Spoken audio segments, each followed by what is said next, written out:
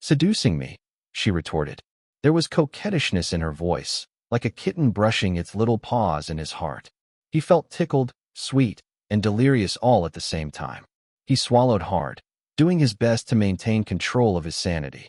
All he wanted to do was get on top of her, to kiss her until she begged him for air, to join their bodies in the most primitive way possible, and to lose control until neither of them couldn't take it anymore. I just feel so happy that you came, Liwei, she said, her voice low and light that he almost failed to catch her words. Although I have Dom, Ingyu, and the others, not to mention that the Chua family are all so hospitable, I still feel a little uncomfortable in a foreign country, especially with you and our children not with me. His wife's words sobered Jin Liwei up immediately. His crotch still ached, but the warmth spreading from his heart was enough to calm him down. He grabbed one of his wife's soft hands and kissed it before giving her forehead a kiss, too. Does it still hurt? Iris caressed his bruised shoulder afterward. Not anymore, he said. It was true. It didn't hurt anymore much. He gave her forehead another kiss before pulling her body closer to him. Sleep now, love. Just as his words fell from his lips, her eyes closed, and she fell in deep sleep with a faint smile on her face. ####. The next day, the hotel room bustled with an organized, chaotic energy. Everyone was already awake while the sky outside was still dark. Jin Liwei stood by the hotel suite's glass windows and sipped hot, freshly brewed coffee while watching the already busy traffic on the roads below. Manila traffic was notoriously slow and stressful. Linda had kept on emphasizing to everyone that they needed an early head start. A 10-minute distance in theory could actually take half an hour to a full hour and more with Manila's notorious traffic. The only way to avoid being stuck in a traffic jam was to travel outside the rush hours. Jin Liwei glanced at his wife's entourage running around. At first, everyone looked like headless flies flying around in a panic. A closer inspection, however, revealed that everyone and everything moved like gears in a well-oiled machine. Dom directed the machine like an experienced master conductor. Their most important piece and the heart of it all was Iris. She maintained her composure despite the organized chaos surrounding her. She sat in front of a makeshift makeup vanity while her glam team worked on her makeup, hair, and nails. The others also organized her outfits for the day, hanging them in a clothes rack and even labeling them. Sir Boss, would you like Filipino, Western, or Chinese breakfast? Dom asked, his hands full with his phone and work tablet. Or perhaps continental breakfast. Although I wouldn't recommend it, as we have a pretty busy and long day today. It's better to eat more for energy. What did my wife order? Jin Liwei asked. Instead, Boss wants a Filipino breakfast. Then I'll have the same, Jin Liwei said. Dom grinned. Got it, Sir Boss. I'll call for room service right away. We're too early for the breakfast buffet. Jin Liwei continued observing the traffic below, which was gradually becoming heavier despite the early hour. The sky was still dark, the city night lights glowing bright all around. He was the most idle person in the suite. Lin Yihan and Jiang Yingyu had also woken up early. They left to explore the area around the hotel. Just when room service delivered everyone's breakfast, Lin Yihan and Jiang Yingyu also returned. They both carried plastic bags from a nearby convenience store. We bought some snacks and drinks to tide everyone over later today, Jiang Yingyu said, while showing the contents of the plastic bags. Shilon's schedule is full. If things are unexpectedly delayed, lunch and dinner might also be pushed back. It's better to have some food lying around to snack on. Dom gave her a thumbs up. Linda Chua also arrived while everyone started eating their breakfast. She didn't come empty-handed. She bought some homemade breakfast. Dom sniffed. This smells like Ma's cooking. Linda rolled her eyes at her brother. Are you a dog? Then she smiled at Iris, whose hair and makeup were still halfway done. My parents woke up early this morning to cook all this food for you. Oh, Liam, you're here already. Jin Liwei nodded at her while helping his wife cut her beef tapa 1 and longanisa 2. Iris' eyes widened at Linda's words. Auntie Reina and Uncle Domingo shouldn't have tired themselves. But I do love the food they cook. Linda chuckled. My parents are too excited to show off their cooking skills to you, Shilon. Oh, and Liam, too. If possible, they want to cook all your 3 meals. But they know that you also want to explore other food options during your stay here in our country. I heard that Marjorie also plans to make another batch of her sticky rice desserts and have them delivered to you later, We must have another get-together with your family before we leave the Philippines, Iris said. For sure, Linda replied. Hey, Dom interrupted. Where's my share? Don't tell me Ma and Pa didn't prepare any share for me. Linda once again rolled her eyes at him. All you ever think about is food. Don't worry. Our parents prepared enough for everyone to enjoy. Now sit straight and eat properly. Where are your manners? Dom shrank his head to his neck. All his sisters were as formidable as their mother when angered. Even Clover, the youngest, could be feisty when pissed off. Although he was a young maiden at heart, Dom understood that he was still a little boy in his parents' and older sister's eyes. It wasn't worth it to anger them or risk being scolded like a sniveling, naughty child. A type of cured meat of thin slices of tender beef. A type of Filipino short sausage, usually sweet and savory. Chapter. More beautiful in person. The first stop of the day was the Orchidia Philippines headquarters. It was located in a newly developed high-end mixed-use estate and business district. Everything in the place looked new, clean, modern, and luxurious. There were also notably quite a lot of foreigners walking around by the sidewalks. There was already a huge crowd waiting in front of the Orchidia Philippines building. The company's privately hired security coordinated with the local police to control the crowd and ensure that today's special guest remained safe at all times. By this time, the sun had already risen in the sky. The heat was also starting to soar. Nevertheless, the people waiting refused to leave. They were all determined to meet the special guest. Many of them had traveled from far away just to ensure that they didn't miss today's event. If not for the district's strict rules of no loitering, all of them would have camped the night before. An Orchidia Philippines representative came out and announced to everyone present that the person they had been waiting for was coming in about 10 minutes. Everyone grew excited. Some smoothed out their suits.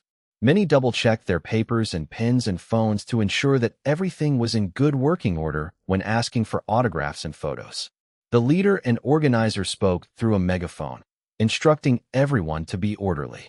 Then they unfurled a huge tarpaulin poster showing a beautiful photo of Iris Long with her ethereal smile. Written were the words, "Welcome to the Philippines, Boss Iris." Smaller posters, most were handmade and others digitally printed, also appeared and raised high. Within this group of fans, reporters with their cameramen sent by the major news stations were also waiting for the special guest's arrival. Finally, everyone saw a convoy heading towards them. Police officers and motorcycles escorted a group of vehicles. "They're here," the representative from Orchidia Philippines said. Screams erupted. The posters were raised high. The private security and police became a little nervous. Fortunately, the fans were quite well behaved despite all the screaming. Their orderliness surprised the private security, police, and curious bystanders. Usually, when fans gathered together to wait for their favorite celebrities, they tended to be unruly. The worst case would be a deadly stampede. The vehicles stopped in front of the company driveway, and the executives also came down, demonstrating the special guest's importance. A security officer stepped forward and opened the first vehicle. Screams erupted as everyone anticipated who might be the first to come out. It was a woman. Boss Iris. Iris Long, I love you. Unfortunately, it wasn't her yet. Linda Chua came out of the vehicles and felt helpless upon seeing the collective disappointment of everyone upon seeing her. However, she quickly recovered. She wasn't the main star anyway. After she disembarked, a male figure came out behind her. Some fans craned their necks to look at him. Who's that? OMG. Is that Dom? Yes, it is. Our fellow countryman, the pride of the Philippines, Dominic Chua. Welcome back home, Dom. Dom, the beauty king. Linda felt shocked by the deafening screams. She turned around to look at her little brother. Her ears hadn't heard it wrong, right? Everyone seemed to be screaming for her brother. Dom grinned and waved at everyone. Kaiawaiya. Dom, so handsome and beautiful. Linda stared at the unbelievable scene for a while before catching herself. She regained her composure and pasted a professional smile on her face. Inside, however, she was amazed at her brother's popularity. Although she knew that it was thanks to Iris Long's fame, Linda still felt awed at the crowd's reaction. This was her brother. A sense of pride welled inside her. If not for wanting to be professional, she would have already whipped out her phone and recorded the scene so that she could upload it to their family group chat. She bet that their parents and other sisters would be as amazed as her. To his credit, Dom didn't hog the spotlight. Only a few seconds passed before he walked to the next vehicle. Linda followed closely behind. He personally opened the door and long, male legs stepped on the ground. Out came a handsome man with a cold and indifferent aura. The screams paused for a second before another wave of screams erupted. Kaya! It's CEO Jin. CEO Liam Jin. Welcome to the Philippines. You're so handsome, Liam. Please continue taking care of our boss Iris, Liam. Don't ever cheat on our boss Iris, or we, the Filipino Black Stars, will avenge her. Since most of the fans were screaming in English, Jin Liwei understood what they were saying, especially the last ones. He paused for a moment before looking at the person who yelled those words at him. You'll never have a chance to avenge my wife because I won't ever cheat on her, he said in a solemn tone. Kaya, so cool, CEO Jin. So sweet. Where's my medication? My diabetes is acting up again. Jin Liwei looked at the crowd. He nodded, feeling satisfied that they seemed to be well organized and not too disruptive. He turned around and held an arm back inside of the vehicle. A delicate and white hand held his hand. Seconds later, a stunning goddess alighted from the vehicle. The screams were out of this world. The sound couldn't even compare to what Dom and Jin Liwei received combined.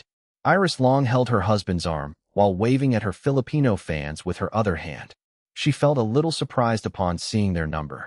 More people came today than the ones who greeted her upon her arrival at the airport yesterday. Then she grew concerned because it was getting hotter, especially with the sun so high up in the sky. Fortunately, it was still morning, so the heat was still bearable. She whispered something to Dom, who nodded. Linda told her, "You can interact with your fans and the media first." "What about the executives?" Iris asked while looking at the people in professional corporate outfits waiting for her by the company's entrance. "Don't worry," Linda assured her. "I organized today's schedule with my colleagues. This is part of our publicity plan. We've specially allocated time for you to interact with your Filipino fans and answer some questions from the media present." Iris nodded. "Okay, I understand." Jiang Yingyu also appeared along with the other bodyguards they brought from Dragon Palace.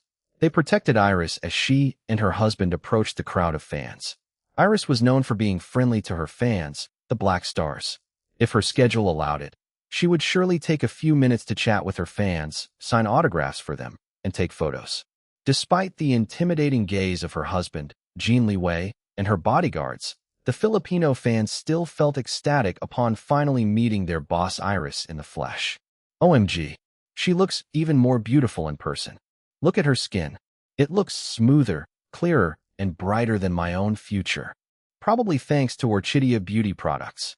Now that we have Orchidia Philippines, we can buy Boss Iris skincare products more easily without the expensive shipping cost and import tax. I can't wait for Orchidia Philippines to launch. Hearing their conversation, Iris chimed in. Yes, if you have time, please come to Orchidia Philippines launch the day after tomorrow. We'll have some giveaways, discount coupons, and a raffle draw with exciting prizes. Kaya, yes, of course, Boss Iris. We'll definitely come and support Orchidia. Boss Iris, did baby Machi and baby Macha come with you? At the mention of her babies, Iris couldn't help but reveal a gentle smile. No, my husband and I decided that the children are still too young to appreciate your beautiful country. But we're already planning to have a family trip with the children here in the future. They just need to grow up a little more. Seeing that their boss Iris was truly very nice and even answered some of their questions, the Filipino Black Stars were so happy that they could cry. And many of them did cry. They handed Dom and the bodyguards the cards and presents that they carefully prepared for their boss Iris. Of course, her children weren't forgotten. Many of them also prepared gifts for the Jean twins and the cats. Even little June received a few presents. The dogs, Pudding and Chowder, although not as well known as the cats, still received a couple of presents each.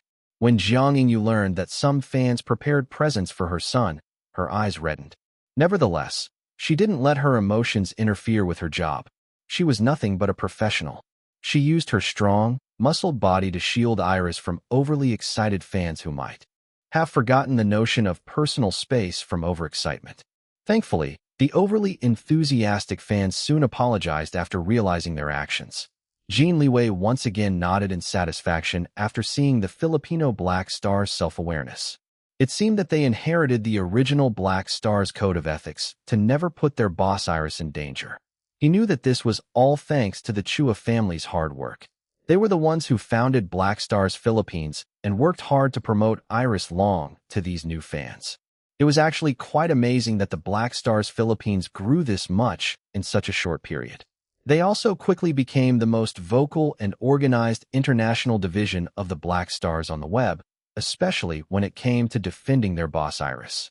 In addition, the Filipino Slippers Army was quickly becoming as formidable as the original. Chapter: Orchidia, an emerging global brand. Iris Long felt a bit overwhelmed by the Filipino Black Stars' warm welcome. Even so, they still felt familiar as they followed the original Black Stars code of ethics. She glanced at Dom and Linda, who both smiled at her. The Chua family had always been dependable. While she continued interacting with her Filipino fans, microphones bearing the logo of the major local news stations were thrust in front of her. "Welcome to the Philippines, Iris Long." She smiled at the reporters. "Thank you." The reporters asked a few basic questions about her trip in the Philippines. However, since Orchidia Philippines was the one who invited the media to attend today in the first place, they followed the directive and focused their questions about Orchidia Philippines' upcoming launch event scheduled for the day after tomorrow. Linda Chua had already briefed Iris about the possible questions. Iris answered them eloquently without any hesitation. "Orchidia Beauty is the original brand and the most well-known among my businesses," she said after a reporter asked her for more information. "However, I've long since expanded the company to include other brands as well. Orchidia Baby and Orchidia Mommy offer a variety of products suitable for babies and mothers respectively. From basic necessities such as cribs, milk bottles, and wipes to apparel and accessories. I created these brands after becoming a mother myself. I want to use the best quality products not only for my babies, but also for my own use. I want other mothers to have more options in choosing a safer and better quality alternative of products for their children and themselves. Of course, we at Orchidia guarantee the safety of all our products. For example, our latest offerings include a line of mosquito-repelling products from lotions, sprays, and clothing. Orchidia invested in innovating a safer, non-toxic mosquito-repelling formula. I think that these products are perfect for a tropical country like the Philippines where cases of dengue and other mosquito-borne illnesses are rampant. Our mosquito-repelling products offer thorough protection with proper application without breaking the bank. Her words excited everyone present, not only the reporters, but also the fans. I decided to create this line of mosquito-repelling products for Orchidia after my nephew and godson became ill due to dengue, Iris said after another reporter asked for clarification. "Are you talking about June?" a fan asked from the side. "Yes." Iris nodded. "Oh no. I hope that baby boy June is okay now." She smiled. "Yes, he's fine and healthy now. Thank you for your concern." Beside her, Jiang Yingyu also smiled. She felt warm inside knowing that there were a lot of people who cared about her son. Little June went through so much in his young life so far. Her baby boy deserved the best without being traumatized again. The two mothers, Iris and Jiang Yingyu, shared a secret look, a tacit understanding between them, before returning to their respective tasks at hand. Iris continued replying to the questions while Jiang Yingyu focused on her job as a bodyguard. "Isn't Libert a company under Orchidia, too?" a reporter asked. "Yes, that's right," Iris replied. "Will Orchidia Philippines offer Libert perfumes?" She smiled. "Of course. Kaya Awea. Will we finally get to buy Boss Iris' signature scent, Eve? I'm going to buy Veil Lance. I want my boyfriend to smell like Prince Lin Lin. Cernit sounds perfect for a stressed-out employee like me." Iris felt happy upon hearing everyone's anticipation. She answered a few more questions from the media and fans. There were also people who asked Jin Liwei and Dom, but the two only answered briefly, even deflected a few questions, and always returned the conversation back to Iris and Orchidia. Both didn't want to take the spotlight away from Iris and the company. Finally, Linda stepped in and announced the end of the media interviews. People called for a few more questions, but she firmly refused. As the main organizer of Iris Long's itinerary in the Philippines, she didn't mind playing the bad cop. She guided Iris and her entourage to the company building entrance where the executives patiently waited. Iris had already met the other executives of Orchidia Philippines several times via video conference. Of course, Ketchup also helped in providing her with their dossier. Unbeknownst to them, Iris already knew their background information, perhaps even more than them. Ketchup even dug up information about their relatives, things that they may not necessarily be aware of about their own families. Although this was only an inspection, Iris felt like it was already the launch day from the warm hospitality everyone showed her and her entourage. "Welcome, Madame Long." "Thank you." Iris nodded at the enthusiastic staff greeting her. Finally, everyone stepped into the company building. Iris and Jin Liwei paused walking to absorb the sight before them. Everyone became nervous all of a sudden. "Very nice," Iris commented. And Jin Liwei also nodded. Linda and the other executives released secret sighs of relief. "Still feels like Orchidia, but I can see the strong Filipino influence," Iris said. "You like it?" Linda asked. "Yes." Linda's smile reached her eyes. Her fellow executives were the same way. Iris continued observing while following Linda, who began leading them on a tour of the company building. This place had a different vibe from Orchidia Germany. But as she just mentioned, both still felt like the original Orchidia. She appreciated that both Orchidia Germany and Orchidia Philippines were able to incorporate their own unique culture into the company's original aesthetics. She wondered what Orchidia Singapore would look like in person. Soon, she would be able to find out. While Iris, Jin Liwei, and her entourage toured inside the Orchidia Philippines headquarters, the Filipino Black Stars remained waiting outside. Even the reporters and their cameramen braved the sun and heat just to wait for Iris Long to come out again. Moments later, several delivery vehicles arrived. An Orchidia representative confirmed the deliveries before addressing the crowd. "Hello, everyone. Iris Long is very grateful to all of you for coming today to see her. However, she's very concerned about your health, especially in this hot weather. She bought some umbrellas, food, and cold drinks for everyone. We will now start distributing everything. Please remain orderly. Each person will get a share, so please don't push each other." Everyone cheered. Several Black Stars turned teary-eyed. They had heard before that Iris Long was extremely good and generous to her fans, but this was the first time that they were experiencing it themselves. It was true. The reporters and their cameramen were also pleasantly surprised. Even though they weren't brain-dead fans, they appreciated people who had high EQ. Whether this was Iris Long and her team's attempt to build a favorable impression of her in front of the media and the public, they didn't care much. In fact, she already succeeded in building a favorable impression of herself in the Philippines. Most Filipinos weren't familiar to Iris Long before her duet song with superstar Jean Chonglin, "Shining Eyes," the OST of the popular TV drama Our Love, Our Destiny, became an international hit.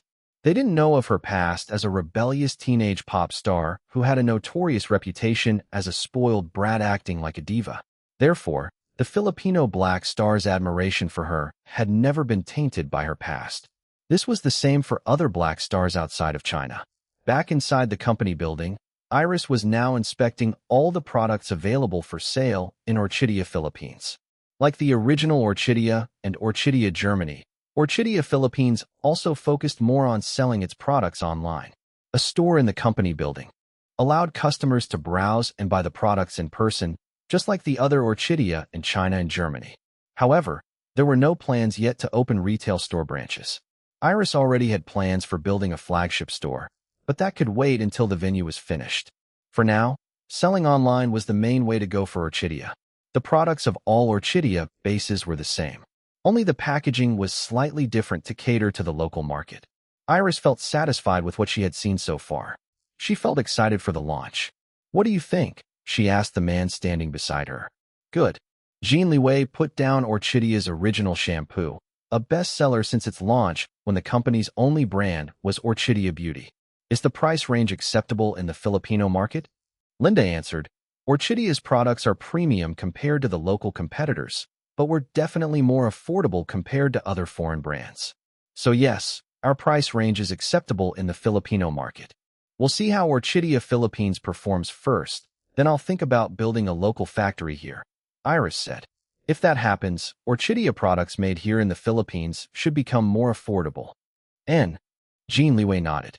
All throughout today's visit at the company, Jin Liwei minimized his presence as much as possible. His handsome face and tall, well-proportioned build was difficult to ignore, but compared to his wife's bright and stunning presence, the other people's eyes were successfully diverted from him to Iris Long. Together, they looked like the perfect couple.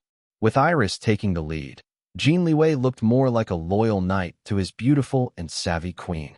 Linda was already close to Iris before this, so she already knew that Iris was a shrewd and capable businesswoman. Her colleagues, however, hadn't expected this level of ability from a celebrity. They thought that her husband, the billionaire CEO of Jin Corporation, would take the lead, but looking at the situation now shattered their preconceived notions. Iris Long wasn't just a pretty face with a beautiful voice. She was more than that. She was certainly the brains behind the emerging global brand, Orchidia. Chapter: Strong Work Ethics. After Iris Long visited the Orchidia Philippines headquarters, her group headed to a nearby local restaurant. Linda Chua and her fellow executives also came with them. Iris' schedule for the day was extremely full. After the quick lunch, she and her entourage said goodbye to the others and headed for a series of media tours. Linda Chua accompanied them and served as their guide as she was the one who arranged the publicity plan in the first place. Quick guest interviews at various news programs and even a magazine photo shoot. Iris Long's day was fulfilling but also exhausting. Even so, she thrived in this kind of high-paced environment where she could promote her business and also meet more Filipino black stars. By the time that she was finished, it was already evening. "What do you want to eat, love?" Jin Liwei asked as he helped her remove her high-heeled shoes while they sat in the vehicle's back passenger seat. "Let's just eat dinner at the hotel restaurant," Iris said before sighing in satisfaction when her husband began massaging her feet. "I'm too tired. I just want to take a hot shower, go to bed, and sleep after dinner." "All right." Jin Liwei continued massaging her wife's tired feet. Earlier today, Iris called Long Jingjing during a brief break. She talked to her twins who immediately bawled upon seeing her and their father. Iris almost canceled her trip in the Philippines to go home right there and then.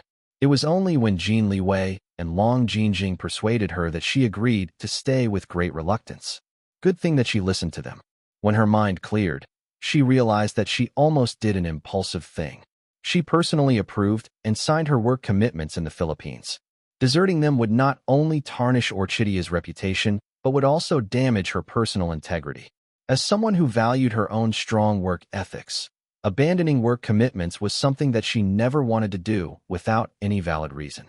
She could only suppress her yearning for her children and comfort them. It took a great deal of professionalism from her to continue today's work obligations. Her heart was crying out to be with her babies. Fortunately, her husband was a constant source of security for her. His presence alone was enough to calm her restlessness. Back to the present, Iris once again called Long Jingjing. Unfortunately for her, the children had already fallen asleep. Long Jingjing panned her phone's camera to show the cousins with the cats and dogs sleeping in a row on the bed. "Don't worry, little sister," Long Jingjing said. "Little Machi and little Macha didn't stay too upset after your earlier video call with them." Zaheo brought the kids to the training ground and let them watch the handlers training their dogs. The kids loved watching their dogs doing so many cool new tricks for the first time. They also ate a lot and didn't cry when it was time to wash up. Iris sighed in relief. "Thank you, big sister." After the call ended, Iris took a short nap in her husband's arms. Jin Liwei woke her up later when they finally arrived at their hotel. The hotel's fortified security allowed Iris and her entourage a relatively peaceful return. There were no fans, reporters, or paparazzi waiting to ambush her. Before their departure, Jin Liwei had made sure that the hotel they would stay in wouldn't allow others to encroach on his wife's privacy. Linda Chua recommended the hotel. They treated Iris Long and her entourage as super VIP guests and agreed to fortify their security measures in time for her arrival. Iris, Jin Liwei, and her entourage freshened up first in their rooms before heading down to the hotel restaurant. By this time, Lin Yihan joined them. "How was your day today, eldest brother?" Iris asked while enjoying dinner.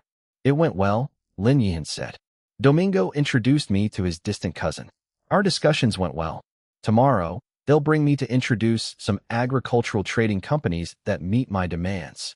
Jin Liwei asked for more information. Lin Yihan shared what happened to him earlier today. Your father was a great help to me, Lin Yihan said to Dom. He's accompanying me again tomorrow.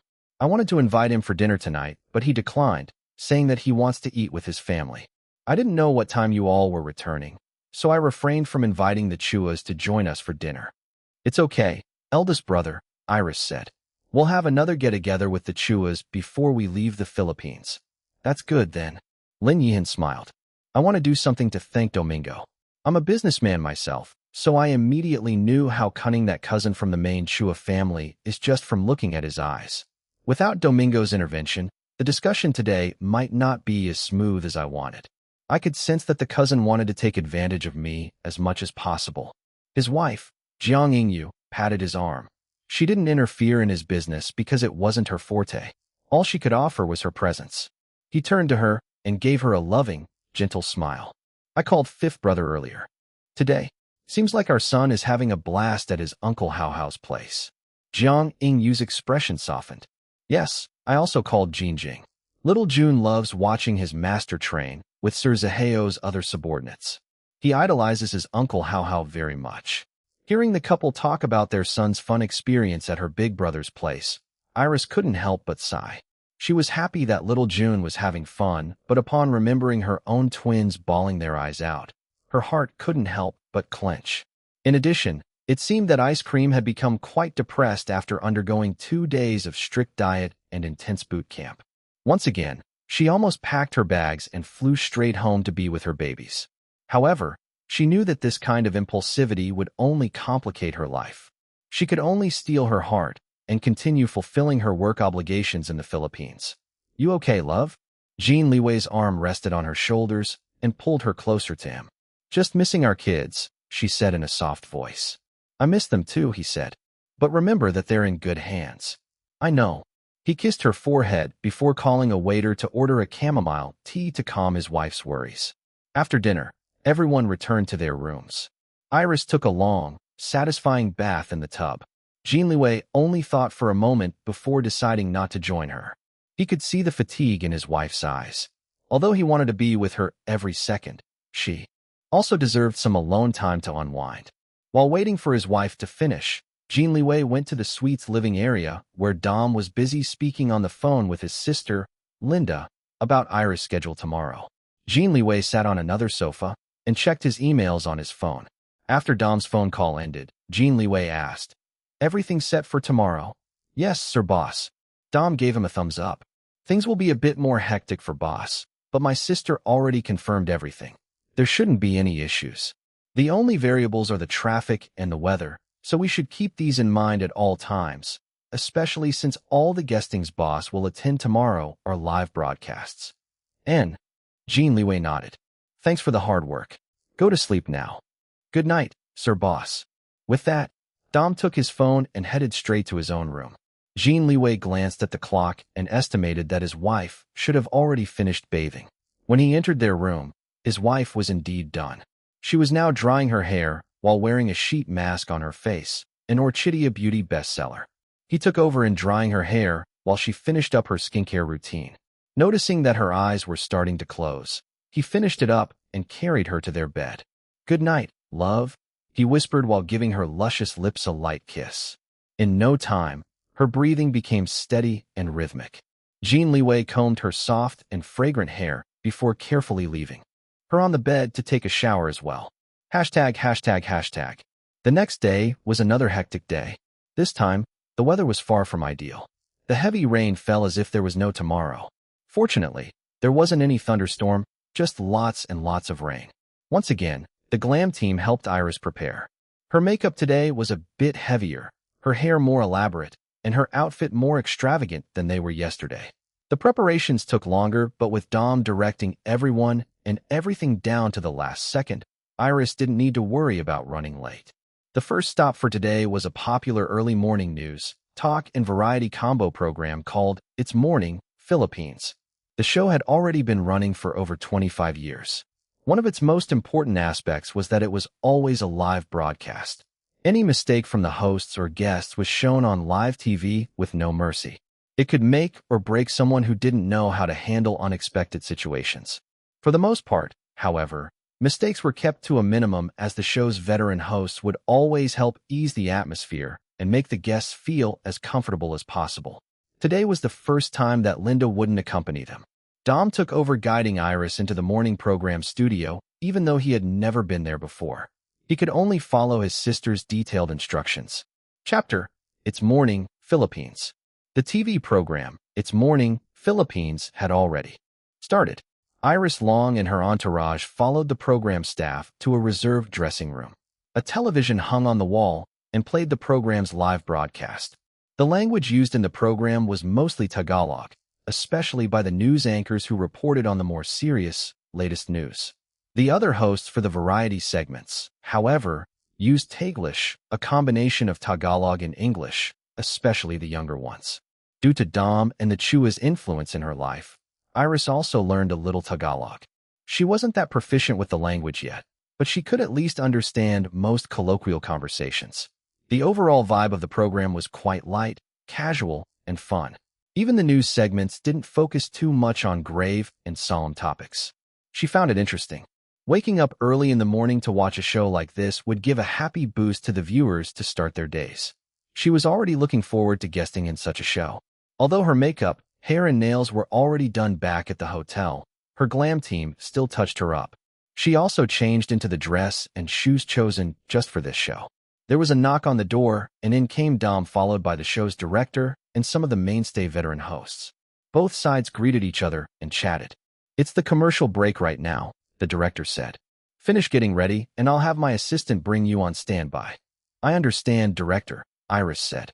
The veteran female host patted Iris' shoulder. "Don't worry, Iris. Everything will be awesome today. We're all very nice here and won't ask anything too controversial. But if anything makes you uncomfortable, just look at me and blink 2 times. I'll immediately steer the conversation to a safer, more general topic." Iris saw the sincerity in the female host's eyes. "Thank you. How kind of you to do that for me. But I'm quite open to answering any question as long as they don't encroach too much on my family's privacy and safety." The director and the hosts grinned. They appreciated her openness, which was quite different from most of the celebrities who guested in the program before. Almost all those celebrities were extremely careful about maintaining a certain image. They didn't know how many instances they had witnessed of celebrities acting one way in front of the cameras and immediately changing into completely different characters when the cameras were turned off. "As much as we want to know the juiciest details about you, we're not that type of show," the female veteran host said. Iris chuckled. She liked the vibe of this morning program so far, and it hadn't even started yet. Seeing the casual atmosphere where everyone seemed to get along, she appreciated It's Morning, Philippines more and more. The director paused and listened to someone speaking through his headset. "Okay, we'll be back there in a minute." He turned to the hosts who accompanied him to the dressing room. "Commercial break is ending. We need to hurry back." Everyone said a swift series of "see you later." Iris, Dom, and her entourage continued watching the live broadcast on the television. They also finished getting her ready. After another commercial break, a staff member called for her to stand by. Iris and her team followed the staff member to the set. Someone equipped her with a lavalier microphone. There wasn't any live audience in the studio. The stage was divided into 3 areas. The first area was for the news segment, which consisted of a table and chairs for the news anchors. It was the most formal-looking area on the stage. The second area consisted of a comfy-looking sofa set and a coffee table complete with a beautiful flower arrangement. It was for the variety talk show segments. The third one was an empty stage where guests could perform or play games with the hosts. Iris was finally able to meet all of the news anchors and hosts. They were all very welcoming. The younger hosts even acted starstruck in front of her. It was at this time that Jin Liwei finally arrived, accompanied by just a single bodyguard. He didn't accompany his wife earlier because Paul Ferrer and Marjorie Chua had invited him to inspect the property development company that he invested in. Iris' schedule was too packed that she couldn't squeeze any time to see Paul and Marjorie's company. Jin Liwei could only do it by himself. Fortunately, Paul and Marjorie understood her situation. They didn't mind it at all. They were already happy that Jin Liwei was able to come. He was the main reason for them being able to take a leap of faith and establish their own property development company in the first place. They wanted to show Jin Liwei that he didn't make a mistake in trusting them with his investment. Back to the present, Iris asked him. You're back so early? Jin Liwei kissed her cheek. I already told Paul and Marjorie that I don't want my visit to be blown out of proportion. I prefer to be more low-key. I just toured the company, checked a few blueprints, and verified some of the financial reports they showed me. You could have spent more time with them, Iris said. I'm sure that they're very excited to have you. I made it very clear to them beforehand that I came here to accompany my wife, not to busy myself with business. She chuckled. Finally, the commercial break ended. The hosts sat on the couch and began their introduction. Host 1. Today, we have a very special guest. Guess who it is? Host 2. I met her in the dressing room. Oh my, she's so beautiful in person. Host 3. Let's not keep our viewers waiting. Ladies and gentlemen, please welcome to our studio and our country, the international multi-award-winning musician who wrote and sang one of our favorite Chinese theme songs, Shining Eyes, and the current music charts topper, I, the Dreamer. Please help me welcome the one and only Iris Long. A staff member guided Iris Long to head to the stage. All the hosts stood up to welcome her. They even prepared a gorgeous, big flower bouquet for her. Even the excited cheers of all the staff members behind the cameras could be heard in the live broadcast. Iris Long. Thank you, everyone. Thank you for inviting me. Nice to meet all of you. I'm so excited to be here. Like what the veteran female host promised in the dressing room earlier, nobody asked her any controversial questions. They focused more on the launch of Orchidia Philippines and her music career. Iris took the time to actively promote Orchidia Philippines. After all, it was the main reason for her business trip to the Philippines in the first place.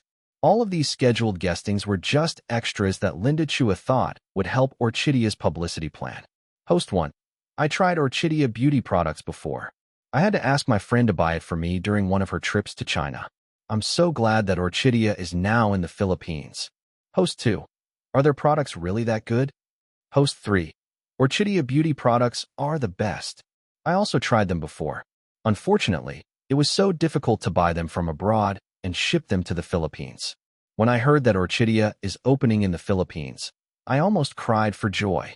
Everyone laughed at the third host's exaggerated words. Iris Long.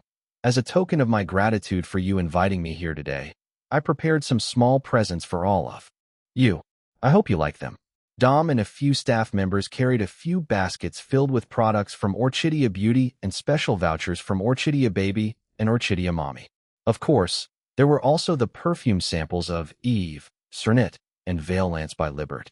Not only did the hosts receive the gift baskets, but also the staff members. Linda Chua sent a delivery team to bring the prepared baskets via a truck directly to the studio. The hosts looked like they just won the lottery. The younger hosts started opening their gift baskets and exclaiming about how awesome the products were. They thanked Iris. The cameras cut to the scene at the control area where the director and the other staff members were all similarly acting excited about their own gift baskets. As much as everyone wanted to spend more time enjoying their unexpected presents from today's special guest, they still remembered that they were in a live broadcast. They had no time to waste. The hosts quickly regained their composure and continued with the interview. May we know who you brought with you here today? Of course. Iris smiled. I brought my husband, my best friend/assistant, and members of my team. The cameras showed a close-up shot of Jin Liwei. His cold and indifferent, but handsome face made almost everyone's breaths hitch. He was too gorgeous. Not to mention that he was a legitimate billionaire. Thankfully, the camera only showed Jin Liwei for a couple of seconds before. Moving on to Dom. My best friend/assistant is a proud Filipino, Iris added. His name is Dominic Chua. Dom grinned and waved both hands at the camera. Someone gave him a microphone. The host chatted with him briefly while he stayed behind the scenes. After another quick chat with Iris, the program went on another commercial break. Then Iris started to prepare for her live performance. She had no rehearsals in this studio prior to today, but she wasn't nervous at all. Chapter, Master Beauty. Iris Long performed her latest song, I, the Dreamer. Since she didn't bring her band to the Philippines, she sang using a -1 track. Despite this, it didn't detract from her performance at all. Her skillful and soulful vocal prowess shone through, causing goosebumps to everyone listening. Even the viewers at home couldn't help but feel emotional and amazed while listening to her. There was no live audience, but the studio wasn't any less quiet than a full house. The hosts, staff, and Iris' own companions served as a lively crowd, their loud cheers and applause heard during the live broadcast. After the performance, Iris and the TV program, It's Morning, Philippines, held a quick raffle contest for the viewers. They needed to send their answers through SMS or the show's social media accounts. 3 questions needed to be answered. Question number 1. What is the name of the company Iris Long promoting in the Philippines? Answer: Orchidia Philippines. Question number 2. What is the name of Iris Long's Filipino best friend/assistant? Answer: Dominic Chua. Question number 3. What is the title of Iris Long's newest song? Answer: I, the Dreamer. 100 entries would be chosen. The winners would receive a small gift box and a voucher from Orchidia Philippines in addition to a signed photo book of Iris Long, with a free download of her newest song, I, the Dreamer. 5 minutes later, the show had already received tens of thousands of entries, and the number was still growing. It was clear that the Black Stars were watching. Perhaps even those who weren't Black Stars joined in the fun after constantly seeing the foreign celebrity, Iris Long, on TV and hearing about her on the radio these past 2 days. Iris and her team had already returned to her dressing room, but hadn't left yet. They decided to wait until the program ended. Just before the program ended, the 100 winners were announced live on TV. The prizes would be sent directly by Orchidia Philippines and Iris Long to each of the winners. Afterwards, Iris and her team spent a few more minutes chatting with all the hosts and the program staff, taking photos together and even signing autographs before finally leaving. So far, so good, Iris said as she and her team rushed to her next work obligation. You were awesome, love, Jin Liwei told her. She gave him a peck on his cheek, which made him look like the cat that got the cream. Dom was busy talking on the phone and coordinating with the people on the next live program. After the phone call, he briefed Iris about what to expect. Although she already heard this beforehand, she still listened carefully. This is a long-time noon variety show called Ready, Set, Lunch Party, Dom explained. It has been running even longer than It's Morning, Philippines. Almost 40 years. You're guesting in one of its current most popular segments, Call of the Spotlight. It's an amateur singing competition. Right now, it uses a showdown method. Boss will be a surprise guest judge today, helping to determine the daily winner. Since we'll still be in the Philippines by the end of the week, the show is also asking if you could also sit as a judge to choose the weekly winner. Iris thought about it. Can we still squeeze it into my schedule? If you want it, I can make it happen for you, boss, Dom said with confidence. Let's see the quality of the singing competition first, Iris said. If the contestants are good, I'll accept. If not, let's just continue with our original schedule. Understood, boss. Dom took note of it on his work tablet. Jin Liwei squeezed his wife's hand, giving her his silent support. She smiled at him. The traffic was horrendous, but their driver managed to arrive at the other TV station on time. This time, there was a special group of people who greeted Iris and her team in the building's lobby. It was actually the TV station's president and other executives. Iris was surprised before feeling flattered. She, her husband, and her team greeted them back. The group followed the executives' lead while chatting. The president and the executives escorted them to the Ready, Set, Lunch Party studio. Iris and her group saw several long lines of people outside. From Monday to Saturday, thousands of people line up from dawn just for the chance to join the live audience for free, the president explained. It's because Ready, Set, Lunch Party and its sponsors give out hundreds of thousands worth of prizes every single day. Sometimes when the winners are lucky, the prizes might even be worth more than 1,000,000 pesos. That's amazing, Iris said, making her more curious about the show's format. Jin Liwei nodded, also interested in the show. He found it quite novel as it focused more on giving away prizes to regular people than on highlighting popular celebrities. From the sound of it, Ready, Set, Lunch Party use celebrities to make regular people happy and entertained rather than to milk regular people's money. The president personally introduced Iris Long and Jin Liwei to the program's director. Several of the show's main hosts also greeted their group. This is our show's main star host, Master Beauty. The director took over in introducing everyone. She's also an executive producer, basically one of our bosses. Everyone laughed. Hello, Iris. I'm Master Beauty. Welcome to the Philippines and our show, Ready, Set, Lunch Party. Iris returned the greeting. Master Beauty was an overweight gay man cross-dressing as a flamboyant madam. Her outfit was over the top. She wore a big wig and thick drag queen makeup. Her voice, however, was deep as the ocean. The contrast was quite comical. Nevertheless, as Iris shook Master Beauty's big hand and looked into the other person's eyes, she could see Master Beauty's quick wit and sincerity.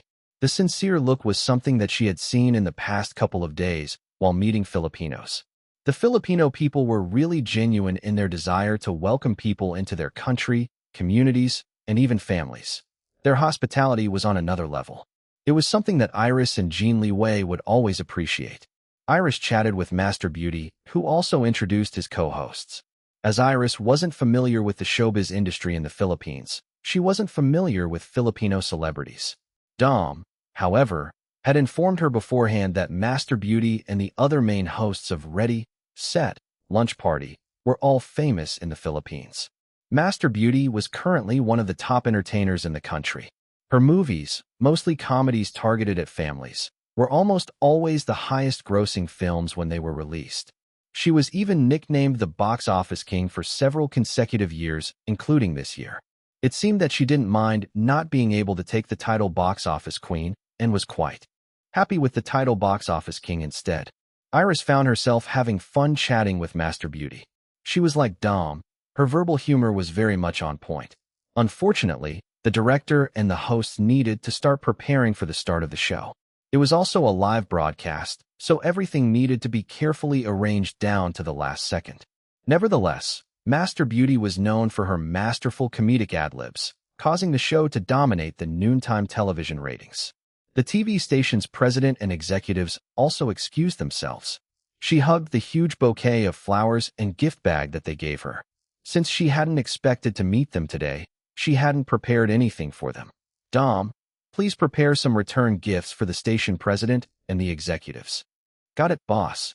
Dom whipped out his work tablet and took note of it. A staff member led her group to a reserved dressing room. On the way, they met some of the other hosts, mostly young, rising stars who wanted to promote themselves on a popular and much-loved TV program like Ready, Set, Lunch Party. These younger hosts greeted Iris long, looking like excited fans. Of course, Iris accepted their requests for autographs and photos. They only stopped when another staff member warned them to get ready soon as the program was set to go live in 5 minutes. Iris and her team finally reached her dressing room. They packed their own snacks and were originally planning to go straight to a restaurant for lunch after her guesting today, but surprisingly, the program had prepared boxed lunches for them. And these weren't some ordinary boxed lunches either. They were large, 3-tiered, wooden bento boxes filled with a fusion of Filipino and Chinese dishes. Everything looked elegant and stylish. There were also drinks and desserts, in addition to other extra freebies, most likely from the program's sponsors who knew that she was coming today. Wow, this is so fancy, Iris said while admiring the food. Thank you very much. You're very welcome, Miss Iris, the staff member said, smiling and blushing at the same time. Those bento boxes were crafted by local artisans. Feel free to take them home if you like them. Please also start getting ready. I'll call you again later when it's time for you to join the judging panel. If you need anything else, please call any of our staff members. We're all happy to assist you. Please enjoy your stay here. On behalf of Ready, Set, Lunch Party, we thank you for coming today. After the staff member left, Iris glanced at Dom. This show is giving an unbeatable first impression, she said. I hope that the singers later will give my ears a treat. I'm looking forward to it. Chapter, Ready, Set, Lunch Party. The glam team began touching up Iris Long's makeup and slightly changing her hairstyle. She also changed into another outfit, a little more elegant this time. Nevertheless, it didn't feel stiff at all. It was a semi-formal dress shirt and trousers combo that emphasized her hourglass figure. When Jin Liwei saw his wife wearing it, he couldn't help but grab her waist and pull her in for a deep kiss. Dom and the other entourage members snickered among themselves. They were already used to this kind of public display of affection from their bosses. It was just like any other day. They would be more concerned, perhaps even fearful, if their bosses stayed silent and ignored each other. It was much better seeing them so affectionate like usual. It meant that all was well. After the kiss, Iris chuckled and patted her husband's cheek. Then she urged the makeup artist to reapply her lipstick, which her husband had just eaten. The makeup artist didn't even bat an eye. The lipstick was applied, no problem. While Iris was busy getting ready, the others already began snacking to pad their stomachs. At the same time, they watched the live broadcast of the Ready, Set, Lunch Party show. Is that the show's theme song? Iris asked. Yes, boss, Dom replied. The hosts and the audience sing it together every time the show starts. She nodded, not commenting anymore, but continuing to watch instead. Deep inside, however, she couldn't help but analyze the show's theme song. It had a lively tempo. With her rudimentary understanding of the local language, Filipino, Tagalog, she could discern the simple and happy-go-lucky lyrics. There was nothing too profound in either the melody or the lyrics. It was most likely created to be as catchy as possible. Although the music itself wasn't anything impressive, Iris admired its connection to the people. Perhaps it was because of the show's almost 4 decades-long run, or maybe it was simply because of its relevance to people's TV viewing habits. The show, and by extension, the theme song itself had already become ingrained into the Filipino people's psyche, connecting it to noontime entertainment and much-needed assistance, especially to the financially struggling demographic. Iris, then, had an epiphany. She, who had always strived for the most meaningful and sophisticated music composition, was starting to realize the wisdom that said that not all music had to be technically sound in order to be considered great. Just the fact that such a simplistic, even childish, and frankly, terrible song could resonate with so many people was enough to prove that the most important aspect of music was to connect with hearts and emotions. This would ensure the song's longevity. No matter how the times and the trends may change, a classic would remain a classic. Even when the composer or the singer died, the music would be remembered for many generations to come. Timeless. That was what she strived to create with her own music. Yes, she was a genius. A certified one at that. But part of being a genius was acknowledging her shortcomings.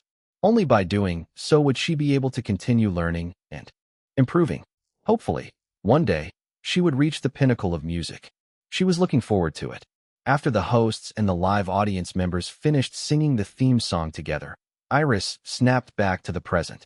Although she wouldn't sacrifice her own method of crafting music to emulate a simplistic and childish way like the show's theme song, she would do her best not to be so rigid anymore, especially when it came to technicalities. It would certainly be difficult, but hey, it wouldn't hurt to try, right? Her mouth automatically opened when Jin Liwei fed her some cubed ripe mangoes. Delicious, she murmured. More, he asked.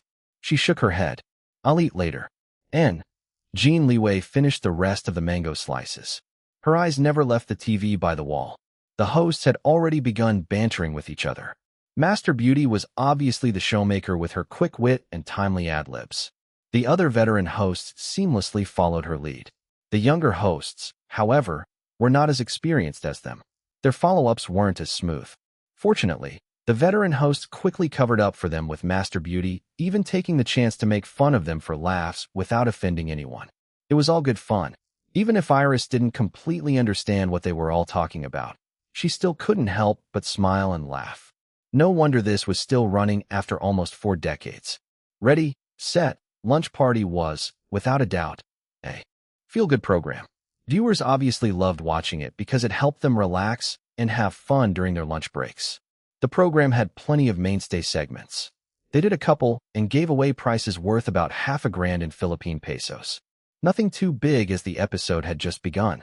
It was like giving away candies to whet the appetite. There was a knock on the door. The same staff member who showed them around the dressing room earlier entered. Miss Iris, please begin standby backstage. Our call of the Spotlight segment is starting soon after the next commercial break. Iris and the others all stood up and followed the staff member. Another staff member hooked her with a lapel microphone. 2 people, an elderly female and a middle-aged man, approached her. A staff member made the introductions. Upon hearing their names, Iris' eyes lit up. I know both of you, she exclaimed. They looked surprised. Aren't you the singer and composer of I'll Love You Tomorrow and Today? She asked the middle-aged man. You know my song? He asked, his expression a mixture of shock and delight. Yes, of course. My best friend/assistant here, Dominic Chua, sings it all the time. He says that it's a classic and that it's a karaoke favorite. I've heard Dom sing it so much that I've decided to learn how to sing it, too. The middle-aged man's eyes watered a little. I can't believe that a famous foreigner like you would know about my humble song. I also know about your other songs. They're all excellent. And please, you've been more famous longer than me.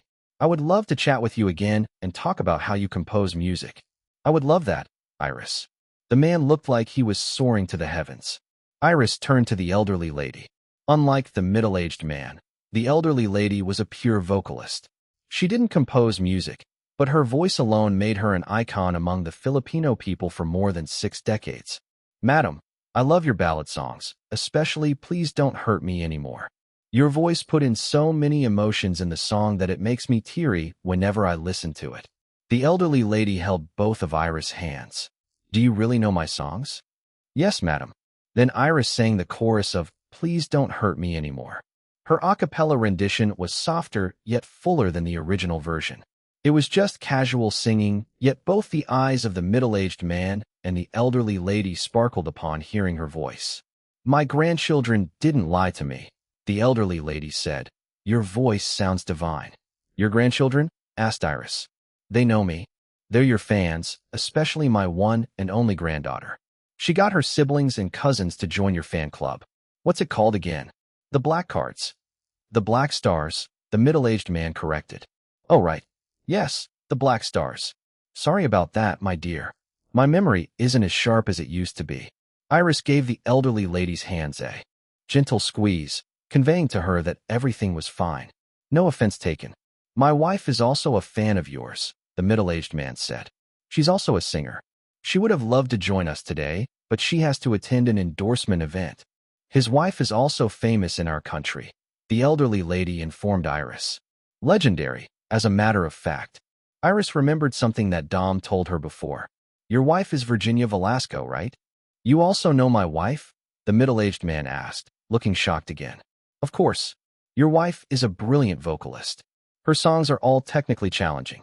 It's so much fun singing her songs. Now, the middle-aged man was beyond ecstatic. He looked happier to know that someone like Iris Long knew about his wife than when he learned that she knew about him earlier. Now I have to meet your wife, Iris said. Sure. Iris, we would love to have you for dinner if you have the time. How about this? The elderly lady said. I'll host dinner at my place. You all come and join me and my family. We can talk about music, our experiences, and anything we can think of. What do you think, Iris? I would love that, madam. Iris smiled. Then she gave Dom a look. He understood her meaning in an instant. He fished out his phone and exchanged contact information with the elderly lady and the middle-aged man right there and then. Afterwards, Iris didn't forget to introduce Jin Liwei and the rest of her entourage to the two. Both were very polite. It was clear, though, that they were more interested in Iris Long than in a billionaire CEO like Jin Liwei. The corners of Jin Liwei's mouth curved up. His eyes softened while his arm tightened around his wife's waist. The commercial has ended. The staff member interrupted. All 3 judges, please get ready to step on stage when your names are called. Chapter, Call of the Spotlight, Part 1. Ladies and gentlemen, our first judge is a prolific composer who created the much-beloved theme songs of our favorite telenovelas for the past 3 decades. He's also the loyal husband of our legendary queen of ballad. Please give it up for Mr. Love Song himself, Albert Alcala. The middle-aged man, Albert Alcala, appeared and waved at everyone before taking a seat on the judging panel right in front of the audience facing the stage. Our next judge is an icon whose voice has graced us in the past 6 decades. Her songs are genuine classics that are always among the top 10 most sung in karaoke. She is also known to support and mentor so many of our current favorite singers in the country. Please welcome to the stage, the radio siren herself, Dina Bendita. A younger male host supported the elderly lady, Dina Bendita, as she waved and took her seat on the judging panel beside Albert Alcala. And finally, we have a special guest judge for today. She came all the way from Boss Iris, we love you. Kaiawea, Boss Iris. Iris Long. Iris Long. Iris Long. Master Beauty pretended to take off one of her high-heeled shoes to throw at the audience. At least wait for me to finish introducing her. Ha ha ha ha ha. The Filipino Black Stars who managed to secure free seats in today's live audience shook the banners they brought. Fortunately for the program, they didn't insist on making a ruckus and quickly settled down. Wow, so disciplined. Master Beauty couldn't help but comment. Albert Alcala and Dina Bendita nodded their heads in agreement. Master Beauty cleared his, her throat and restarted the introduction for the final judge. And finally, we have a special guest judge for today. This is her first ever visit to the Philippines. You might know her as the songwriter and the original singer of the theme song of the hit C-drama, Our Love, Our Destiny, along with her brother-in-law, the Chinese superstar Jin Liwei. She is also recorded to have made history for creating new musical techniques. Please help me welcome for the first time ever in the Philippines, the beautiful, super talented, multi-award-winning singer-songwriter and producer, Miss Iris Long. Iris stepped on stage and waved at everyone. The Black Stars led the entire audience to cheer for her. The program staff didn't need anyone to hype up the crowd. Even those who weren't Black Stars couldn't help but gasp in surprise upon seeing such a beautiful woman. Master Beauty, along with the other hosts, shook hands with her.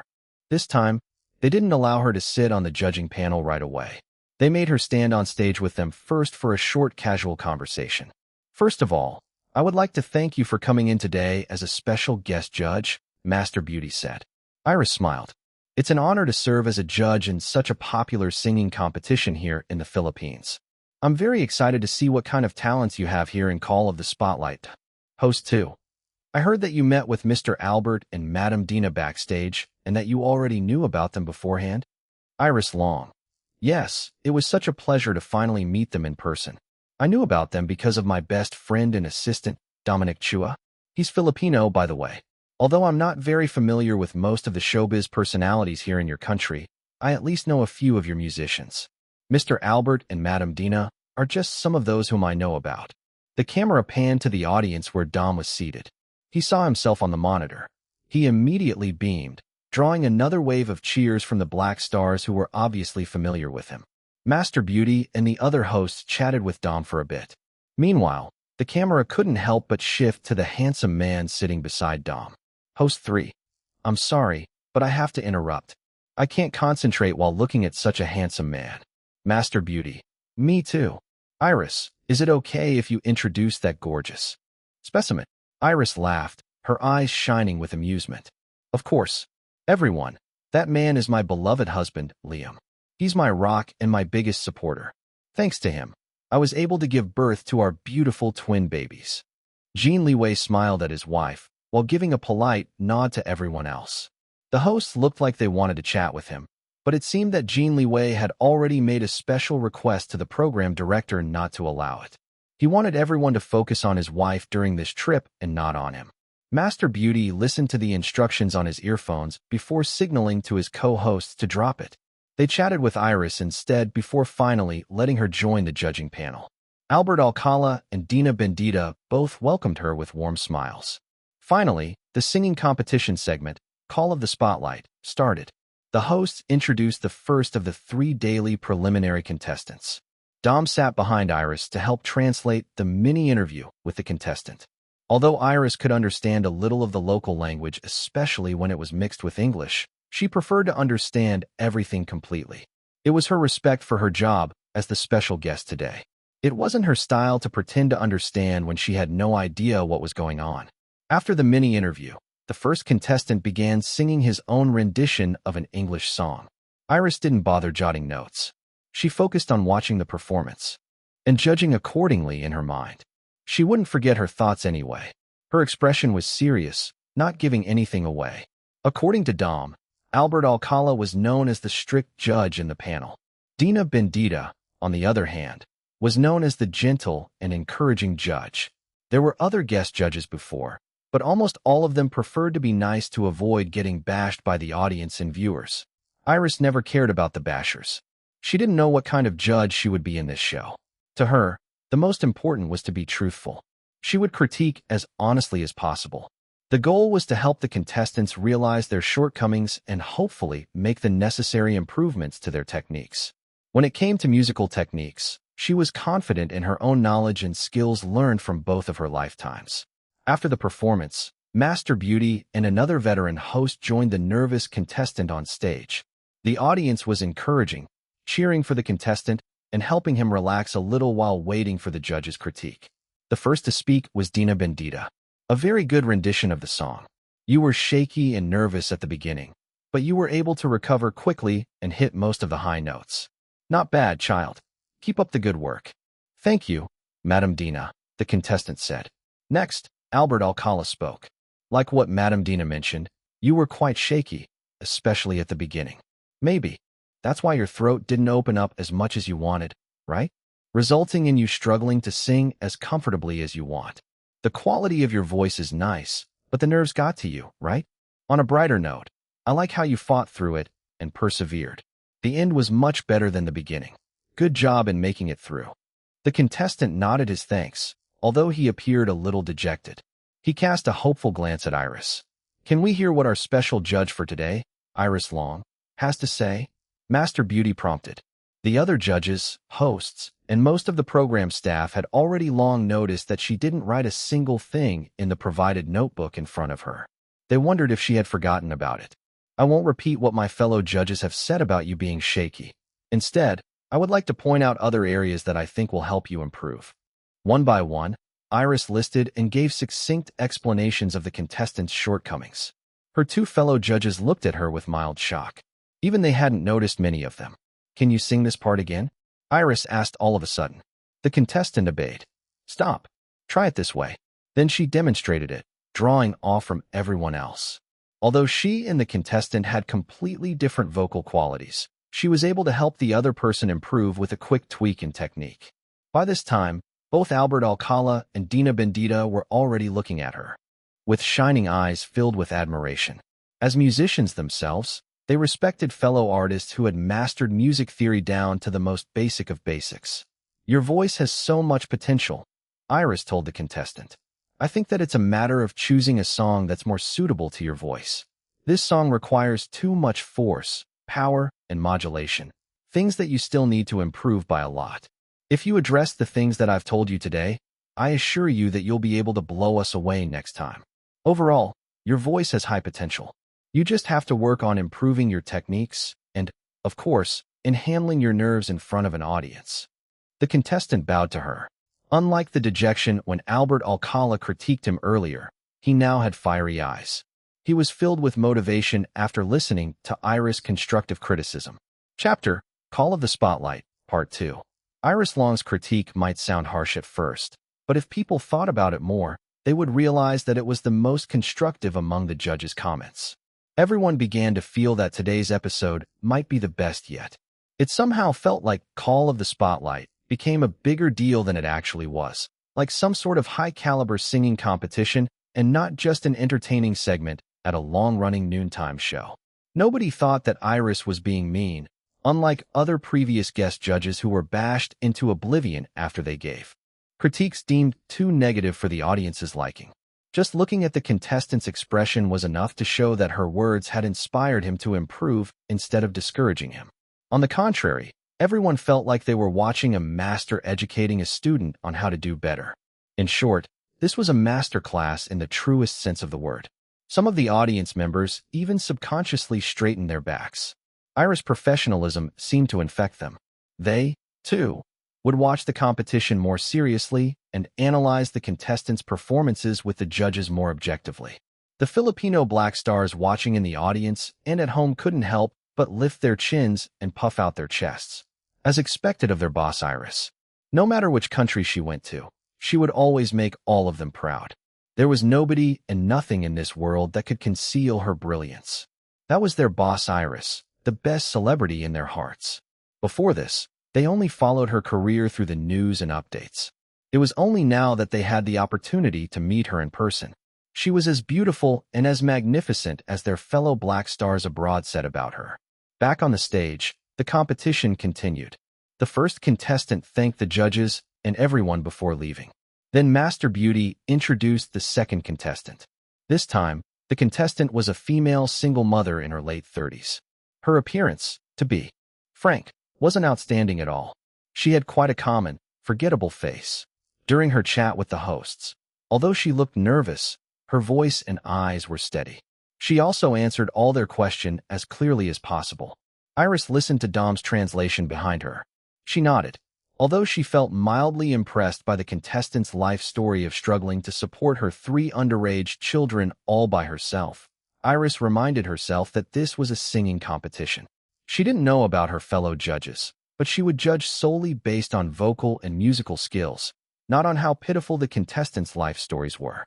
Besides, sharing contestants' life stories was a common tactic of TV shows to attract and engage more viewers. It wasn't something new. Finally, the chat ended. The second contestant started her performance. It was a Filipino love ballad. Dina Bendita leaned towards Iris and whispered, "Albert composed this one for his wife, Virginia, while he was still courting her." Iris' interest was piqued. She glanced at Albert Alcala, who was sitting on Dina's other side. The Filipino composer had a dreamy expression, most likely remembering when he used to court his wife in the past. After giving Dina a nod of thanks, she faced the stage to focus on the current contestant's performance. Compared to the first contestant, this second one was steadier. She might look unassuming at first, but oh boy, did her aura transform once the music started. This contestant's confidence filled the stage. Her voice resounded in the entire studio. Iris might not have listened to the original version of this Filipino song before, but it didn't matter. She would judge based on the contestant's performance alone. Granted, it did help to know why this song was composed. It aided in her understanding of what kind of emotions should be in the song. The yearning, desire, and love were all perfectly demonstrated by the contestant. When they reached the climax of the song, the contestant didn't falter. Not one bit. She sang with confidence despite the slight strain in her tone. Iris closed her eyes to focus on the music and avoid getting distracted by the audience's loud cheers. After the performance, the hosts swarmed around the contestant. Master Beauty was grinning. It was clear that they were also all impressed. "Now it's time to hear what our beloved judges have to say about your performance," Master Beauty prompted. Unlike her earlier explosive confidence, the contestant appeared nervous this time. Her hands shook a little as she held the microphone against her chest. The first judge to speak was Albert Alcala. He said, "You know that I wrote this song for my wife when I was still wooing her, right?" "Yes, sir," the contestant replied. "And you know that I've always been strict to contestants who dared to sing the songs I composed, right?" "Why, yes, sir." Albert nodded. "Of course, in my heart, only my wife could sing this song perfectly because I wrote it for her in the first place. But as a musician who appreciates talent, I've encountered a handful of other singers who have given this song justice. All of them are now big shots in our country's music industry." The contestant paled. She looked ready to receive some harsh criticisms. Albert chuckled. "No need to look so scared. I'm here to tell you right now that I've added you to the handful of other singers who gave this song justice." The contestant looked like she didn't understand what Albert Alcala just said. She looked at the cheering hosts and audience in confusion. "He likes your performance," Master Beauty told her. It was only then that she smiled. Her eyes watered. She was relieved. "Thank you, Mr. Albert." "Of course, your performance isn't without faults," Albert added. Then he began listing some issues and ways to improve them. He was more specific this time, perhaps influenced by Iris Long's earlier comments to the first contestant. After all, as a renowned Filipino composer, he was also an expert in music theory. "I understand, sir," the contestant replied. Next, Dina Bendita said, "What can I say? That was a marvelous performance. You were born to be on stage." Dina remained true to her original judging style, kind and encouraging. And now, it was Iris' turn again. The contestant once again began to feel nervous. Everyone felt the same way. The hosts, the audience, and even Iris' fellow judges all turned too. Look at her, waiting for her critique. Iris smiled. "I've always heard that Filipinos are great singers. Listening to you sing today, an amateur with not a single prior professional experience, only solidifies this stereotype. Your vocal quality is great. Your tone, how you emote, and your confidence on stage are not something an amateur will achieve without trusting their own voice. That's something you have. You trust your own voice, and as a fellow singer, I appreciate that. In my opinion, no matter how polished a singer's techniques are, if you don't trust your own voice, the listeners will feel that. They won't be immersed in your music because they can feel your hesitation. Of course, just like what Mr. Albert mentioned earlier, your performance could be cleaner. I won't go into the specifics this time because I think that he already did that for all of us. Albert Alcala gave a sheepish expression to the camera. The audience laughed. So I'm just going to give you some advice which you may find helpful, Iris continued. The contestant nodded, looking eager to hear what kind of advice Iris would give her. Iris said, I think you can go another octave higher. Do you want to try? The contestant looked a little confused at first. Thankfully, Master Beauty was there to explain to her. Iris then gave Dom an eye signal. As usual, Dom understood what she wanted right away. He jogged to the director behind the main camera and whispered something to his ear. The director then glanced at Iris before giving an okay sign. Good. It seemed that taking a little time today was allowed. She didn't waste the opportunity. She stood up and walked to the band section with Dom following behind her to continue translating as needed. The keyboardist stood up and gave up his seat for her. She shook his hand before sitting down and quickly pressing a series of keys. Her quick demonstration earned loud applause, but her expression barely changed. That was just a quick exercise, not something impressive, in her opinion. A young host walked up and stood beside her to hold a microphone for her. Ready? Iris asked the contestant. Yes, Miss Iris, I'm ready. Everyone watched in anticipation, curious as to what Iris was planning. Then Iris began the demonstration. Albert Alcala shot up from his seat and stared, stunned, at Iris, who was playing the song he composed to court his wife. It was the ballad that the contestant just sang for her performance. What in the world? He muttered under his breath, his eyes not leaving the beautiful foreign woman playing the keyboard. Earlier, the band hadn't played the original arrangement of the ballad. Instead, it played a popular arrangement meant for live covers, which had received personal approval from Albert Alcala himself. Therefore, Iris didn't know the original arrangement of the song. What she was playing now was also quite different from the live cover arrangement. An impromptu arrangement, Dina Bendita murmured. A nervous chuckle escaped Albert's throat. Damn, this sounds better than my original composition. Chapter, Call of the Spotlight, Part 3. Sing this part for me. Iris Long instructed the second contestant. The woman did so before Iris stopped her. Try doing it like this instead, Iris said before increasing her notes half an octave. The woman followed suit. Iris nodded while murmuring, not bad. She continued, guiding the female contestant to sing another half an octave higher. About 2 minutes later, the contestant finally managed to stably sing without her voice sounding strained. Very good, Iris said with a satisfied smile. The contestant's eyes sparkled. She looked at Iris as if she were a genie who granted wishes. Thank you, ma'am, Iris. Iris chuckled. She stood up and returned to the judge's table. Albert Alcala and Dina Bendita watched her with awed expressions. 3 minutes, and you managed to make her sound like a recording studio-ready artist instead of an amateur, Albert exclaimed. She was already talented to begin with, Iris said. I just helped her utilize some proper techniques suitable for her. What a master class, Dina muttered under her breath, still looking somewhat stunned by Iris Long's impromptu vocal lessons. Master Beauty and the hosts praised the female contestant, chatting with her before introducing the final contestant of the day. The third contestant was male. He was a farmer in an extremely rural, mountainous province. He was the firstborn son among many siblings with an elderly, widowed mother. Their family could barely make ends meet. Indeed, his build suggested malnutrition. He was so skinny that he almost looked like a skeleton. When Iris read about his brief information, her eyes widened. What? He's only 21 years old. Even Dina looked shocked, but she refrained from commenting. She only sighed. Her eyes, however, were now filled with pity as she looked at the contestant. Iris still wanted to comment, but Dom poked her in the back in a silent warning. More often than not, she lacked filter and would say whatever was on her mind. In her home country, her fans and the industry were already used to her frankness. This time, however, she was just a visitor in another country. Thanks to Dom's prompt warning, she was able to stop herself from saying something that might unintentionally offend the Filipino people. Just as she nodded a silent thanks to Dom behind her, Master Beauty made an exaggerated exclamation. Huh, you're only 21. You look like you're in your 40s or even 50s. You look even older than Sir Albert. Albert Alcala grimaced at being mentioned. Dina Bendita shook her head. Iris began to feel nervous and sorry for the contestant. Then the audience all laughed. Huh. Iris looked around, and saw that everyone seemed to find Master Beauty's words funny, except for her and her fellow judges. Then she saw how a master comedian, comedian skillfully used what should have been offensive words to make everyone laugh.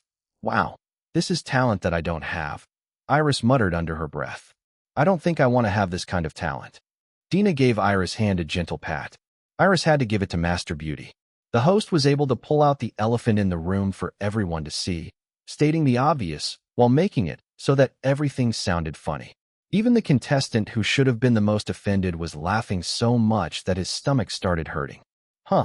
Iris couldn't relate to this kind of humor. Nevertheless, thanks to Master Beauty's manipulations, the atmosphere lightened considerably. The sad life story of a poor farmer didn't leave the viewers' hearts too heavy. Indeed, Ready, Set, Lunch Party was supposed to be a fun-filled noontime program, not a tear-filled drama show. Iris didn't think about it too much anymore. As long as the butt of the joke, namely the contestant, didn't feel offended, then everything should be fine. Finally, the awkward but not really awkward moment passed. The third contestant began performing. As soon as Iris heard the song, her eyes lit up. It was a very popular English song. She was extremely familiar with it. The song was one of her music mentor Enrique Valdez's biggest hit songs with his band back in the day. The melody was legendary. The high notes were even more of a legend. The song was one of the most technically difficult songs to sing in the era of contemporary music.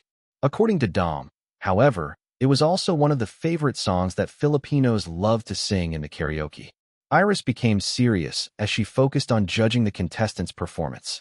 In her mind, she had to give it to the contestant for having the guts to sing an Enrique Valdez song in front of her. The male contestant had quite a unique tone of voice. It was raspy but also sounded clean at the same time. He hit the high notes, but most of his runs weren't as smooth as the original song. When the performance ended, almost everyone gave a standing ovation. Among the judges, only Dina Bendita stood up. Both Iris Long and Albert Alcala remained seated, although they also clapped like everyone else. Behind Iris, Dom also couldn't help but stand up. The contestant really sounded good. Master Beauty led the other hosts in hyping up the audience even more. It was clear that they all liked the third contestant's performance. Now let's hear what the judges have to say, Master Beauty said. This time, it was Iris Long who spoke first. This is one of the most technically difficult songs to sing, she said. My mentor, Enrique Valdez, wrote this song at the height of his band's career. It is a legendary song, and in my opinion, there is not a single cover, recorded or otherwise, that has justified it. Yours included. Master Beauty was whispering what she meant. To the contestant whose expression fell, everyone glanced at him, worried that he would feel discouraged in pursuing his dreams. Albert Alcala wanted to interject, but Dina Bendita stopped him with a warning look. Chapter, Call of the Spotlight, Part 4. The people were disappointed at Iris Long's critique. It was obvious that the third contestant performed much better than the other contestants. Did she not like the third contestant's performance? What kind of judging criteria was she using? Before anyone could criticize her back, Iris said, I do commend you for not mimicking the original version. You infused your own flavor in the song in a way that worked in your favor. It allowed us all to enjoy your performance without us constantly thinking about comparing it to the original version. Since we all know that the original was something that was extremely difficult to match, why match at all? Right. The initially worked-up Albert Alcala calmed down after listening to what she said. He nodded, his lips beginning to curve up. Beside him, Dina Bendita sent the third contestant a kind and encouraging smile. Master Beauty patted the nervous third contestant on the shoulder. Iris continued, Your voice has tremendous potential. The capacity and raw skills are there. The way you connect your emotions to the music is also very charismatic. All you have to do is learn some proper techniques in order to polish your singing. Will you also give him a quick voice lesson?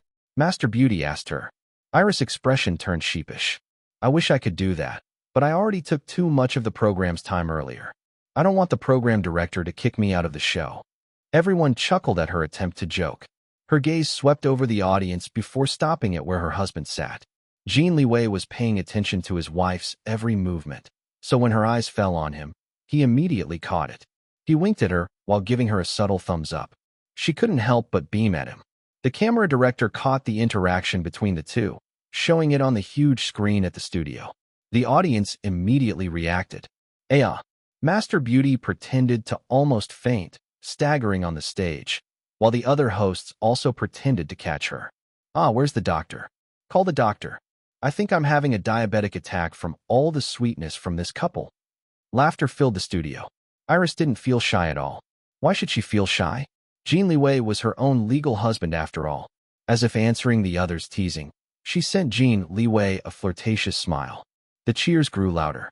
The black stars present clutched their chests. They felt as if they were going to have a heart attack. Their boss Iris and her loyal husband were the ultimate couple, who cared about the love teams in the local showbiz industry. Boss Iris and CEO Liam were 1,000,000 times better and genuine than any of them. I wish the twins also came. One of the Filipino black stars said with a wistful sigh. I want to see the cats, another said. I want to see little June, yet another said. No, it's not safe for our nephew to travel so far away. He must still be traumatized from his kidnapping. The others nodded. Then they all offered a silent prayer for little June's complete recovery from any lingering trauma. Iris had no idea about her Filipino fans' discussions, but if she knew about what they were talking about, it wouldn't surprise her at all. She already knew that her real and most loyal fans always cared about her and her family's well-being. Back to the present, Master Beauty seemed to receive an instruction from her in-earphones, possibly urging her to bring everyone's attention back to the singing competition. Is there anything else you want to add? Master Beauty asked about the third contestant's performance. Iris turned serious. Mindful that she once again took a little too much time from the show, she summarized her critique in a couple of sentences. Next, Dina Bendita and Albert Alcala shared their critiques after her. Finally, Master Beauty called all three contestants to stand together on the stage. Then he began announcing the judges' scores for each contestant. The first contestant had an average score of 6.3 out of 10 points. The second contestant had an average score of 7.7 out of 10 points. And the third contestant had an average score of 8.9 out of 10 points. The third contestant, the poor farmer who looked older than he looked, won. Tears flowed down his face. The host congratulated him. Master Beauty, however, took the time to comfort the first and second contestants. Many felt sorry for the second contestant because she was genuinely good. It was a pity that she faced a dark horse like the third contestant, who not only had a good, compelling background story but also had a great voice. Stay tuned, everyone, because after the commercial break, we'll go ahead and witness the showdown between our new challenger and our defending Daily Call of the Spotlight champion, Master Beauty announced. Will he triumph or will he fall? Let's find out together. Ready, set, lunch party, we'll be back soon. When the program director gave the all-clear signal, Master Beauty and the co-hosts, along with the judges, all relaxed. Jin Liwei stood up and walked to the judges' panel. Dom temporarily gave up his seat to his sir boss. He and Iris chatted with Dina and Albert. Master Beauty and some of the veteran hosts also joined the conversation. The others mostly asked Iris and Jin Liwei questions while the couple answered without giving out too much private information. So what do you think about today's contestants so far? Albert Alcala asked. We picked the right singer to move forward to the next stage, Iris replied. He has great potential. If he's determined to work in the music industry, then it's best for someone to sponsor him, so that he can undergo some thorough voice lessons and perhaps even learn some music theory. She said this, knowing that the poor farmer couldn't afford the lessons. Albert Alcala and Dina Bendita both nodded but didn't comment about it. All of them had a wait-and-see attitude. Although they saw potential in the third contestant, it wasn't to the point yet that they wanted to immediately support him, or in Iris Long's words, sponsor him. After all, everything cost money in show business. They still wanted to see how far he could go in this singing competition before deciding anything. What if he faltered and failed to live up to their expectations?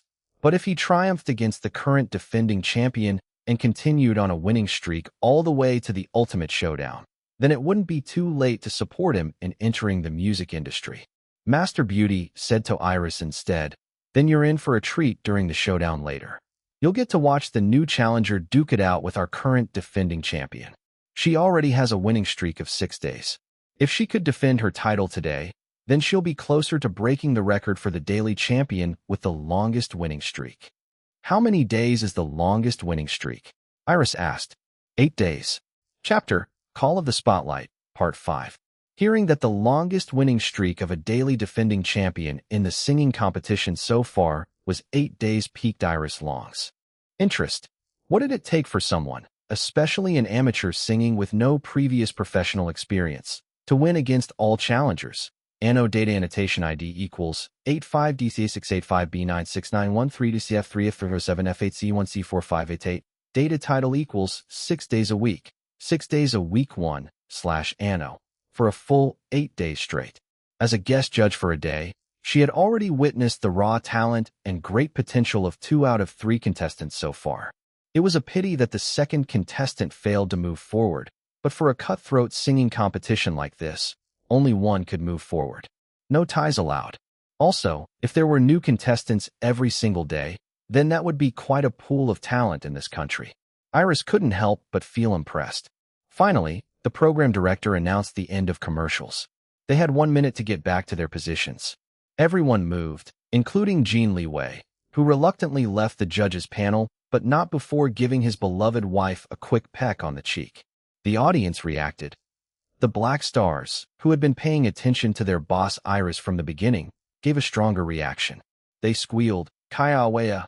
Witnessing yet another sweet interaction between their goddess and her husband made them once again clutch their chests, feeling like their hearts were going to burst out from all the sweetness.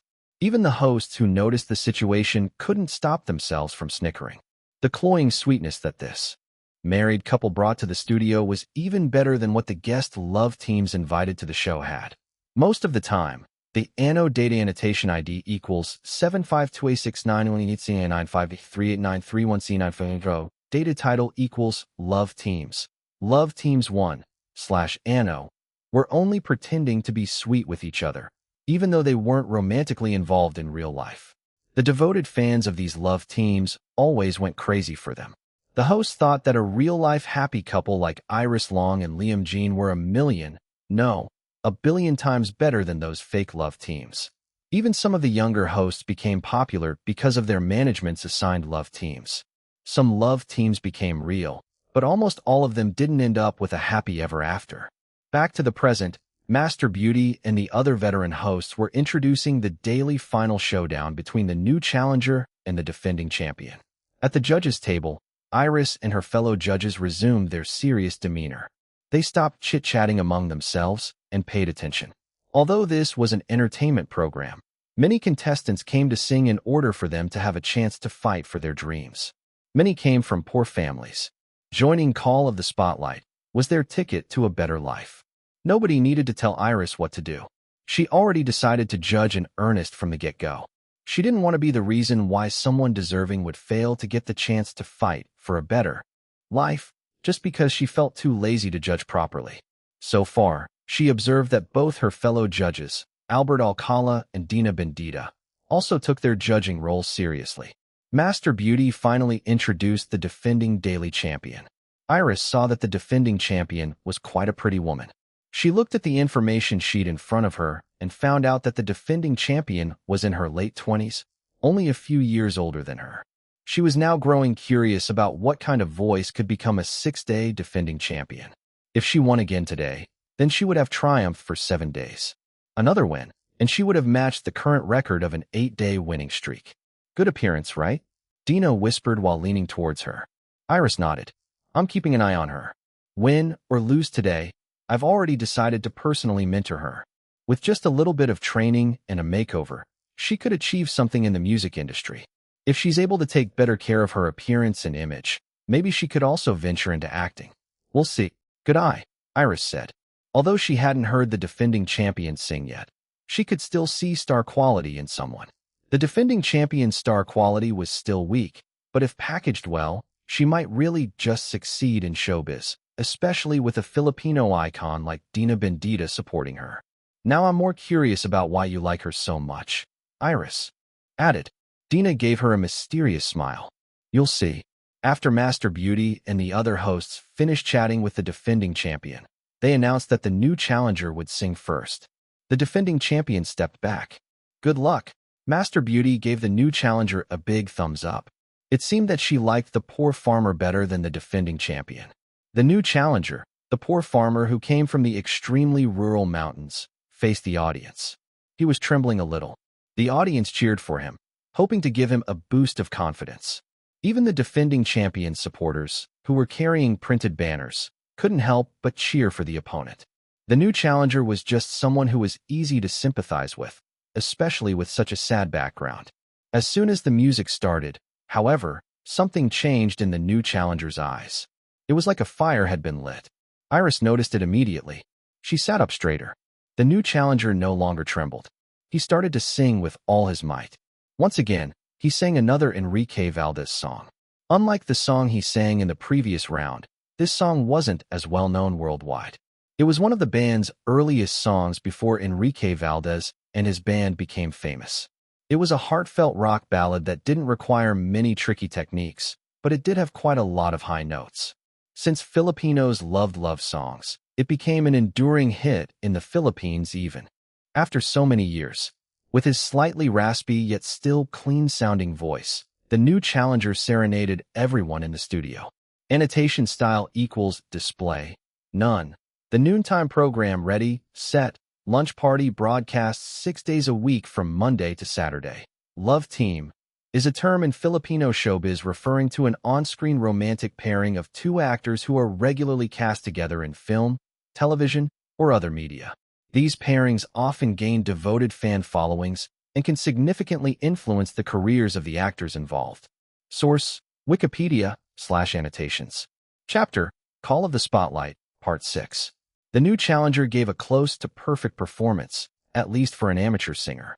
It was still miles apart from Enrique Valdez's timeless excellence, but the poor farmer still managed to embody the song's emotions. After his performance, the poor farmer was still a little dazed, even as everyone gave him a resounding standing ovation. The judges also all stood up, even Iris Long, who had extremely high standards. Master Beauty and the other hosts joined the new challenger on stage and waited with him for the judges' scores. One by one, the judges scored the new challenger. Both Albert Alcala and Dina Bendita gave perfect 10 scores. Only Iris gave an 8.5, but nobody was surprised, as she gave the lowest scores in the previous new challenger round. Even so, the poor farmer still managed to acquire an average of 9.5 points, which was already very impressive, especially for a new challenger. Thank you very much, judges. The new challenger bowed and waved his hands to the audience before leaving the stage to stay with the hosts at the side. Finally, Master Beauty called for the reigning champion, who would be defending her crown for the 7th day today. The defending champion stood on stage as if she belonged there. Confidence radiated from her. It was something honed from a week of reigning as the daily champion. Then the band started playing the music. Iris raised an eyebrow.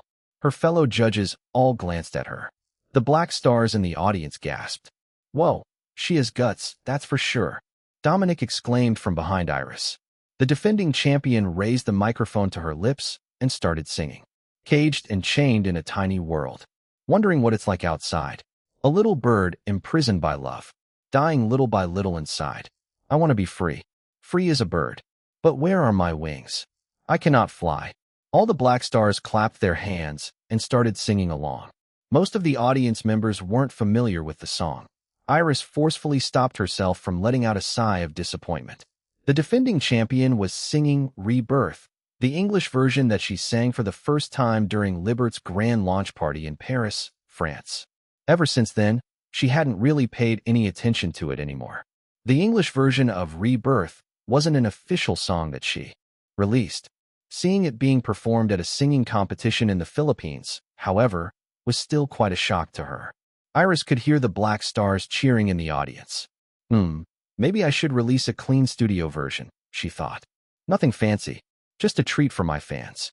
Despite these thoughts, she immediately focused on judging the performance.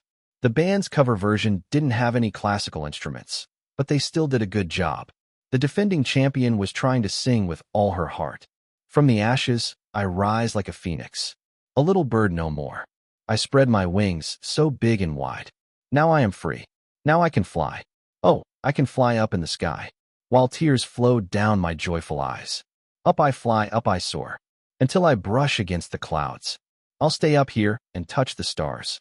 I'll reach as high that I can. This song had one of the highest notes in Iris Long's song repertoire. It didn't require just pure power, but also skillful modulation. Oh, dear, Dina Bendita murmured beside Iris. I can't watch this, Dominic said from behind her. The defending champion chose to imitate the way Iris Long originally sang the song. However, she didn't succeed. Her voice strained to the point that her expression looked like she was in pain. Iris couldn't stop herself from sighing anymore. She knew that her original version was difficult to replicate. Heck, she did it on purpose. It was her own legacy after all. She wouldn't compose music just to make up the numbers. Every song she created had to be meticulously polished until she deemed it ready to be released. Shoddy work was only for lazy people. Even if others could replicate the technicalities in Rebirth, they still couldn't replicate the emotions behind it. After all, it told the story of her own mystical rebirth. It wasn't something that just anyone experienced. Despite the strain, the defending champion still pushed herself to finish her performance. The Black Stars gave her loud applause. Based on their expressions, they could tell that the defending champion was far from perfect. However, they still cheered for her in good sport. The defending champion was almost in tears. She could also tell that her own performance wasn't the best today. Master Beauty and the hosts returned to the stage, wearing sympathetic expressions on their faces. Now, let's hear what the judges have to say, Master Beauty said. Dina Bendita came first. I can see that you already know how you did today. She sighed. I just want you to know that whatever happens, I believe that you have star quality. Believe in yourself. Her comment was short, devoid of any harsh criticisms. Albert Alcala came next. I know that your purpose is to show off your skills to the song's original singer today. While I commend you for your bravery, I still think that you made a big mistake in choosing this song. This song is very difficult to sing. Not only does it have many high notes, but it also has many complicated runs. It's not a song that you use to compete with only a few days of practice. I hope that you won't make this kind of rookie mistake next time. If you want a career as a singer in this industry, you need to rehearse, and rehearse over and over and over until you're sick of singing the same song. Only then will you present a polished performance, especially when singing difficult songs like this. Imagine if you have a concert. Your audience paid big money to watch you, but you didn't rehearse enough. Of course, they're going to be upset. Never allow yourself to be arrogant and think that just talent alone is enough. Hard work is also essential. My wife, Virginia, is already a legendary singer here in our country, but she still rehearses like her life depends on it before her performances, no matter how big or small. I can't say that you did a great job today because you didn't, but I still commend you for your bravery. It isn't always easy to sing a song in front of the original singer and do a good job. The defending champion nodded amidst her tears. Thank you, Sir Albert. Finally, it was Iris Long's turn. I was really surprised that you chose to perform my song Rebirth, she said. Thank you for that. The defending champion bowed her head. Iris nodded. This song, Rebirth, is very important to me. In fact, it's the title song of my comeback album after my car crash. Boss Iris, we love you. The Filipino Black Stars in the audience cheered for her. As full-fledged Black Stars, they knew the true story behind the car crash, which almost killed her, leaving her comatose for a long time. Iris glanced at them and sent them a flying kiss in gratitude. Then she faced the defending champion again and resumed her critique. Like Mr. Albert, I commend you for your bravery. You decided to sing my song in front of me, the original singer. Not only am I the original singer, but I'm also the original songwriter. I know this song, Rebirth, like the back of my hand. As the original singer and songwriter, I know exactly how difficult this song is for others. My critique of your performance wouldn't be so harsh if only you sang in a unique style of your own that is completely different from my original version. Perhaps all of us here in the judges panel would have been more receptive to your performance than it is now. Your decision to replicate my original version with so little rehearsal time was, frankly, not the best choice. Even I had to rehearse my own song before I was able to record it in the studio. And even then, it took a long time for me and my producer, JJ, to get a satisfactory recording of my vocals. I think that is the lesson of the day for you. Rehearsal is key as a singer and as a performer. Many of you should have already noticed that I like being specific in my critiques, so let's start that now. Your high notes are very, very, very strained. That's not good. You're going to damage your vocal cords in the long run if you keep doing that. It's obvious that you're singing an octave and a half higher than what you're comfortable with. Of course, you can practice until your vocal cords become used to singing in a higher range than you're used to, but that will only happen after a good teacher guides you with proper techniques. Next, your runs are choppy, unfortunately. It detracts a lot from your performance. The quality of your voice tends to be more focused on power rather than modulation. So my advice is to focus on your strength, which is power belting, especially if you don't have enough rehearsal time. Her fellow judges, Albert Alcala and Dina Bendita, were both nodding as they listened to her critiques. But don't be discouraged, Iris continued. I really like your voice quality. It has great potential. With enough training, you'll be able to learn more proper techniques and eventually widen your vocal skills beyond power belting. Overall, not the best performance today, but still commendable.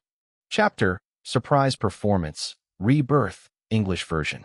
Thank you, Miss Iris, the defending champion said. Although she was fighting back tears, she still managed to smile. Finally, it was time to calculate the judges' scores for the defending champion. The average score of the 3 judges was 7.5 points. We have a new winner, Master Beauty exclaimed. The poor farmer gasped and started sobbing. The previous defending champion also wiped her flowing tears, but still went to hug the new champion.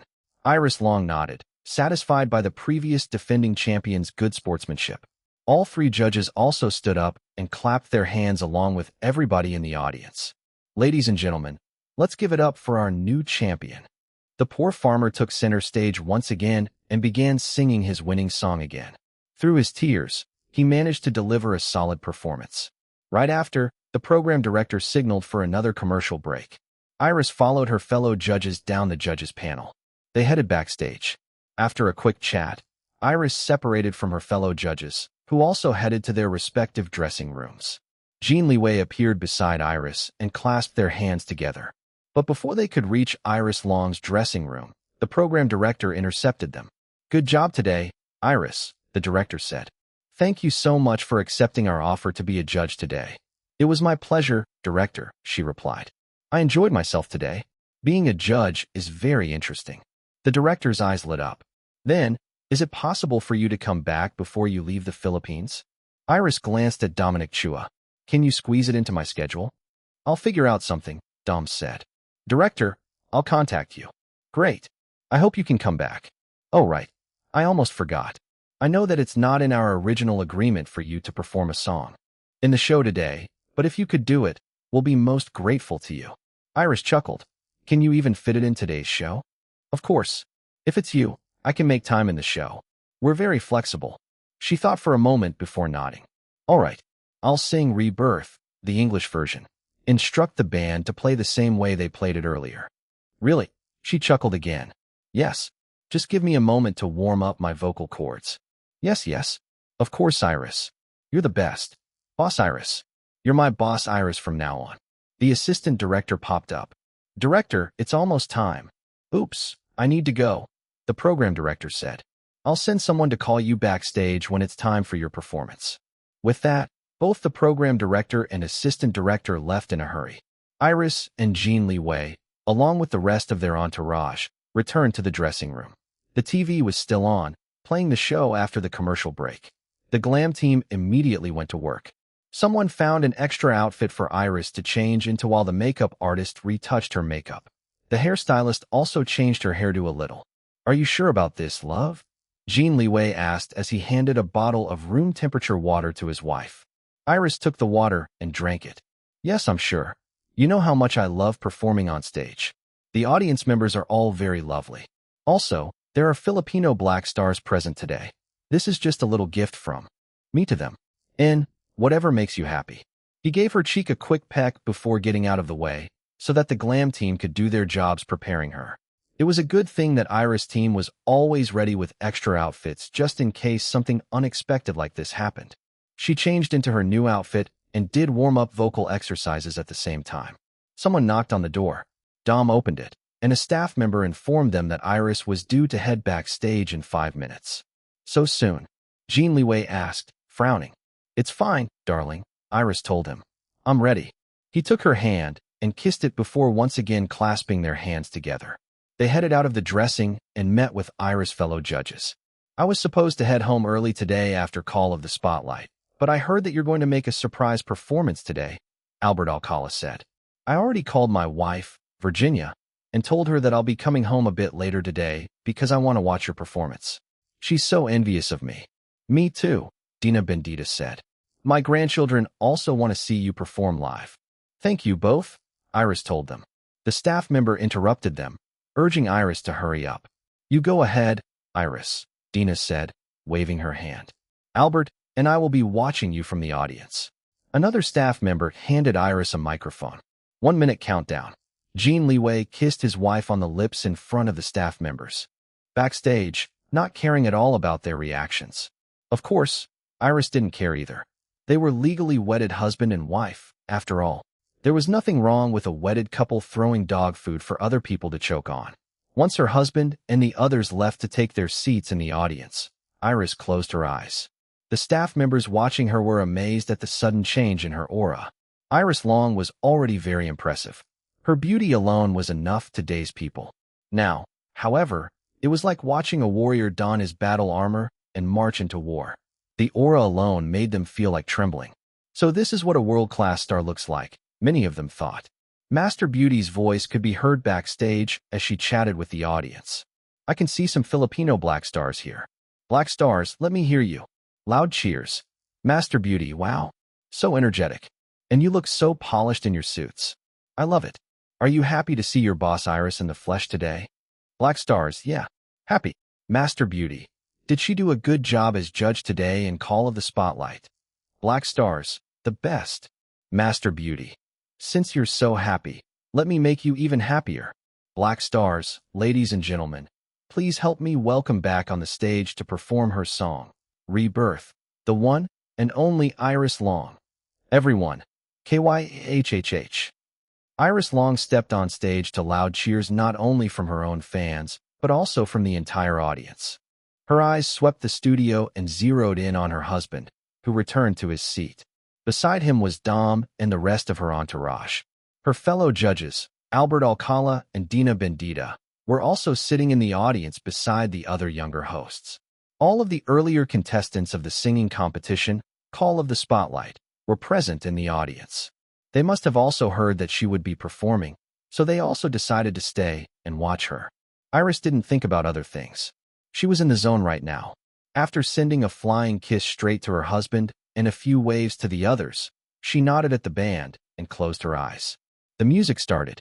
Since she had already heard this cover arrangement earlier when the previous defending champion performed Rebirth, English version, she was confident enough in her own skills to match the band's rhythm despite not having prior rehearsals together. She was a pro, after all, and so were the band musicians. Caged and chained in a tiny world, wondering what it's like outside. A little bird imprisoned by love, dying little by little inside. I want to be free. Free as a bird. But where are my wings? I cannot fly. Everyone immediately became entranced as soon as she began singing. Remembering how the previous defending champion performed the song earlier immediately made it apparent that Iris Long's performance was on a whole different level. Her voice was smooth like butter. There were no signs of strain anywhere whatsoever. Her face was relaxed except for her eyes, which showed the deep emotions she was trying to convey in the song. I sing a song inside my cage, while shadows destroy my tiny world. Break my bones 1,000 times. Go ahead, I will not cry. These red roses smell so sweet. At last, I'm free. Will I ever fly? This cover arrangement had no classical instruments at all, but the lead guitarist and the keyboardist were all doing a great job in playing the main melody. The other instruments provided support, recreating the original's beautiful harmonies. Of course, the main star was the vocals. From the ashes, I rise like a phoenix. A little bird no more. I spread my wings so big and wide. Now I am free. Now I can fly. Oh, I can fly up in the sky. While tears flowed down my joyful eyes. Up I fly, up I soar. Until I brush against the clouds. I'll stay up here and touch the stars. I'll reach as high that I can. Iris Long's voice reached notes so high that everyone had goosebumps. The runs she performed were all technically perfect, but filled with soul. It was a masterclass of power belting and modulation, all the things that she analyzed in her earlier critique of the previous defending champion's performance. Is she for real? Albert Alcala said, his expression filled with awe. I've always believed that my wife is the best vocalist in the world, but now, I'll tell Virginia you said that, Dina Bendita said with a mischievous glint in her eyes. Oh, please no. Dina chuckled. Fine, I'm just kidding. Now let's continue listening. This Iris Long is extraordinary. I don't want to miss even a second of her performance. Chapter: Failure is not an option. Iris Long's performance continued. When the song reached a crescendo, she pulled out her whistle notes, prompting a frenzy not only among the Black Stars, but also among everyone in the audience. The whistle notes were long and ran smoothly through different notes, causing the Black Stars to almost faint from overexcitement. This rebirth of a tiny bird into a rising phoenix. Power courses through my veins. To break the chains. To spread my wings. So this is freedom. I am free. Oh yes, I am free. Finally, the performance ended on a soft and delicate note. The audience felt like they literally flew up high, soaring in the sky while tumbling and rolling in the clouds, before landing softly on top of a mountain. The entire studio was filled with deafening applause and ecstatic cheers. Boss Iris, you're the best. Wow, I have goosebumps. Kaya awa aha. The Black Stars weren't the only ones calling Iris Long Boss Iris anymore. Even those who weren't that familiar with her before this were now calling her Boss Iris as well. They were now utterly convinced that today's foreign guest was really as amazing as she was hyped up to be. No, she was even more amazing than she was hyped up to be in the news programs after she landed in the Philippines. Those who hadn't heard of Rebirth prior to the former defending champion's performance earlier could now compare it with the original singer's performance. Wow, what a difference between the two. Iris Long's performance was several leagues higher than the former defending champion's cover performance. The difference in quality was tremendous. In the front seats of the audience, the former defending champion watched everything with the new champion and the other failed contestants. The tears were gone now. There were no hard feelings, only deep introspection. Watching Iris Long performing Rebirth after her was enough to make her realize that she still had a lot to learn as a singer. Being complacent was never an option if she wanted a career in the music industry. Most importantly, she realized that there were so many people who were more talented than she was in this world. Like this Iris Long. She looked so relaxed singing such high notes and difficult runs. It looked as easy as breathing to her. Something that almost strained her own voice and made her look so constipated was apparently so easy for another person. The defending champion's side. Now, she was convinced by her loss. She just needed to work harder and smarter next time. Never be complacent again just because of a few triumphant days. On the stage, Iris Long slowly opened her eyes and watched the cheering audience. This was what she loved the most. This was what fueled her to go beyond her limits as a musician and performer. The stage was where she felt alive. It was where she belonged. Her eyes once again zeroed in on her husband.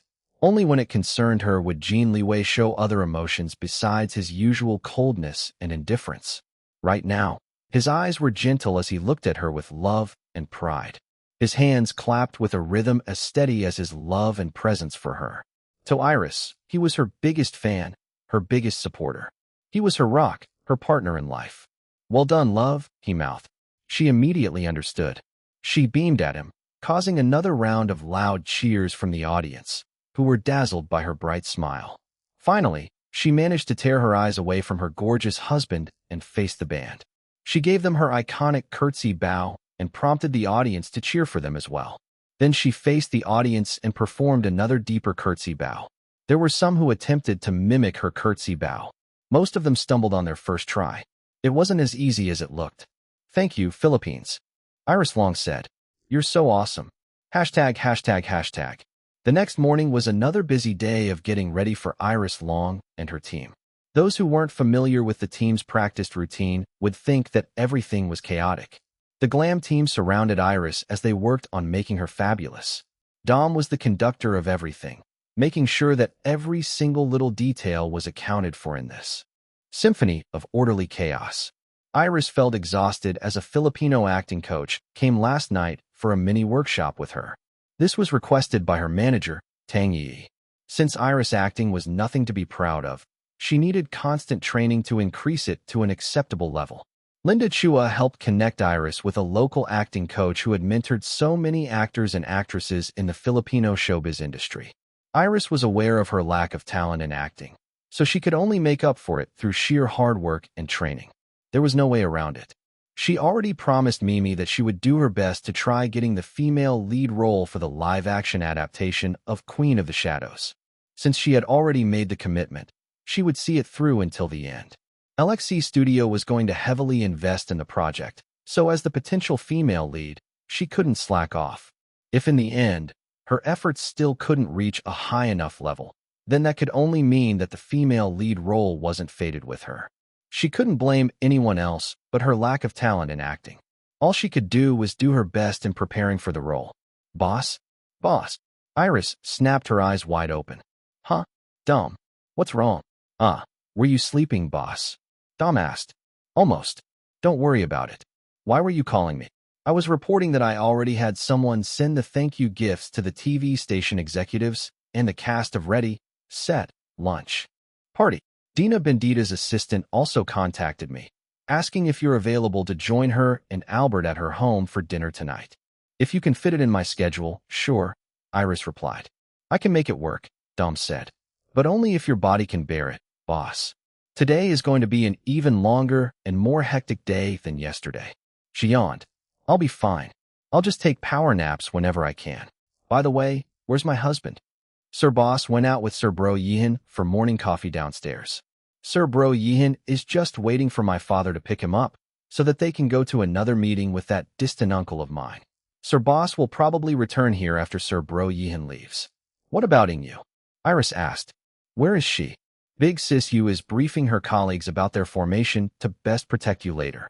Today is Orchidia Philippines' grand launch, so there is going to be a big crowd later. Iris nodded. Her stylist prompted her to stand up and change into her outfit. It was a classic cut, olive-wrap dress which draped around her body like a dream. No unnecessary skin was left exposed, yet it still looked sexy as it flowed whenever it moved like ocean waves. She inspected her reflection in the mirror, turning here and there, before nodding in satisfaction. The door opened, and in came Jin Liwei. Beautiful, he said while marching towards her and giving her a lingering kiss on the mouth. He tasted like bitter coffee. Eldest brother. Left already? Iris asked after the kiss. He left with Dominic's father. She patted his arm. Start getting ready, too, darling. We can't be late to the launch. I'll be quick. Hashtag. Orchidia Philippines headquarters. Hordes of people crowded outside the building. Reporters and their cameramen also attended. They were ushered to a designated area reserved for invited media representatives. The most eye-catching among the attendees outside, however, were those wearing suits. The Filipino Black Stars made sure that they attended today's event. There were also regular people who lined up just because they wanted to be the first people to buy Orchidia products in person.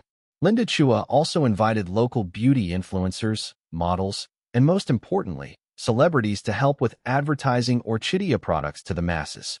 These personalities had their own fans and followers who attended today's event just to see them. All of these people made up today's giant crowd. Good thing that today was a cloudy day with a slight cool breeze. It wasn't that unbearable for the people to wait outside. Like before, local police and additional volunteers helped the security to maintain peace and order. Orchidia also made sure to ask the district government's permission to host a big event today. There were also fire trucks and ambulances on standby in case of emergencies. Linda Chua was very thorough. This was her first venture as a business leader. Iris Long might be the company chairman, but Linda was the head of Orchidia Philippines. The company's success in the country rested on her shoulders. Failure was not an option. Orchidia Philippines must succeed. Today, her family also attended. Have Iris, Liam, your brother, and the others arrived yet? Reina, the Chua matriarch, asked. Not yet, Ma, Linda replied. Dom texted me just now. There's a bit of traffic, but they should still be on time. Your father is accompanying Yihan to a business meeting today, so he won't be able to come, unfortunately. That annoying bastard just insists on having a meeting today. Your father already said that we have something important today, but that bastard just keeps on scheduling meetings at inconvenient times. Tisk. Reina Chua was talking about her husband's distant cousin, whom Lin Yihan was attempting to connect with for a business deal. Chapter. Speechless Jin Liwei. Pa's not coming? Marjorie Chua Ferrer asked, popping up from out of nowhere. Beside her was her husband, Paul Ferrer, and their 2 children. Reina sighed, clicking her tongue. That bastard from the main family insisted on having a business meeting today with Yihan and your father. That's why they can't come today. That old man has always been so full of himself, Marjorie muttered. Kids, greet your grandmother and your Aunt Linda. The 2 children took their grandmother's and aunt's hands and pressed them against their foreheads. One. Bless you, my dears, Reina said, pinching her grandchildren's cheeks. Where's Auntie Iris and Uncle Liam, Grandma? Marjorie and Paul's daughter asked. Are they here yet? Reina chuckled. You're always looking for your Auntie Iris and Uncle Liam first before your actual biological Uncle Dom. Why is that? Because Auntie Iris and Uncle Liam give the best presents ever, her grandson replied. The granddaughter added, yeah, and also, Uncle Dom always orders me and my brother to get him food. He eats a lot. Our hands always ache whenever we have to bring him food. So heavy. Reina laughed, shaking her head. You 2 need to behave today. This is an important day for your Auntie Iris and Auntie Linda, okay? Nobody should ruin it for them. Do you understand? Okay, Grandma. We understand, Grandma. Don't worry. My brother and I will be very good today. Paul promised his mother-in-law. Don't worry, Ma. I'll watch your grandkids like a hawk. They won't bother anyone. Reina nodded, satisfied. She had already instructed her family members to refer to her only son's bosses as Iris and Liam in public. It was enough to call them Xiaolan and Liwei in private. They were like family after all.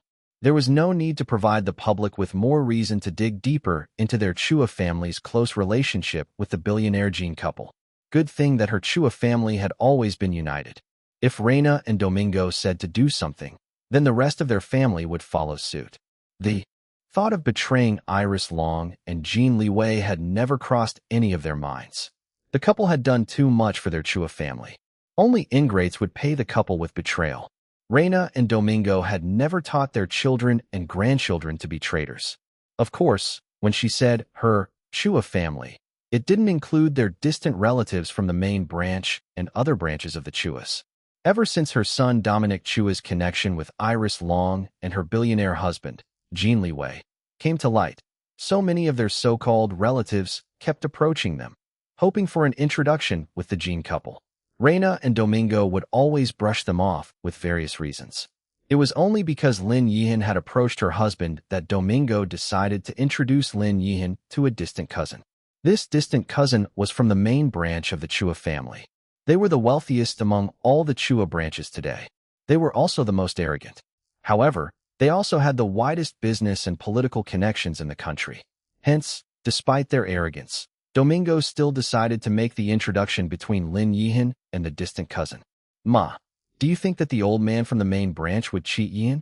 Marjorie asked in concern. Before Reina could answer, Paul said, we don't need to worry about that. Yihan is no pushover.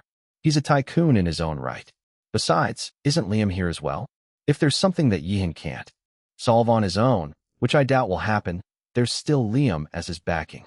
That old man from the main branch might be a big shot here, but he's nothing in front of a world-class billionaire like Liam. If that old man knows what's good for him, he shouldn't think about cheating Yihan. Besides, Pa trusts his character enough to introduce him to Yihan. Even if he's arrogant, surely he won't be dumb enough to make a powerful enemy. That makes sense, Marjorie said, although she was still frowning. Reina sighed before nodding. You're right. Your father also said the same thing. I just can't stand the main branch's arrogance. They're not even royalty. Calm down, Ma, Linda said, rubbing her mother's back. Everything's going to be okay. Let's just trust in Pa's judgment. Linda's assistant interrupted the family's conversation. I have to go, Linda said. The celebrities are starting to arrive. I have to greet them. Dom and I will time it so that Iris and Liam will arrive after these celebrities. Save the best for the last, huh? Marjorie said. Of course, Linda said. Only the best for the big boss. ####. Linda Chua's marketing background came in full force during today's grand launch. Although this was her first time handling a project of this scale, her ambition, professionalism, and work ethic were enough to display her true abilities. All the TV and radio news programs were talking about Orchidia Philippines' grand launch today. The influencers, models, and celebrities' social media accounts were filled with Orchidia Philippines. Orchidia Philippines and its grand launch had been headlining the newspapers and magazines for several days now. Linda pulled out all the stops to ensure the success of today's grand launch, with Chairman Iris Long's approval, of course. Small-time and big-name celebrities attended. Linda also wanted to invite the cast of Ready, Set, Lunch Party, but those celebrities had strict schedules due to their daily work commitment to the program. If they attended today's Orchidia Philippines event, they would definitely be late to the noontime show. Nevertheless, the cast and staff of the Ready, Set, Lunch Party still sent several huge flower arrangements to Orchidia Philippines headquarters as congratulations. After her staff double-checked that all invited guests had arrived, Linda released a huge sigh of relief. She was initially worried about some of the big-name celebrities who might have bad, diva-like reputations in the industry. What if they came late and disrupted the event? Fortunately, she handpicked the celebrities who had good reputations in the industry. Even so, seeing it in person was different from hearsay. Now, the main show could start. ####. Outside the headquarters, temporary tarpaulin canopy tents were set up to shield the waiting crowd from the elements. Rain or shine, the show must go on. The fans who saw their favorite local celebrities and influencers were still reeling from excitement. The Black Stars were also buzzing with eagerness. They couldn't wait to see their boss Iris. Many of them traveled from distant cities and provinces just to see her in person. There was no way that they were going to miss this chance to see their boss Iris in the flesh. Finally, a convoy of luxury cars arrived and stopped in front of the headquarters. Based on how Orchidia Philippines head and executives came out, plus the increased number of security personnel compared to when the celebrities arrived earlier, this new arrival must be the true star of the show. There was only one true star of the show. The first face to come to mind when thinking about Orchidia was only that person's. The Black Stars strained their necks to have the first glimpse of the Super VVIP, the one whom they had been waiting for a long time. When familiar faces stepped out of the vehicles one by one, the Black Stars went crazy. Deafening shouts and cheers filled the place. The leaders of the fan club immediately took action to control their members. No pushing. Remember, we are the Black Stars. We are disciplined. We are orderly. We should never bring shame to our dear boss Iris. The Black Stars, who momentarily went crazy, immediately came back to their senses. That's right, we're Black Stars. The security, law enforcement officers, and volunteers were surprised. They struggled trying to control the fans of the celebrities who came earlier. Some of them even got bruised from the wildest fans who almost trampled over the barricades to get to their favorite celebrities. Then here were these weirdos in matching suits disciplining themselves. If only all crowds were like them. It would make their jobs so much easier all the time. "Ah, here she comes," someone shouted. Iris Long faced her fans and waved at them while holding on to her husband's arm. Everything about her screamed, "No," whispered classic today. From her simple yet elegant updo to her subtle yet polished makeup, and finally, to her graceful and luxurious flowing wrap dress. Her jewelry was also minimal. She was letting her beauty and aura to do most of the work. And it was working. Despite seeing famous celebrities earlier, nobody could deny that Iris Long was the most eye-catching of them all. All eyes were on her, and on her gorgeous escort.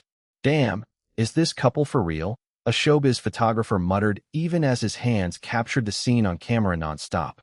Iris gestured to her fans that she would see them later, as she needed to go inside now. "Go ahead, Boss Iris. We'll buy Orchidia products. We love you, Boss Iris. You're so beautiful. CEO Jin, you're so handsome. Can Boss Iris be my wife instead?" Jin Liwei was in the middle of escorting his dear wife up the stairs when he heard these audacious words from the crowd. He immediately stopped and looked at the person, a female to boot, dead in the eyes. "No, you can't," he said in a grave tone. "She can only be my wife, not anyone else's. Over my dead body." Instead of being scared, the audacious female fan giggled. "I know. I'm just joking. Then, can Boss Iris and CEO Jin be my parents instead?" PFT. Ha ha ha ha ha. I want to be their baby too. Adopt me instead, Boss Iris and CEO Jin. I promise to honor you as my father and mother. I just want a mansion. Oh, and unlimited nightly lullabies from Mommy Iris. My chronic insomnia will surely be cured. Hee hee. Jin Liwei became speechless. Mano pa is a traditional Filipino gesture of respect for elders, literally meaning, your hand, please, where a younger person takes an elder's hand and touches it to their own forehead to ask for a blessing. The elder typically responds with a blessing, like, God bless you, or a silent gesture. This practice, part of the Filipino value of pagmamano, shows honor, love, and reverence for the elder's age and wisdom. Source: Google AI Overview. Chapter: Ribbon Cutting Ceremony. The Filipino Black Stars were a different kind of crazy. Jin Liwei took a deep breath and decided not to think about it anymore. As long as these Black Stars didn't covet his wife away from him, he would allow them to delude themselves into thinking crazy things. Jin Liwei nodded, making a decision. Iris Long giggled. He glanced at her, his eyes softening. His gaze right now was completely different from how he looked at the audacious fan just seconds before. Nothing, she said. I just think that you look very handsome today. Do I? Uh-huh. Did I already tell you that you're so beautiful today? He asked. Yes, you did. Several times already. She giggled again. Jiang Yingyu, who was standing on Iris' other side, cleared her throat. Iris flashed her a bright smile, so bright that Jiang Yingyu momentarily forgot her own husband. Heck, she even forgot her own name for a second. Although Iris was her close friend, Jiang Yingyu wasn't completely immune to the beautiful woman's deadly charms. She could understand why Jin Liwei was so smitten with her. Welcome back to Orchidia Philippines, Chairman Iris Long. Linda Chua greeted with a big smile. CEO Jin. President Linda Chua, everything looks great. Iris smiled while shaking Linda's hand. The couple shook hands with the other executives next. Dom wore a professional, business smile and shook hands with his own sister. Congratulations, President Chua. Thank you very much, Assistant Chua, Linda replied, wearing an eerily similar smile on her face. Then Dom grinned. Linda glared at him for a second before reverting to her business smile. Don't make trouble. Ma will flay you alive. Dom playfully rolled his eyes. I'm not dumb. You think I'll ruin this for my boss? Who do you think I am? Linda resisted the desire to roll her eyes as well. Be good. Now go away. Shoo. I can't go away. I need to stay by my boss' side. Linda sighed. She resisted the urge to kick her little brother. To calm down, she forced herself to remember that it was all due to her brother's close relationship with Iris Long that their whole Chua family was progressing so quickly like this. Nobody could deny that Dominic's connection was the reason why their whole family could have the courage to venture outside their comfort zones all of a sudden. Instead of remaining stuck as employees working all their lives for others, they took the leap and became their own bosses instead. Back to the present, Linda gave her brother's shoulder a quick pat before guiding the Jean couple and their entourage to the company building's entrance. There was a long ribbon blocking it. All of the invited guests and the invited press representatives filed out of the side entrance to witness the official ribbon-cutting ceremony. They temporarily stayed inside while waiting for the chairman to enjoy the cool air conditioning. Now that the chairman had arrived for the ribbon cutting, it was time to make their appearance all at the same time for the public to see. The fans of the different celebrities outside almost trampled on the barricades from excitement. It was different when their favorite celebrities arrived one by one earlier. Now, all their favorite celebrities came out at the same time. They almost couldn't contain their excitement. The security, volunteers, and law enforcement officers could barely control the crowd. As if anticipating the dangerous situation in advance, the Black Stars quickly mobilized and helped control the crowd from the other side of the barricade. They formed a human barricade, using their own bodies, to prevent a devastating stampede.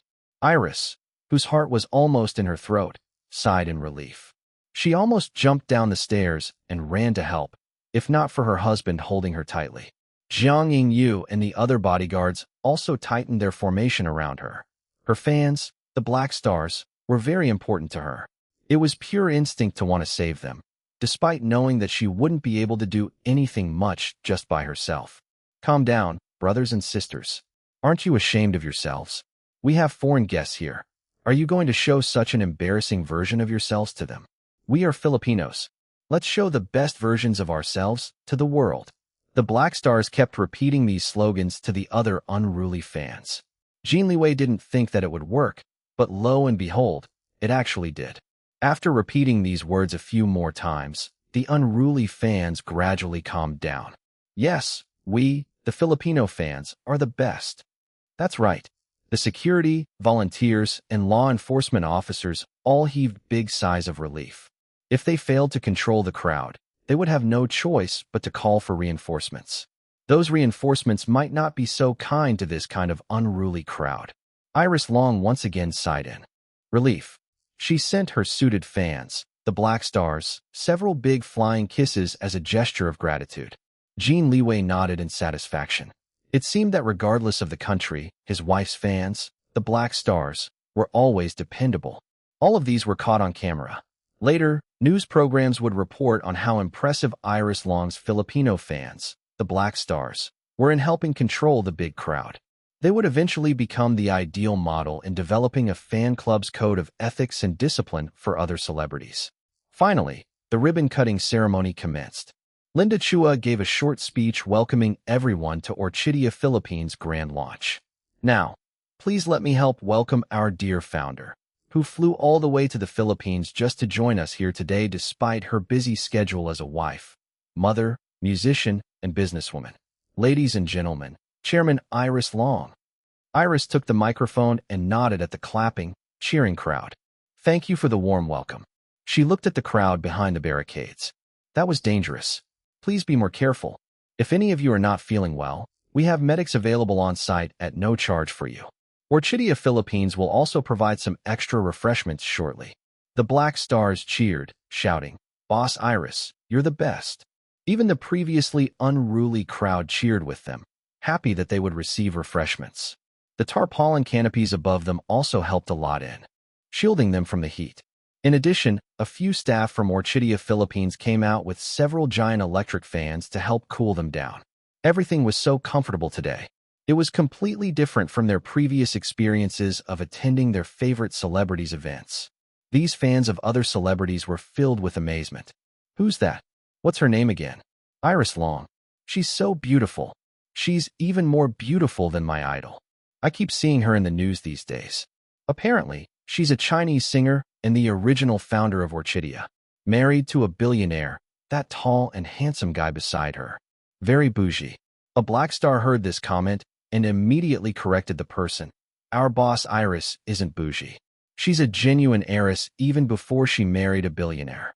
Even without her successful music career, she's already very wealthy.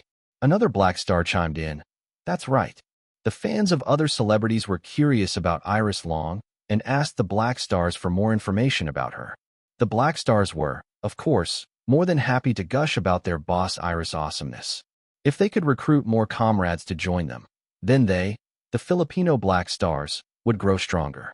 Perhaps they could become the most powerful force of support for their boss Iris outside of the original Black Stars.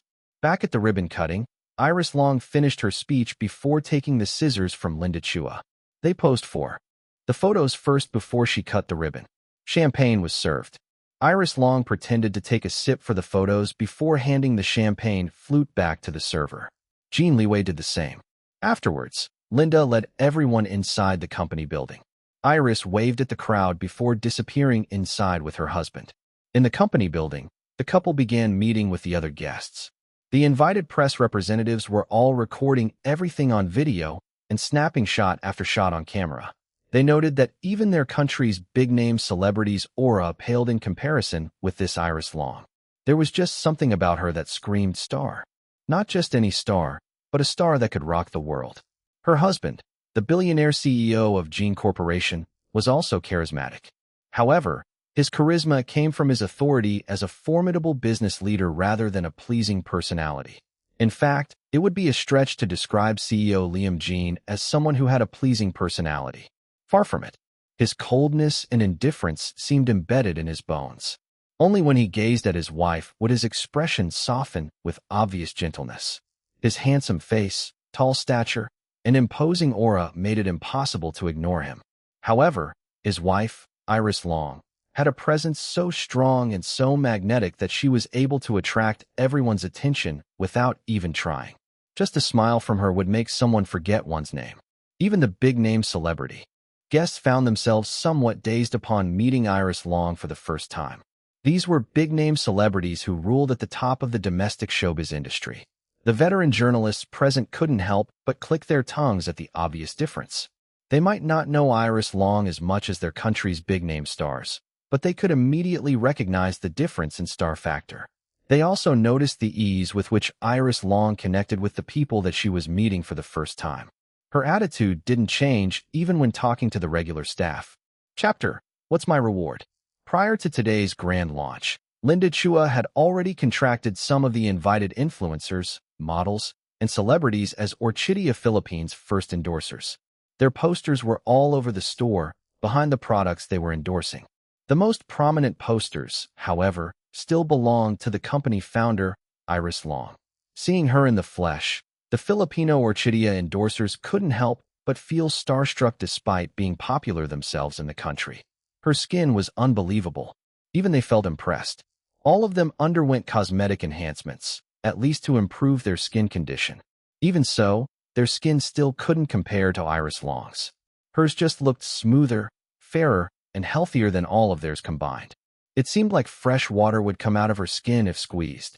That was the impression her skin gave them. When they signed the contract with Orchidia Philippines endorsers, they received products ahead of the grand launch to try.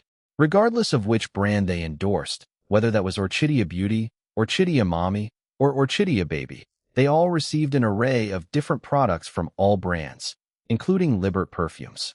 Every single product was high quality, for sure. Nobody experienced any allergic reactions or other concerning side effects. The Orchidia Beauty products really did improve their hair and skin within a few days. The product sizes were also the best among the brand's foreign competitors within the same price range. Customers would definitely feel like they got their money's worth. The endorsers who were parents also felt extremely satisfied with the Orchidia Mommy and Orchidia Baby products they received. Everything was made with high-quality material. Nothing seemed to be toxic. The product designs prioritized the mother's and baby's safety and comfort. Their favorite was the new line of mosquito-repelling products.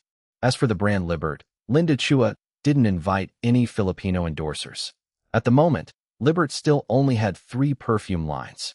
Iris Long was the global ambassador for Eve, Ian Maching for Cernet, and lastly, Jean Chongin for the men's perfume line, Valance.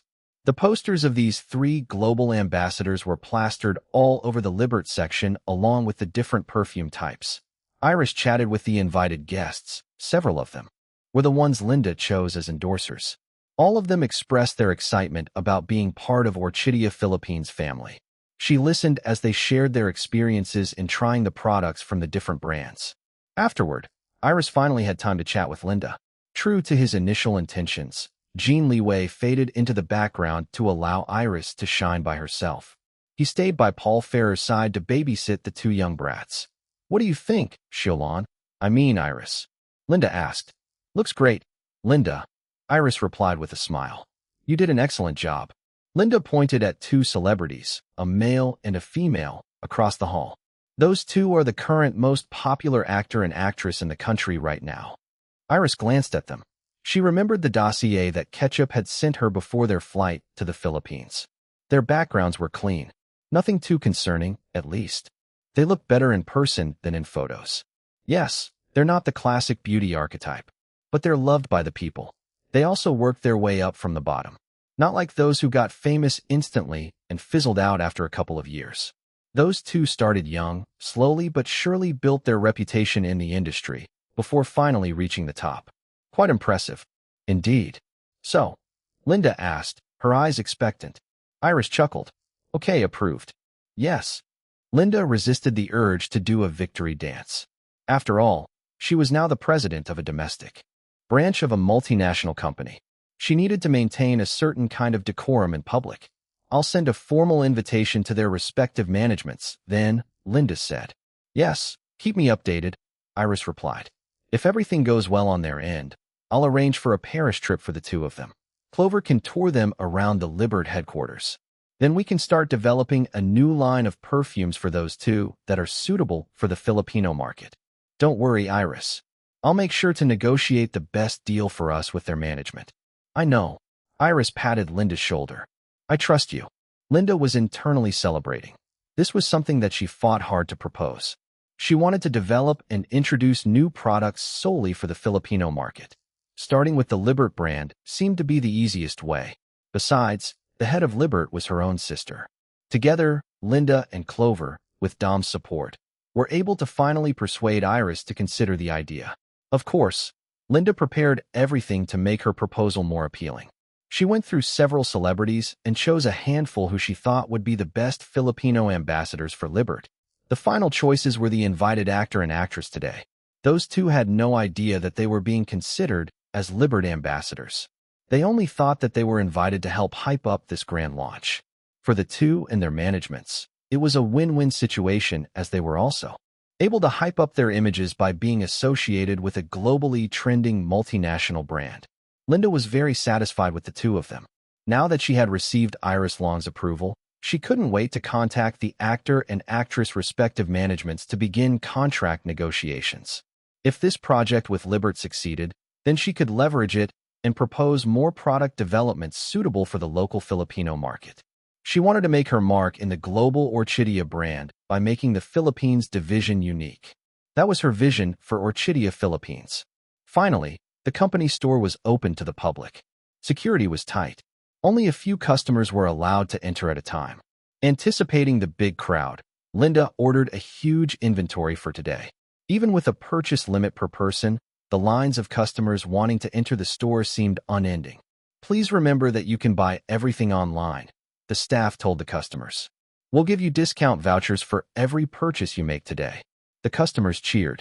Iris Long signed autographs and took pictures with her fans, the Black Stars. She also took the time to chat with them, getting to know them as much as possible within a short time. Many of the original Black Stars often testified that their boss Iris remembered them from seeing them just once. This was just one of the many reasons why the Black Stars grew so loyal to her. She really treasured her fans from the bottom of her heart. They could really feel her care towards them. It wasn't just pretend. It was genuine. She was genuine. Now, these Filipino Black Stars had the opportunity to get to know her in person as well. They weren't expecting her to be so kind and friendly. Despite the scary bodyguards hovering behind her, the Black Stars felt relaxed interacting with their boss Iris. After all, they were the Black Stars. They were disciplined and would never endanger their boss Iris. There was no reason for her bodyguards to move against them as long as they remained sane and civil in their actions. The day went by. The invited guests had already left, but Iris and Jin Liwei stayed in the company along with the Chua family. Domingo Chua came with Lin Yihan after their business meeting. How was it? Reina asked her husband. Domingo gave her a thumbs up.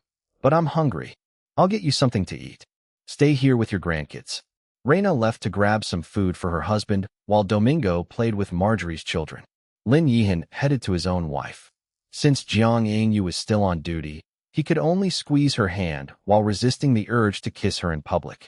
He knew that his wife didn't have his third brother and third sister-in-law's shamelessness. Jiang Yingyu looked at him with a question in her eyes. Everything went well, he whispered to her. She sighed in relief. All that remains is the contract signing, he said. Then my business trip to the Philippines would be a success. Good. Congratulations. Thank you, wife. Iris watched the husband and wife looking at each other with sticky eyes. Yingyu, go ahead and take care of your husband. I see Aunt Reina getting food for Uncle Domingo. You should show eldest brother to the buffet table as well. But I'm still on duty. I'm giving you the rest of the day off? Iris interrupted her. I have my own husband here. He won't let anything happen to me. And Jin Liwei nodded. Jiang Yingyu hesitated a bit before nodding. She signaled at her colleagues with her eyes before leaving with Lin Yihan for the buffet table. Are you tired, love? Jin Liwei leaned down and asked. Not at all. I'm happy. She swept her hands across the busy store. The staff were working hard on restocking every time a new batch of customers entered. Jin Liwei chuckled. Congrats, love. I'm so proud of you. What's my reward?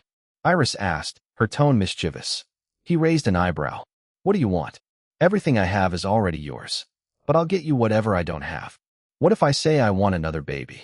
He froze before asking after a few seconds, Are you serious? She giggled. I'm joking. Giving birth hurts so much. I don't want to experience it again. We already have the twins and our other kids. They're enough. Jin Liwei calmed his erratic heartbeat. And I don't want to see you suffer childbirth ever again. Our kids are enough. More than enough. Chapter. That's how we do it in the Philippines. Orchidia Philippines launched with great success. It was only the first day, but the sales alone had already surpassed internal projections, both in-store and online. It was a good thing that they had enough inventory. It would have been better if Orchidia had local factories so that running out of inventory would no longer be a potential issue in the future, at least in the Philippines. They could drive down the local prices as well, becoming more competitive against the other brands, whether local or foreign. That was the plan for the future, anyway. For now, they should focus on maintaining this initial success and reinvesting the profits back into the company. Everyone was excited, most especially Iris Long and Linda Chua. The two female business leaders stood side by side, facing their families and company staff. All the others had left already.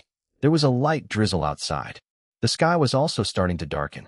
The atmosphere inside the company building, however, was as bright as the sun. Iris Long beamed while sweeping her eyes across everyone. Congratulations to all of us. This is our success. Thank you for all your hard work. As long as you're diligent and work hard, Orchidia will take care of you. Each and every single one of you has the chance to climb the career ladder as long as you have the guts and perseverance to do your best. Great job, everyone. I expect great things from you. Everyone cheered. The grand launch was exhausting for all the staff, but it was worth it. Well, it felt like it was worth it even for them, the regular staff members. Linda Chua spoke next. Chairwoman Iris Long told me that she's very happy about our sales today. She has promised to give everyone a bonus on payday from her own pocket. I hope that. All of the staff cheered even louder, not waiting for their head to finish speaking. Some even started jumping in excitement. Everyone will continue to work hard and help me make Orchidia Philippines one of the most successful companies in the country. As you can see, our chairwoman tends to be extremely generous whenever she's pleased. Our aim is to please her all the time. Don't you think so, everyone? Yeah. Chairwoman Iris Long is the best. The best. Linda chuckled. No, actually, I made a mistake. Our number one aim is to make Orchidia Philippines a great success all the time. It's only through this that we'll be able to please our dear chairwoman. True. Iris nodded while smiling. She had been about to correct Linda's words earlier. Fortunately, Linda had corrected herself before Iris did. It would be a big headache if Linda insisted on making her staff believe that the company's main priority should be to please her, Iris Long, their chairwoman. The company would no longer be a business but a personal distraction. No, even worse, a personal burden instead. Iris wanted Orchidia Philippines and the other international divisions to operate independently from the mother company. This was the only way for an emerging multinational company to truly grow, prosper, and succeed. Micromanaging everything by herself was not only counterproductive, but would also cut into precious quality time that she could spend with her family. After all, she was now a devoted wife and mother. Her family would always remain her main priority. Seemingly knowing what she was thinking, Linda gave her a reassuring smile. Don't worry, Iris. Leave Orchidia Philippines to me. I'll make sure to make it into a successful independent company without needing you to babysit it all the time. It's now my baby too, you know. I know, Linda. I trust you. Iris patted the woman's shoulder. The two smiled at each other. After leaving the night duty cleaners to tidy up the place, everyone finally left. Iris Group said goodbye to the Chua family. The two groups separated. Everyone was exhausted from the grand launch. They unanimously agreed to hold the celebratory dinner another time when everyone wasn't dog-tired. Iris Group returned to their hotel to rest a bit and change outfits. After a while, they all headed to Dina Bendita's house for dinner. Tonight was not an ideal time to accept a dinner invitation, but it was already the best time, especially for Iris, who had a tight schedule. Inside the vehicle, Jin Liwei asked in a tone filled with concern, "Are you sure that you're fine?" She patted his cheek before finding a more comfortable position in his arms. Yes, I'm tired, but I'm also looking forward to dining with my fellow judges. Besides, I want to meet Mr. Albert's wife, Virginia. This is my first time meeting her, too, Dom chimed in. I'm so excited. She's my favorite Filipino singer. But of course, my favorite singer ever is Boss. Hee hee hee. Iris couldn't help but chuckle. She felt a brush of lips on her forehead. Tilting her head upwards, the warm lips landed on her own lips. MMN. Tell me if you're tired, Jin Liwei said. I don't mind playing the villain and cutting the dinner short. Can't let my precious wife exhaust herself. She chuckled again before resting her head on her husband's chest. Her eyes closed. In no time, her breathing deepened into a steady rhythm. Everyone quietened down to allow her a restful nap. ####. Welcome to my humble home. Please come in. Dina Bendita, supported by a female teenager, personally greeted Iris' group at the front door. Iris hugged the older woman before handing her a basket of fruits. Thank you for welcoming us, Madam Dina. Hey, I'm here too. Albert Alcala appeared with a beautiful middle-aged woman standing beside him. Everyone greeted each other. Iris and Jin Liwei's group entered the house. Dina Bendita called it a humble home, but there wasn't anything humble about it. The mansion was huge. Everything about it looked classic and luxurious. There was an air of old money elegance in the place. Dom had mentioned that Dina Bendita didn't come from wealth. She had painstakingly built her own legacy for 6 decades in the industry. It wasn't odd at all that she lived in a big, luxurious mansion with her family. With all her contributions to the domestic music industry, she definitely deserved all of these and more. Someone grabbed Iris' hands and gave them a gentle squeeze. I've been looking forward to meeting you, Iris. I'm Virginia Velasco Alcala. This guy here is my husband. Albert Alcala grinned and pointed at himself. That's me. Aren't I lucky to have such a wonderful wife? Indeed, you are, Iris replied to him before saying to his wife. I've also been looking forward to meeting you in person. I've listened to some of your songs, thanks to my best friend here. That's me. Hee hee hee. Dom grinned and introduced himself to Virginia Velasco. Yes, I've heard about that, Virginia said. I can't believe that someone like you would listen to my songs, Iris. What do you mean? Your voice is one of my favorites that I've ever listened to, Iris said. She wasn't just saying it just to flatter the other woman. She truly felt that way. Virginia Velasco was one of the best technical singers that Iris had ever listened to in both of her lives. The quality of her voice was top tier.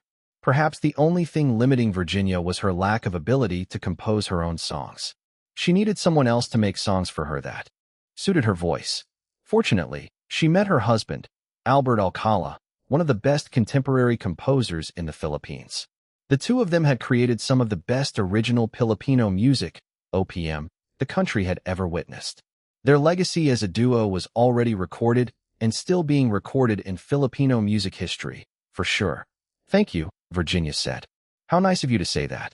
But you know, I should be the one saying those words. I can't believe there's a voice like yours in the world. And so young, too. I remember when I was your age, my range wasn't as versatile as yours. Don't be too modest, Virginia, Dina interrupted. You were already at the top of our country's music industry when you were in your 20s. How about we have a jam session later? Iris suggested. Everyone's eyes lit up. Virginia. Yes, absolutely. I've been wanting to sing with you. Albert. I can't wait. Dina. Oh my. I'll have someone prepare the music room, then. After making this decision, Dina led everyone to the dining area. She also introduced the rest of her family to Iris and Jin Liwei's group. This, here, is my one and only granddaughter, Dina said while patting the teenager supporting her. Nice to meet you, Boss Iris, the teenager greeted, looking a little shy. I'm a huge fan of yours. I'm one of the first members of Black Stars Philippines. I also dragged my brothers and cousins to join the fan club. Boss Iris, hi. Whoa, a beauty. Kaya. Boss Iris in the flesh. Dina and her children sighed at the sight. However, they still allowed Iris to interact with the young people in their family while wearing indulgent smiles. They watched as Iris signed autographs and took photos with the young people. Even Jin Liwei and Dominic Chua got dragged into it as well. It seemed that Iris Long's husband and Filipino best friend/assistant were both popular in the fan club. All right, everyone. Dina clapped her hands to get everyone's attention. It's time for dinner. Everyone agreed. True to the Filipino style, dinner was buffet style. Iris' eyes widened as she saw Dina Bendita had apparently invited a catering service. In addition to the long buffet table, There were several booths featuring a variety of food and drink businesses. Miss Dina endorses those businesses. Virginia came up and whispered to Iris. They come whenever she hosts parties. It's a win-win situation for both her and the businesses. That's how we do it here in the Philippines. Chapter: Jam Session. Dinner was abundant. Once again, Dom demonstrated his stomach's vacuum-like ability. Surprisingly, he wasn't the only one who inhaled all the food and drinks like there was no tomorrow. Dina Bendita's teenage grandsons were in their growth phases. They ate like starving ghosts. The abundant selection of food and drinks wasn't wasted by them. Lin Yihan took his wife, Jiang Yingyu, and followed one of Dina Bendita's children on a tour. Around the mansion, the other members of Iris Long's entourage also found people to have after-dinner conversations. Dina, together with Albert Alcala and Virginia Velasco, led Iris and Jin Liwei to the music room. Dom, of course, tagged along. Dina's one and only granddaughter came as well. The music room was an extra living room. There was a grand piano and other musical instruments. Microphones were already set up along with speakers. There was even a simple recording setup at a corner. What impressed Iris, however, were the acoustic panels installed on the walls. Although the place couldn't compare to her own music room at home, it was still quite impressive. Dina Bendita was indeed a person passionate about music, just like her. Iris observed everything in the room. She could see the wear and tear here and there, proving that Dina or others frequently used the music room. It wasn't just for decoration. "Do you want to play an instrument?" Albert asked. "I can play anything," Iris said. "I wish I could say the same thing," Virginia said. "I've always envied my husband for knowing how to compose and play so many instruments. He can even sing well when he's in good condition." Dina patted her hand, comforting her. "You take the piano," Albert told Iris. "I'll take the guitar. I heard that the piano is your best instrument. I want to see you play it." "All right." Iris didn't have any issues with it. She gave her husband a quick peck before heading toward the grand piano. "Nice," she murmured, her fingers caressing the polished wood surface. Then she sat down and tested the keys. Her fingers flew like a blur. "Oh ho."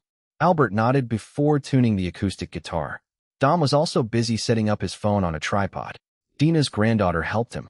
The teenagers' cousins, who proclaimed that they were black stars earlier, began filing into the room. Dina glared at them. "Noisy kids will be kicked out of the room." "Don't worry, Grandma. We'll be good." "Yeah, we just want to watch Grandma sing with Boss Iris and Annie Virginia." "Hey, what about me?" Albert asked in a tone of mock complaint. "Just focus on playing the guitar, Uncle Albert. Everyone knows that your singing voice is nothing special." Dina glared at her audacious grandson. "Don't be rude. Apologize to your Uncle Albert." "Sorry, Uncle. I didn't mean it." Albert laughed and waved it off. "It's fine. I'm well aware that I'm not much of a singer compared to the ladies here. But I write good songs, if I may say so myself." "True," Iris said. As a fellow music composer and songwriter, Iris had to recognize Albert Alcala's talent and skills. His forte was definitely love ballads, most likely inspired by his wife. Almost all of his love ballads had become certified hits, especially when his wife sang them. His other songs, besides love ballads, however, failed to live up to expectations. Based on what Dom had told Iris, it seemed that Albert Alcala had already recognized his own limitations and decided to focus on creating love ballads. Most of his songs had been used as theme songs for TV dramas and movies. Iris respected his choice, even though she would choose to do it another way if it were her. After all, she was someone who loved challenging herself beyond her limits. Restraining herself within a box was never her style. She wanted to push the limits when it came to music. "Ready?" she asked the others. Dina, Virginia, and Albert all nodded. Then Iris started playing a tune on the piano. Everyone gasped. Albert only paused for 2 seconds before strumming his guitar strings. Dina laughed before getting into the zone. She closed her eyes and began singing into her microphone. The song was one of Dina Bendita's biggest hits in her career, an oldie song titled "Please Don't Hurt Me Anymore." Albert Alcala watched Iris playing the piano. Her arrangement was completely different from the original. It sounded richer and fuller, yet still retained the original melody. "It's like listening to a full symphony orchestra with just the piano," he thought. "I can't let myself be pushed aside."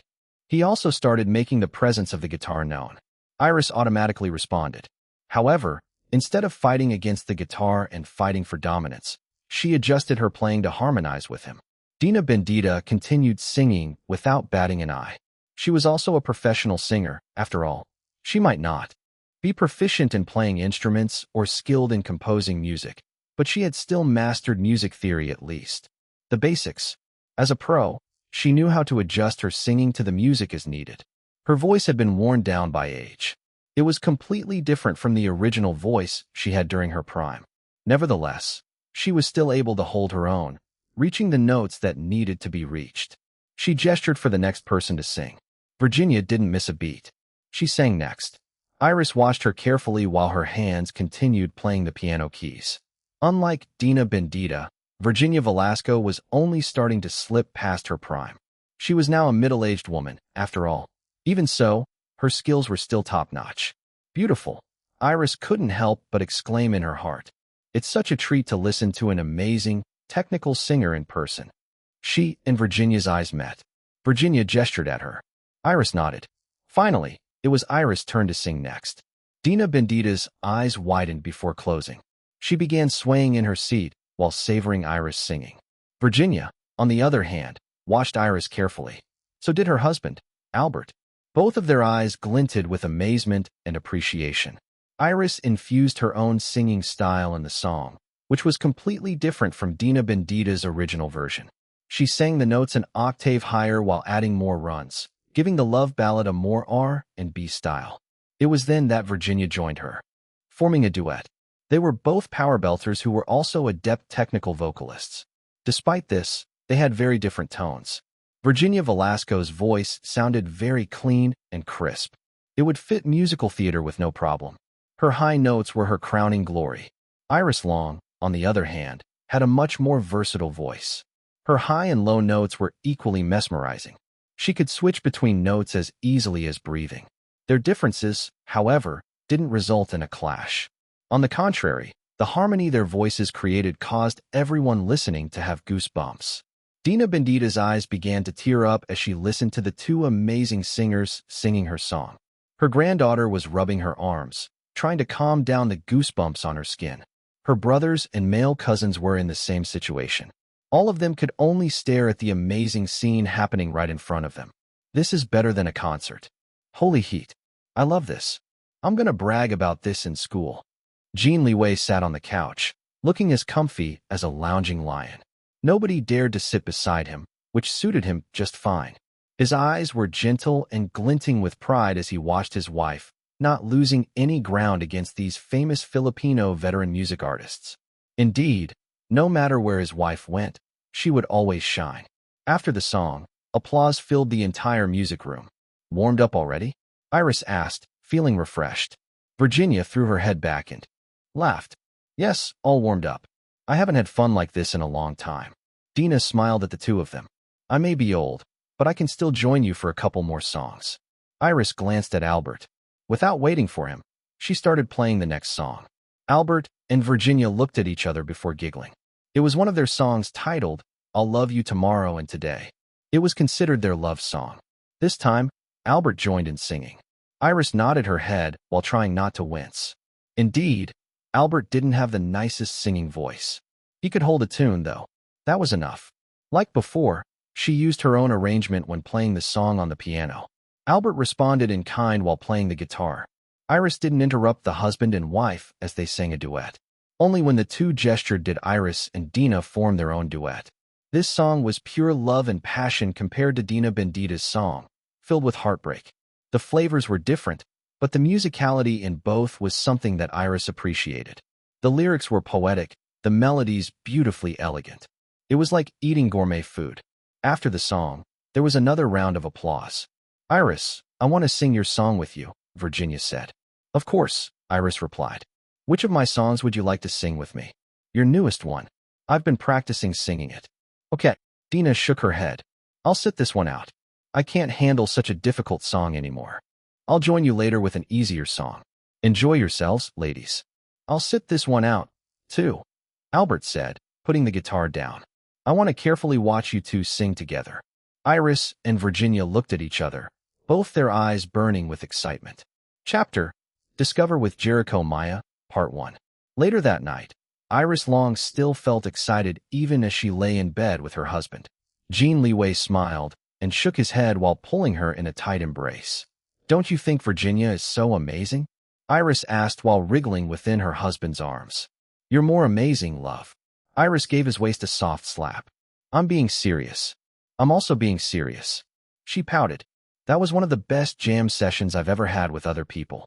I love it when other artists can keep up with me. Well, I had to adjust many times to harmonize with Mr. Albert's guitar playing, but I heard that the piano is his best instrument. So maybe that's why his guitar skills are much weaker. Miss Dina is also getting on with age, so, understandably, she can't keep up with us that much anymore. But Virginia? They say that she's starting to slip past her prime, but she was amazing tonight. I hope I can maintain my skills at her age." "You will, love," Jin Liwei murmured. "You'll be amazing at any age." She raised her head and rested it on her hand while watching the sleepy him. "You really think so? And what if I become old and ugly? Will you still love me?" He looked straight into her eyes. "Yes. I take my marriage vows seriously, Evelina. I'll still love you no matter what appearance you have, as long as it's you. Just don't leave me, or I'll go insane." He added these words in his heart. "Okay." She beamed at him. "I'll still love you, too. Even if you're no longer young and handsome. Even if you're no longer wealthy, I'll still love you. Don't worry if that happens. Your wife will support the whole family." He chuckled. And she lay back on the bed, wanting to sleep, but her body refused to cooperate. Excitement coursed through her veins as memories of her earlier jam session played non-stop in her mind. "Stop wriggling, love," Jin Liwei said through gritted teeth, "or neither of us will get any sleep tonight." "But I can't sleep." "Oh." He had taken her hand and pressed it on a prominent, hard bulge beneath his pajama pants. "If you really can't sleep, we can exercise the whole night. Your husband will accompany you, wife." Iris immediately behaved. Yes, she was tempted just a bit, but remembering her schedule for tomorrow, any other naughty thoughts flew out the window. Her eyes shut close. In no time, she was in a deep sleep. "Love," Jin Liwei checked on his wife. After ensuring that she was indeed sleeping, he could only sigh. His wife's ability to fall asleep within seconds would always impress him. It was something one of their twin boys, little Matt Cha, had inherited from her. He tried sleeping as well, but failed, not with the painful hard-on silently screaming for attention. After another sigh, he carefully took his arm under his wife's head and climbed off the bed. She didn't stir at all. "You're getting naughtier by the day," he murmured while watching his wife sleep. Then he kissed her forehead before heading to the bathroom for a late-night cold shower. ####. The next morning was another flurry of preparations. Everybody was already used to the routine by now. The only thing that they couldn't get used to was the extremely humid heat whenever they went outside. Fortunately, they didn't need to stay outside for too long. Almost all of Iris Long's activities were indoors. Today's schedule was the most packed during their trip in the Philippines. Most of the work today consisted of interviews, almost non-stop. 2 of them were important. They would be conducted by 2 of the most famous interviewers in the country. The first interviewer would meet them right at the hotel, so they wouldn't have to head out so early. Thank goodness. Iris finished getting ready, so she took the time to eat a proper breakfast with everyone. About half an hour later, Dom informed her that the first interviewer would be arriving soon. Their whole team left the suite and headed to one of the hotel's small meeting halls. It was tastefully decorated to resemble a luxurious living room, thanks to Dom informing the hotel management in advance. There was also a snack and refreshment table in a corner. Finally, the interviewer arrived. Jericho Maya, one of the most respected journalists in the Philippines. He had received numerous awards in the field of journalism here in the country and abroad. As of today, he still worked as a main anchor for a major news program, but was also headlining his own news variety show called Discover with Jericho Maya. His interview with Iris Long was promised to be a special episode for his show. Following Jericho was his own camera crew and staff. He greeted Iris and her team, exuding openness and humility. Iris immediately felt comfortable in his presence. It made her want to talk about everything with him. "Whoa, this is dangerous," she thought. Maybe this is why he's such an accomplished interviewer. He has an aura that influences his guests to open up to him without any reservation. Realizing this, she became guarded. She was someone with many secrets. It would be a disaster if she were careless and spilled everything to this man. This man's talent is scary. Despite her thoughts, Iris still had a good impression of Jericho Maya. There was sincerity in his eyes, and what was it? A sense of justice? It made sense, though, since he was an accomplished journalist. The two groups chatted for a while. Jericho Maya looked at Jin Liwei. To his credit, Jericho didn't get intimidated at all, unlike most people. Jin Liwei wasn't known as the friendliest man. Is it okay to interview you a little, Mr. Jin? I want the focus to be on my wife, Jin Liwei said. Jericho nodded. Of course, sir. I won't ask anything solely about you. Everything will concern the madam.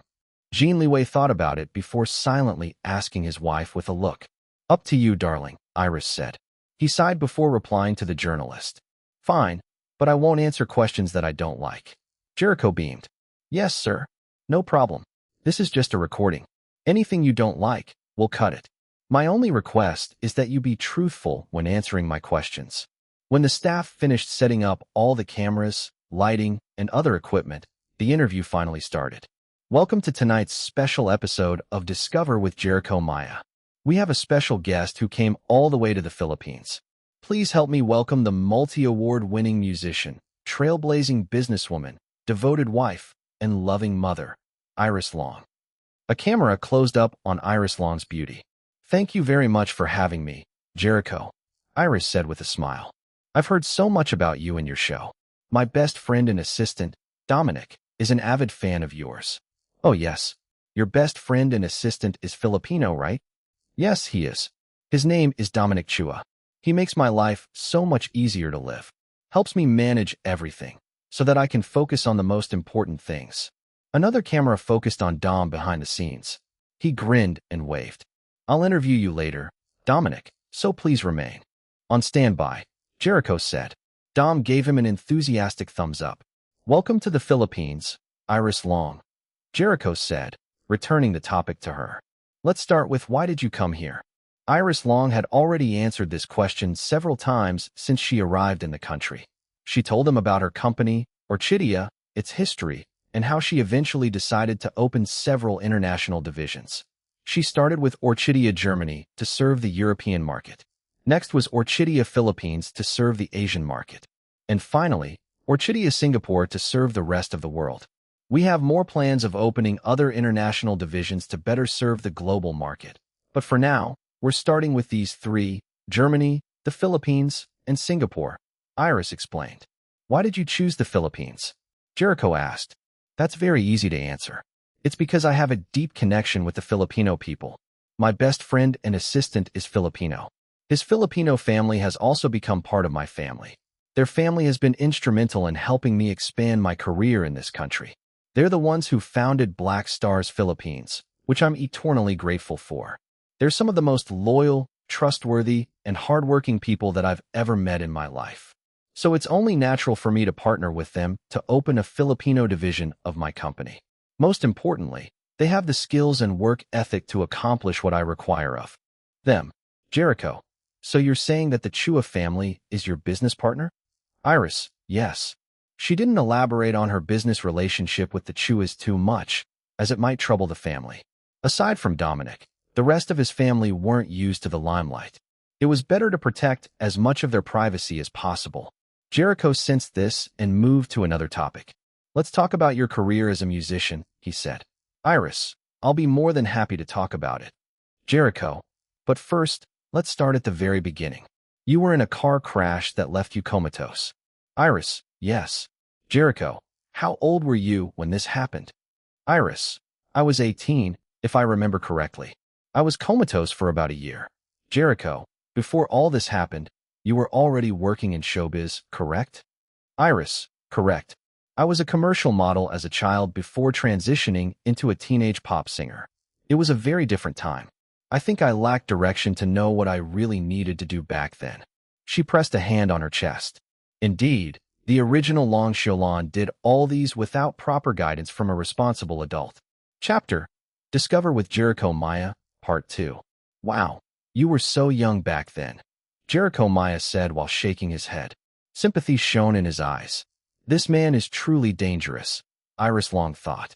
He makes me feel so comfortable that I want to spill everything to him.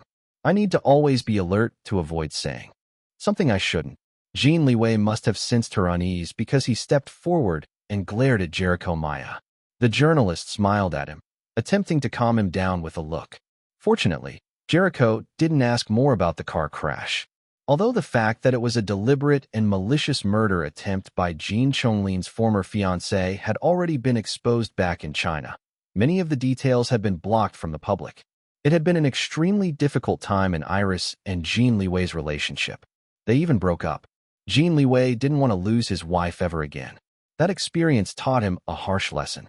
Most importantly, it almost cost him the love of his life and the mother of his children. Despite the forgiveness, Jin Liwei would always feel guilty for the original Long Xiulan. His involvement in hiding the truth behind the car crash to protect what he had thought were the family interests was something that he would always pay for the rest of his life. He could only make up for it by loving and cherishing his wife, who was now living as the current Long Xiulan, aka Iris Long. This was his redemption, and he intended to continue redeeming himself for the rest of his life. Back to the present, Jericho moved on from the topic of the car crash. He asked, "You were comatose for 1 year. How was the recovery process?" "Very difficult," Iris said. "My body was extremely weak. Just walking a few steps already exhausted me. I had to nurse my body back with proper diet. The rehabilitation was also painful. I don't want to experience physical rehab ever again. Everything was hard, but I also felt thankful." Jericho, "Thankful because?" Iris smiled. "Thankful because I was given a second chance in life. Not many are given this kind of miracle. And even if they had, some might not cherish it and end up wasting such a great opportunity. I realized then that I'm so lucky. I decided that I'm going to live my life to the fullest. Pursue my passion, chase my dreams, and live without any regrets." Jericho, "Wonderful." Iris, "Thank you." Jericho, "You made a showbiz comeback with your album, Rebirth. Several of the songs in the album were smash hits. You even surpassed your brother-in-law, Chonglin, that time, in the music charts and in awards." Iris chuckled. "I did, didn't I? He'll blow his top if you remind him of that." Jericho, "Are you close to your brother-in-law?" Iris, "Yes, he's my husband's only brother. My children also adore their uncle Lin Lin. We're all family. We're also business partners now, as we co-own our own entertainment company together with my husband." Jericho, "LXC Studio, right?" Iris, "Yes." They talked about LXC Studio a little. Jericho also showed a photo of Jin Chonglin's botched marriage proposal to Chen Fei at Libert's launch party in Paris, France. The photo showed a hilarious shot of Jin Chonglin on all fours with his backup dancers looking for the engagement ring that he lost in his nervousness. Everyone laughed at the photo. It looked so funny.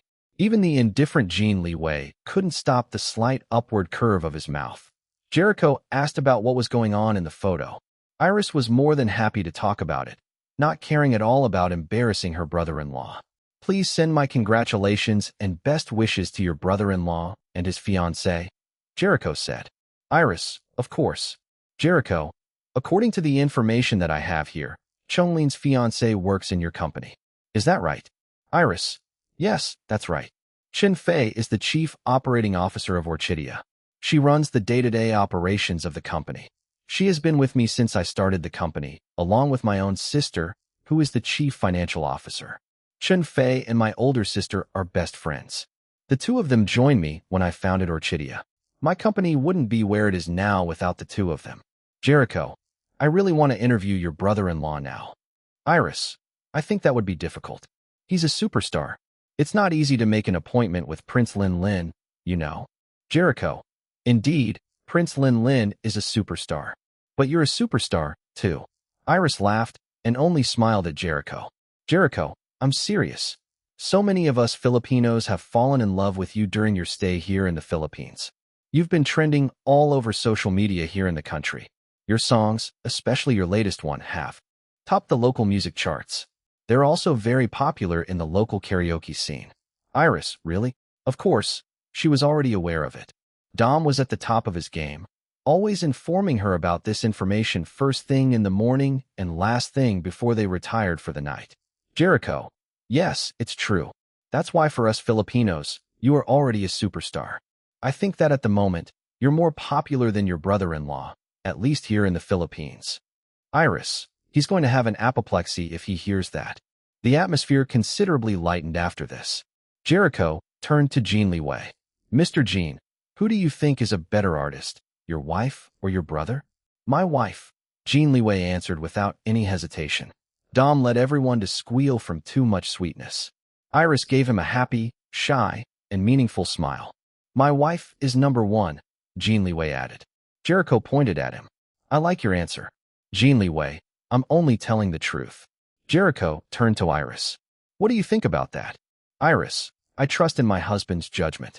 Another round of laughter. This interviewer is really skilled. Iris couldn't help but think. He really knows how to control the atmosphere without making the interviewee uncomfortable. Focus, Evelina.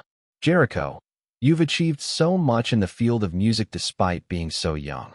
What more do you want to accomplish? Iris grew serious. This time, she didn't answer right away.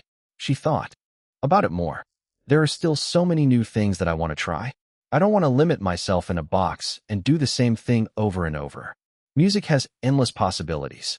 I want to explore as many of these possibilities as I can within this lifetime. I also feel like I haven't yet reached my true potential. That's why I'm still working hard on polishing what I have now, while also learning new things. It's never too late to learn. I guess if we're talking about my plans for the near future, I want to hold a big solo concert.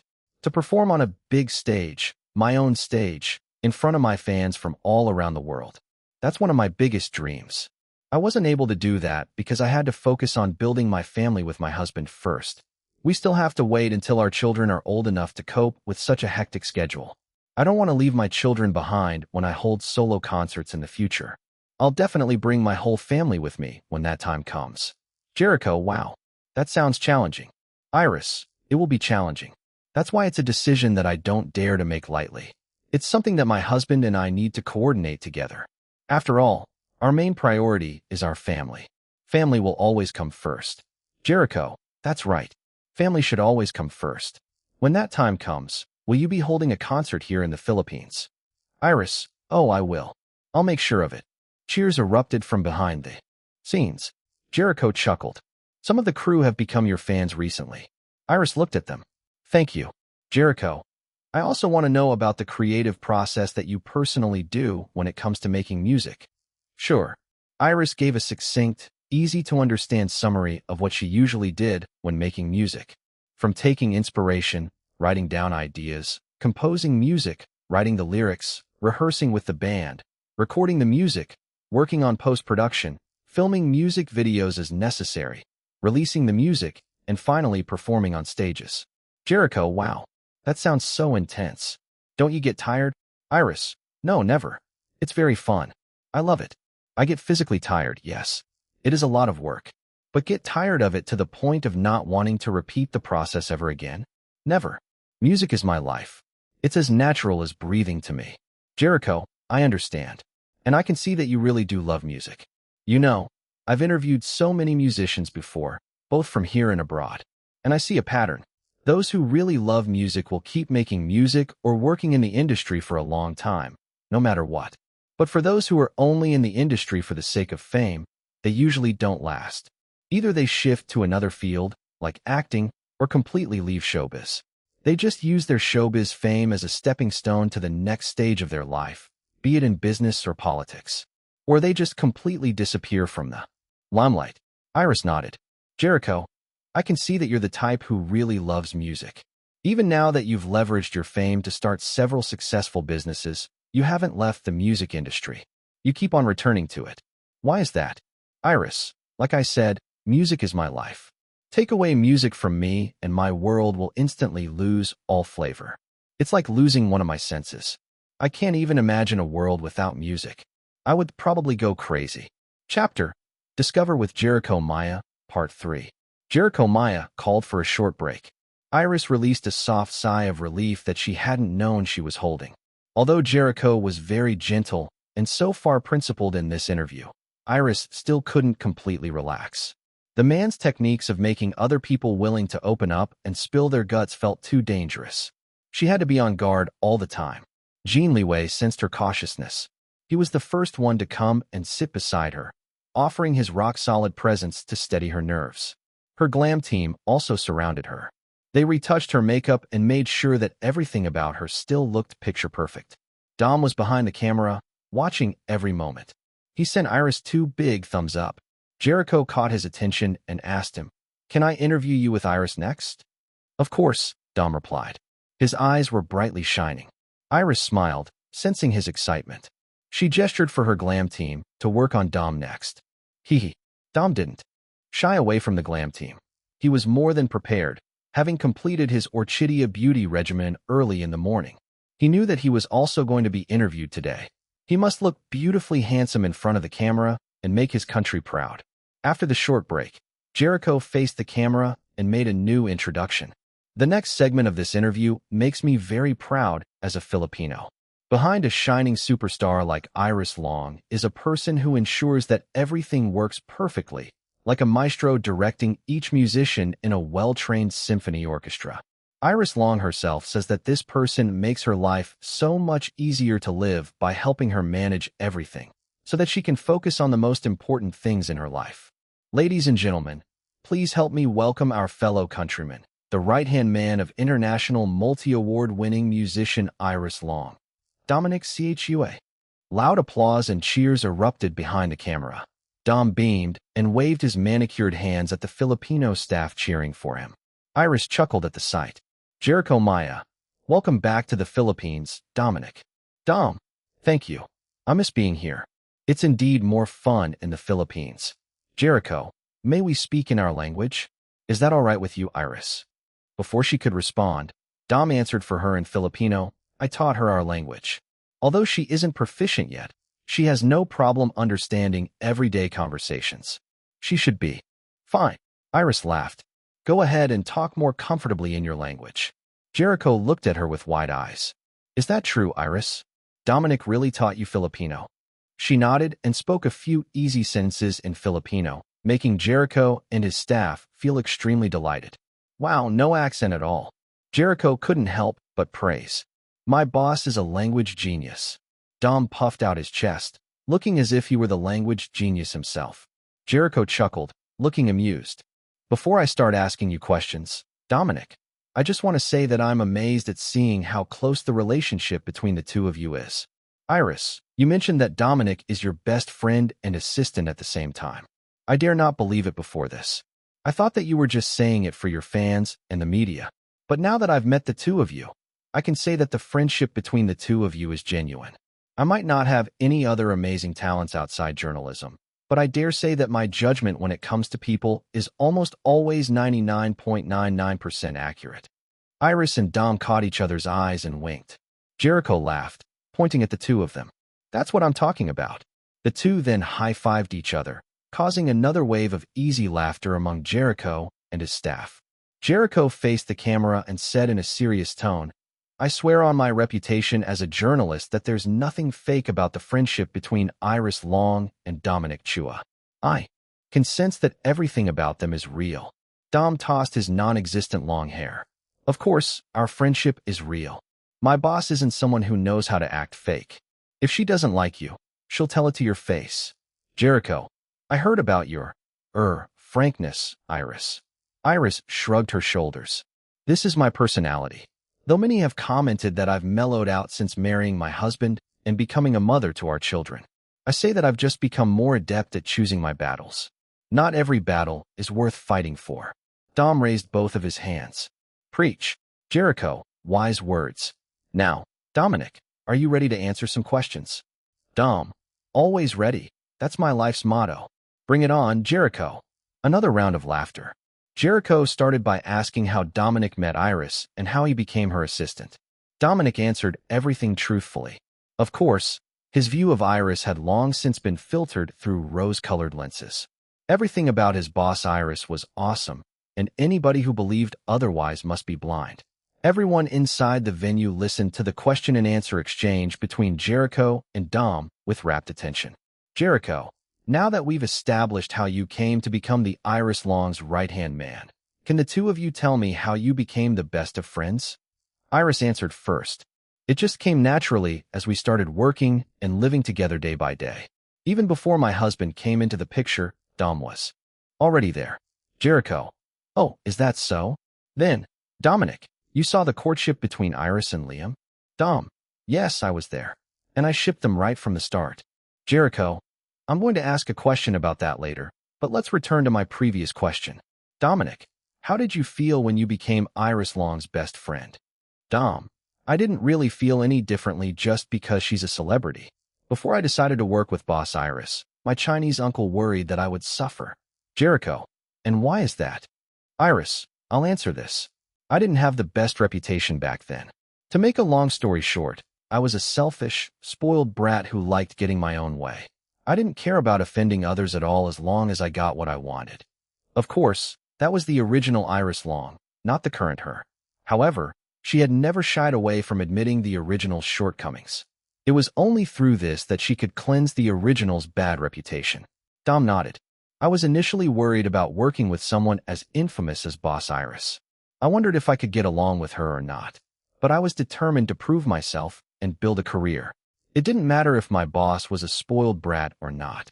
I already steeled myself and prepared to work hard, save money, and be successful. Thankfully, everything worked out for the best. Not only did I get the best boss in the world, but I also gained a best friend for life. Jericho watched the two smile at each other. That's so inspiring. This is actually one of the most frequently asked questions from the Filipino fans. I'm sure that they'll be happy and satisfied that I asked it today. They're called the Black Stars, right? Iris.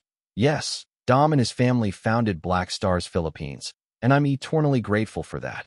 Jericho asked a follow-up question, but didn't dwell too much on it, as Iris had already talked about it at other interviews during the past days. Now let's move on to the next question, he said. Dominic, you said that you were there and saw the courtship between Iris and Liam. How was it?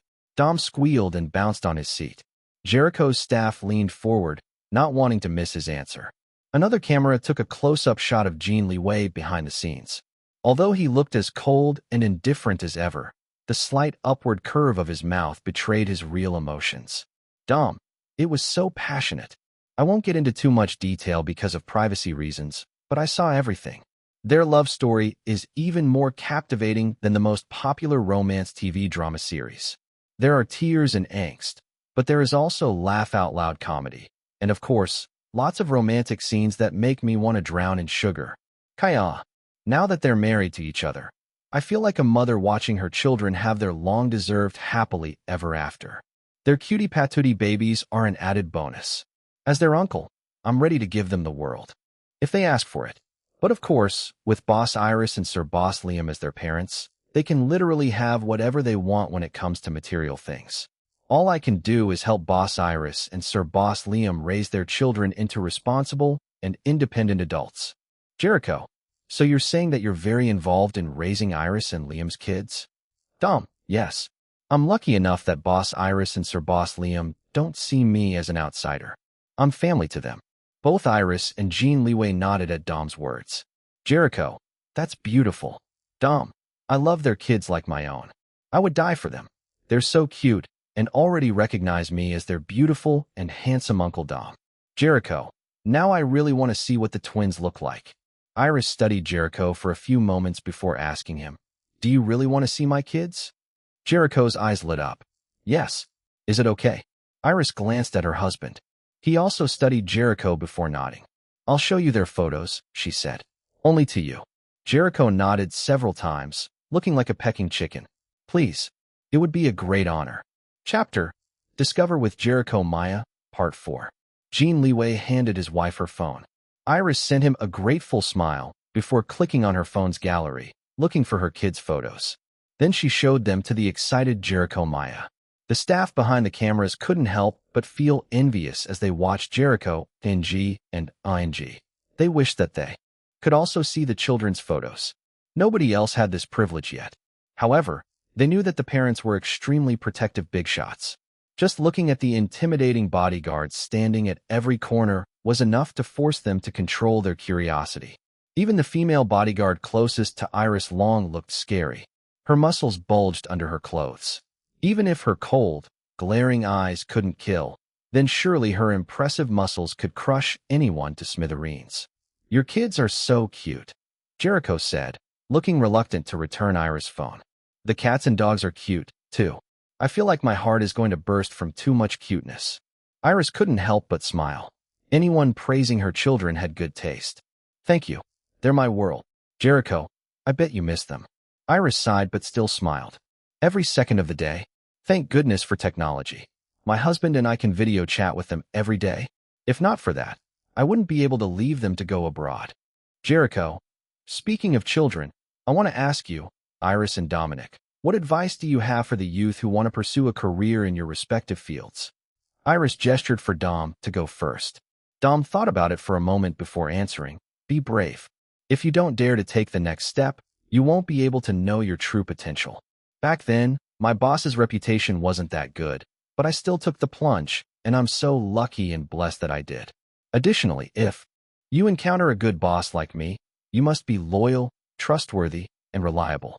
My boss and her family treat me well, so I also treat them well to the best of my ability.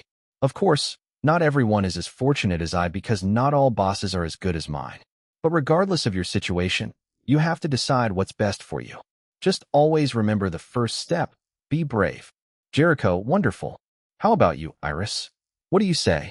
Iris, same thing as what Dom said, be brave. No matter what career you want to pursue, you have to be brave. If not, you'll just be stuck in one place forever. Since this advice is specifically for the youth, I also believe that the parents or parental figures have a great responsibility to help nurture their children's talents. While I believe that being strict is a must, I don't condone forcing children into something that they don't want to do, as it would only backfire. It would also hurt the relationship between parents and children in the long run. The parents need to learn the right balance between being firm and nurturing. She spoke from experience, both as Evelina Vetrova and from the memories of the original Longsholan. As Evelina Vetrova, her mother, Madame Vetrova, had been extremely controlling. Her mother in her past life wouldn't be satisfied until she achieved the level of perfection. As for the original Longsholan, Weilan had used the poor girl as a money-maker and a fast pass to the elite, wealthy life. It didn't matter if the girl's reputation was torn to shreds. The most important thing for Weilan was the money coming in every month. Iris would never use such methods to raise her own children. Now that she was a parent, she also didn't want other children to experience the things she experienced as Evelina Vetrova in her past life. The same thing with the original Longsholan. I can't really say much about how other parents or parental figures raise their children, she added. But when it comes to my own children, my husband and I want to give them the best head start and support them in whatever field they want to pursue.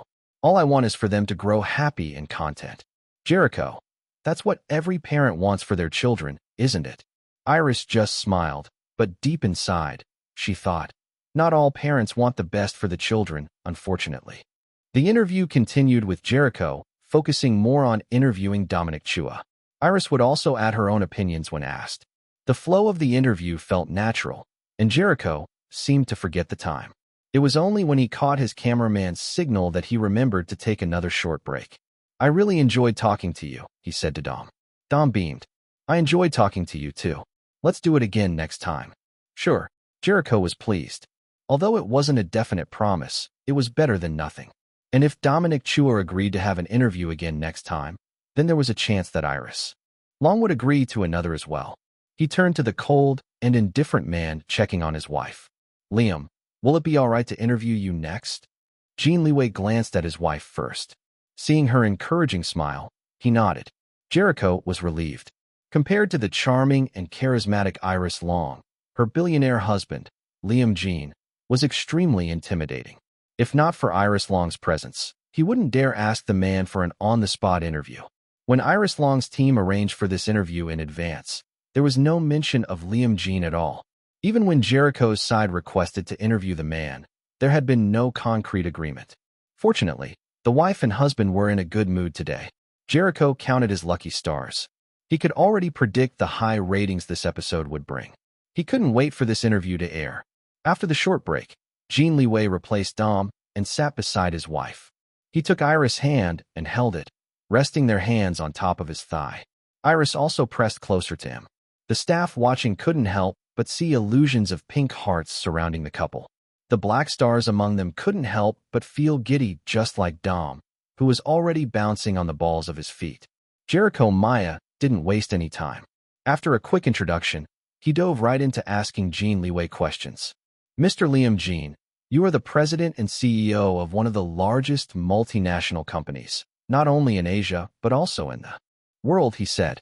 You are a billionaire listed in several business and finance magazines. If I may say so, you can have whatever you want in the world. My question is, why Iris Long? Why did you choose her to be your other half? Jin Liwei turned his head and looked at his wife straight in the eyes. He held the gaze for a few seconds. Then he lifted her hand and kissed it. The cameraman immediately zoomed in at the right moment.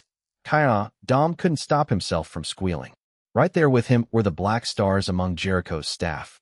Even Jericho himself could barely stop himself from swooning. What kind of intense, passionate gaze was that? Dominic Chua was right. The romantic scenes between Iris Long and Liam Jin were more captivating than the most popular romantic TV drama series. Why her? Jin Liwei said in a low voice. It's because there's nobody else in the world for me other than her. If there isn't a woman like her in the world, then I would never love a woman with all my heart and soul. Kaya Wea. Dom was almost manic as he squealed like an obsessed fangirl. Jericho laughed at his reaction and that of some of his staff members behind the scenes. At the same time, he felt a little sour as he watched the husband and wife being lovey-dovey. He didn't show it on his face, however. After all, this was the kind of material that would drive the show's TV rating to the top. As much as he wanted to gush about the romantic scene in front of him, Jericho Maya was still a respected journalist after all. He controlled his emotions and continued the interview without missing a beat. Jericho, Liam, you have a reputation for being cold-blooded and ruthless when it comes to business. So it came as a surprise to everyone when you suddenly went into a relationship with Iris Long, a celebrity. Many thought that it was only a fling for both of you. Then you married and had children. It seems that your marriage is still going strong. What would you say to all those people who still don't believe that your love is real? Jin Liwei looked straight into the camera. The cameraman flinched at his cold and ruthless eyes, then shuddered before catching himself. I don't care about what other people believe, Jin Liwei said. What they say is of no relevance to my relationship with my wife. All I can say is that my children will grow up watching their parents love each other for a lifetime. Jericho, when you decided to marry Iris Long, did your family have any issues about it? Jin Liwei, none. My mother adores my wife. Right now, my wife is more like her true child than Chong Lin and me. Iris chuckled. Jericho, is that true, Iris? You have a good relationship with your mother-in-law, and she treats you better than her sons. Iris, yes, my mother-in-law and I mutually adore each other. Chapter, Discover with Jericho Maya, Part 5. My late grandmother also loved my wife, Jin Liwei added. My condolences to you and your whole family for the loss of your grandmother, Jericho Maya said in a somber tone. Jericho's team had done their research in advance and knew about the recent death of Jin Liwei's grandmother. Thank you, Jin Liwei said, his voice sounding cold and indifferent as usual. Those who didn't know him personally might think that he must be a cold-hearted monster who didn't even feel anything at the mention of his own grandmother's passing. But Iris Long, who knew him inside out, could sense his tense muscles underneath his clothes. She reached with her other hand and began rubbing his arm. He glanced at her, and a meaningful silent exchange happened between them under everyone's eyes. In no time, Jin Liwei relaxed and calmed down. Jericho, may I ask if it's all right to ask about your grandmother's passing? Jin Liwei's aura immediately turned icy. Iris signaled at Jericho with her eyes. Her meaning was clear to the journalist. You can ask me instead. She didn't care about what others thought about her, but she didn't want other people bad-mouthing her husband and family members either. Her protective instincts blared loudly when it came to her family and loved ones. She didn't want her husband's hesitation today to ruin Jericho and his team's good impression. What if their production team did the evil edit trick and edited today's episode to show her husband in a bad light just because he didn't allow them to talk about his grandmother's passing? Her husband was the head of a multinational company. A lot rode on him alone. She didn't want to give his business rivals any ammunition and use today's interview to tarnish Gene Corporation's well-maintained image. Fortunately, Jericho had high EQ. He immediately understood Iris Long's eye signal. He smoothly asked her instead, Jericho, what was the cause of your grandmother-in-law's passing? And how did you, your husband, and your whole family cope with it? Iris glanced at her husband first. Thankfully, Jin Liwei didn't tense up again. Our family prefers not to discuss the specific cause of my grandmother-in-law's passing, Iris replied. But she died peacefully, surrounded by our family and loved ones. How did we cope with it? The same thing as we always do, by supporting each other and being there for one another. The loss of a loved one is one of the most painful things that a person can experience. Even now, my husband and our family still feel the loss of our matriarch. Grandma Li was a big part of why I was able to smoothly integrate into the Jin family after marrying her grandson. She accepted me with open arms and even declared to everyone that she would side with me if my husband and I ever had any serious conflicts.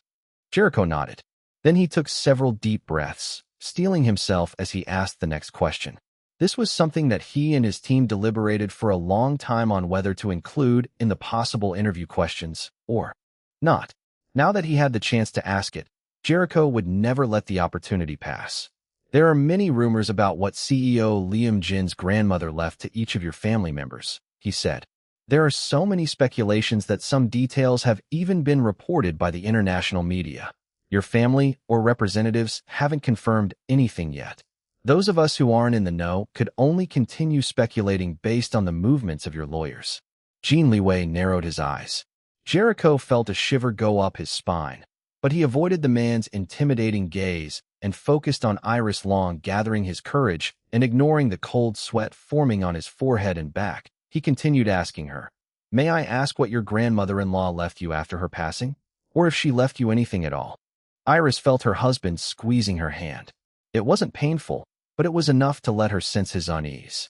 She squeezed his hand back and sent him a reassuring look. The moment Jericho Maya wanted to focus on Grandma Li's passing, she had already predicted that his questions would lead to this. After all, people were curious about a billionaire family's wealth and how it was distributed among family members. She was already prepared for these kinds of questions, and she wasn't the least bit afraid. Perhaps this was a good time to finally make some things clear. I can answer those questions, Iris said, showing no hesitation at all. Seeing her calm resolve, Jin Liwei finally let go of his hesitation. He was completely relaxed and let his wife take the lead in this interview. Although the death of his grandmother still hurt, the presence of his wife and their children made up for the grief. They were the most important to him. Jericho felt excited. He leaned forward a little, not wanting to miss any of Iris' words. Iris, I won't go into too much detail, again, for privacy and security reasons, but I can say that Grandma Li left me the biggest chunk of her wealth. Jericho, the biggest chunk of her wealth. Please elaborate. And she didn't disappoint. Iris, in addition to several of her personal assets, she left me all her Jin Corporation shares. Everyone gasped. All of it. The shocked Jericho looked at Jin Liwei, who nodded. Iris, yes. Jericho became even more excited. This was big news. Big news. Even the international media hadn't dared to report on this yet. Iris Long's name was nowhere to be found in the recent Jin Corporation's financial transparency reports. It was speculated that she used another entity, perhaps a shell company or a legal representative, to hold the shares, if she had them. It was quite normal for wealthy people like her to do things this way.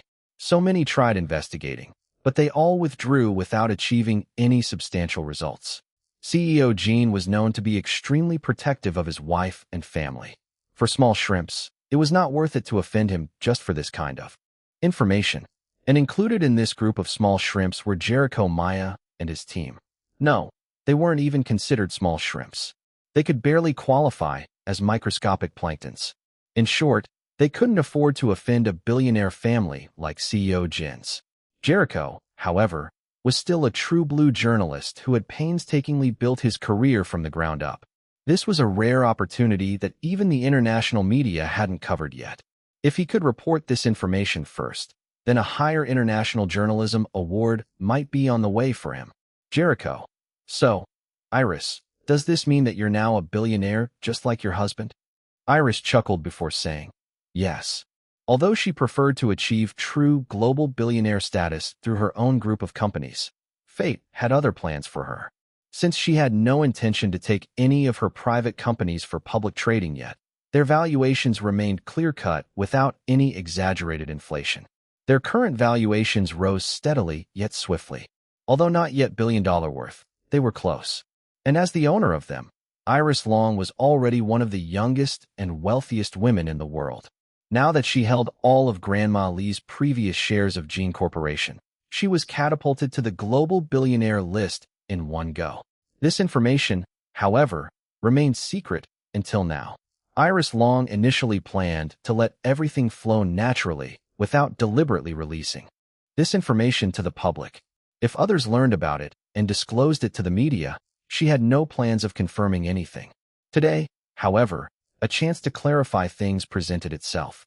With the help of Jericho Maya, she had more control over how she wanted the information to be presented to the public. She was sure that Jericho and his team were more than willing to edit this episode to suit her purpose in exchange for the right to disclose this information to the world first. It was a fair deal, wasn't it? Back to the present, Jericho asked Iris more questions about it, but she clammed up. Unsuccessful, he attempted to shift the topic by asking about what her grandmother-in-law left to the other members of the family instead. Why should she answer?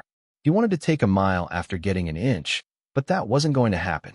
She already revealed the most important part, that she inherited the biggest chunk of Grandma Lee's wealth, and that the late matriarch's Jin Corporation shares had instantly made Iris into a global billionaire. It should be enough to satisfy everyone's appetite. Why should she reveal every single little detail? That would breach not only her own privacy and security, but also that of her family. She certainly wouldn't reveal that her own children inherited quite a lot as well, despite still being babies. As for what Jin Liwei and Jin Chonglin inherited, it should be their own decision whether to reveal the information to the public or not. No matter how many times or at what angle Jericho asked Iris, she refused to provide additional information about the inheritance. He finally had no choice but to give up. Nevertheless, he was more than satisfied with the information that he managed to get during this interview. This single piece of information alone was enough to secure the episode rating of his show. He could already foresee how this particular footage would be used by countless local and international business media outlets to report on the matter of Iris Long becoming a global billionaire by inheriting her grandmother-in-law's Jin Corporation shares. Chapter: Lost $1 million? Jericho Maya asked a couple more questions, but deep inside, he already knew that Iris Long had already revealed the golden egg in this interview. He didn't waste any more time and ended the interview on a good note. Both sides were satisfied. Jericho and his team couldn't wait to start working on all the footage they got today. Editing the raw footage should be fun. Even Jericho himself wanted to be hands-on in the post-production process. As his post-production staff had become more and more experienced through the years, he had let go of the tight reins and allowed them to do their own magic while he focused on his own work. It had been several years since he had become so involved in the post-production process. With this interview, he planned on meticulously editing the footage frame by frame. He couldn't wait. Iris invited them to lunch, but they declined, citing a busy schedule and not wanting to delay her remaining appointments for the day. She didn't insist on keeping them, sensing their excitement to start preparing the episode for broadcast. As for her, she wasn't as excited as she thought she would be. After all, her global billionaire status came from an inheritance and not due to her own companies as she originally planned. It was better for her to inform the world now than for the rest of the world to learn about it first through careless investigations. At least in this way, she would have more control over the revelation. She also hoped to decrease the scrutiny her children might get by making herself the primary target for the world to talk about. After all, her children also received a substantial inheritance from their great-grandmother. Jericho and his team headed straight to the production studio after leaving the hotel, but not before Jericho warned each member of his staff not to divulge any details from the interview. All of them swore to keep everything a secret, especially the fact that Iris Long had already become a true blue billionaire, just like her husband. Every single one of them was already envisioning the storm this interview would create. It would definitely push their show, Discover with Jericho Maya, to new heights, and perhaps even allow them to play in the international journalism scene. After Jericho and his team left, Iris and her entourage returned to their suite upstairs. They ordered lunch and went for a quick rest after eating. Their schedule for today was hectic as usual. Iris's Filipino acting coach came for a quick session. While she and the coach worked in a corner of the living area, Jin Liwei's face was as dark as ink. The glam team and the others skirted away from him. "What's up with the Sir Boss?" the makeup artist asked. "Yeah, I want to know too," the hairstylist said. "He looks like he lost $1 million, the nail technician said next. Dom rolled his eyes at the last comment. With how reliable and steady Sir Boss is, do you think it's that easy for him to lose $1 million? Then he sighed. It's not about money. He won't lose his composure over losing a few million. What else is the reason if not for our boss Iris? He's worried that she's working too hard and exhausting herself. Hairstylist. Then why doesn't he just stop her? Dom, don't you know our boss yet? You think she'd stop just because someone says so? Even if it's her husband, she'll do what she thinks is right for her. The makeup artist nodded. True. I've never met someone as stubborn and hard-headed as Boss Iris. Of course, in a good way. Nail technician. This is love. Even when he's worried that his entire insides are turning black, he's still enduring just to make her happy. Ah, be still my heart. All four of them squealed quietly. Iris gave them a side-eye. They thought that nobody could hear their excited whispers, but her great hearing heard every single word. Hearing what they said, she glanced at her husband and winked at him. In an instant, Jin Liwei's dark expression softened. The slight upward curve of his mouth betrayed the improvement of his emotions.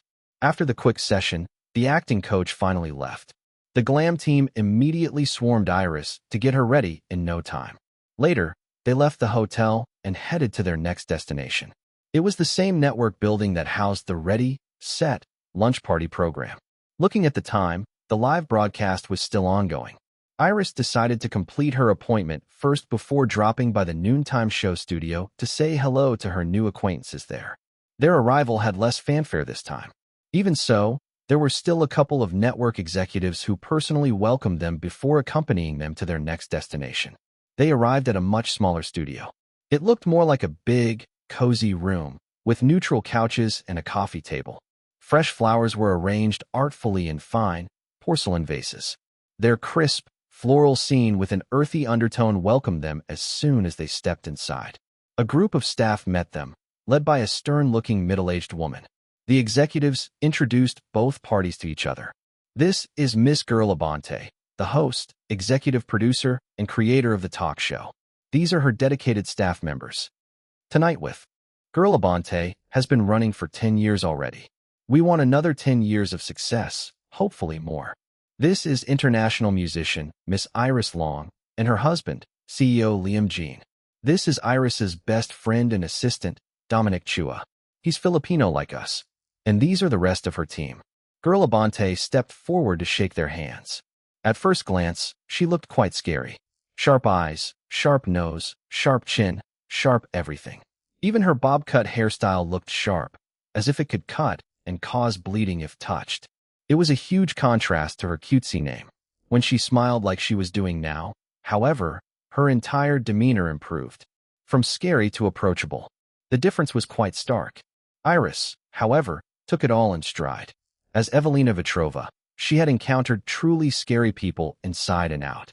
People who looked like angels but would torture and kill people, even women and children, while smiling. Compared to those devils in her past life, Abante's physical looks were nothing to be scared of, especially right now, when she was being so welcoming to them. I know who you all are, Girl said in a low, friendly voice. Especially you, Iris.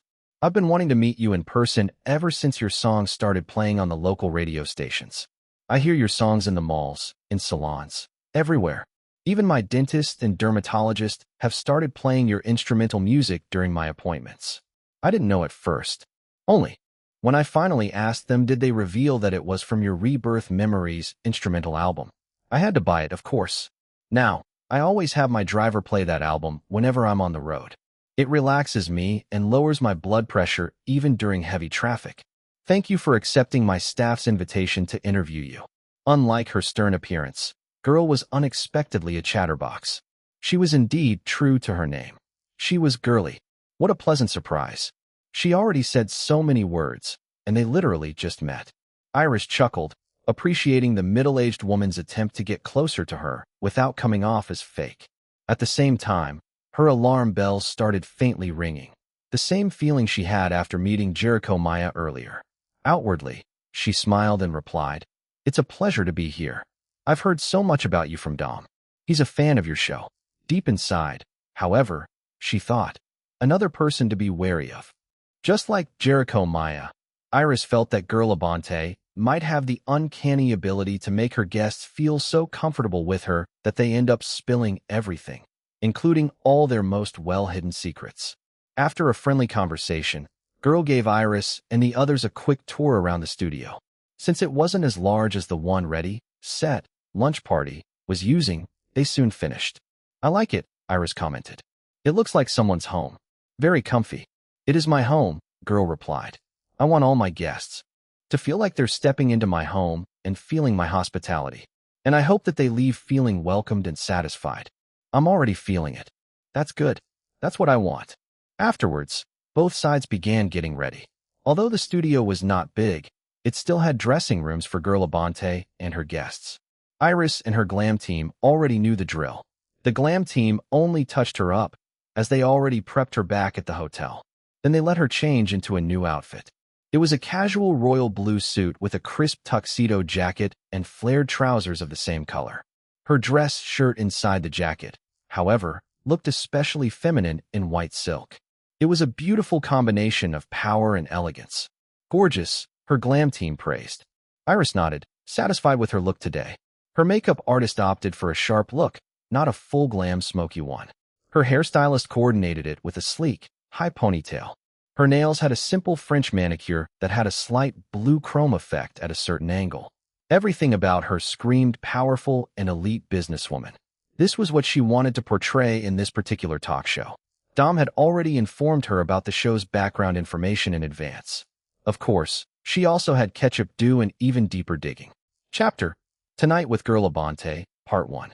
Compared to Jericho Maya, who was a legitimate journalist before transitioning into an interviewer, Girl Abante started from the bottom as a showbiz manager's assistant. Then she eventually became a manager herself. Almost all of the celebrities she handled became famous. She even revived the careers of celebrities whose fame had become almost obsolete. Eventually, she started dabbling in TV and film productions, making a name for herself as one of the highest-earning producers in the country. At the same time, she started solidifying her connections and influence in the domestic showbiz industry. So many celebrities who starred in her productions became indebted to her as their careers were catapulted to an even higher level. Then, 10 years ago, she created her own talk show, which turned into a resounding success. Girl Abante became a household name. She used her connections and influence to invite some of the biggest and brightest stars in showbiz. And the rest was history. In short, Girl Abante was someone who thrived in showbiz. This wasn't someone easily manipulated. She knew the ins and outs of the industry. There was no successful person in a glitzy, glamorous, and filthy industry like showbiz who was innocent. Behind the middle-aged woman's friendliness, Iris couldn't allow herself to let down her guard.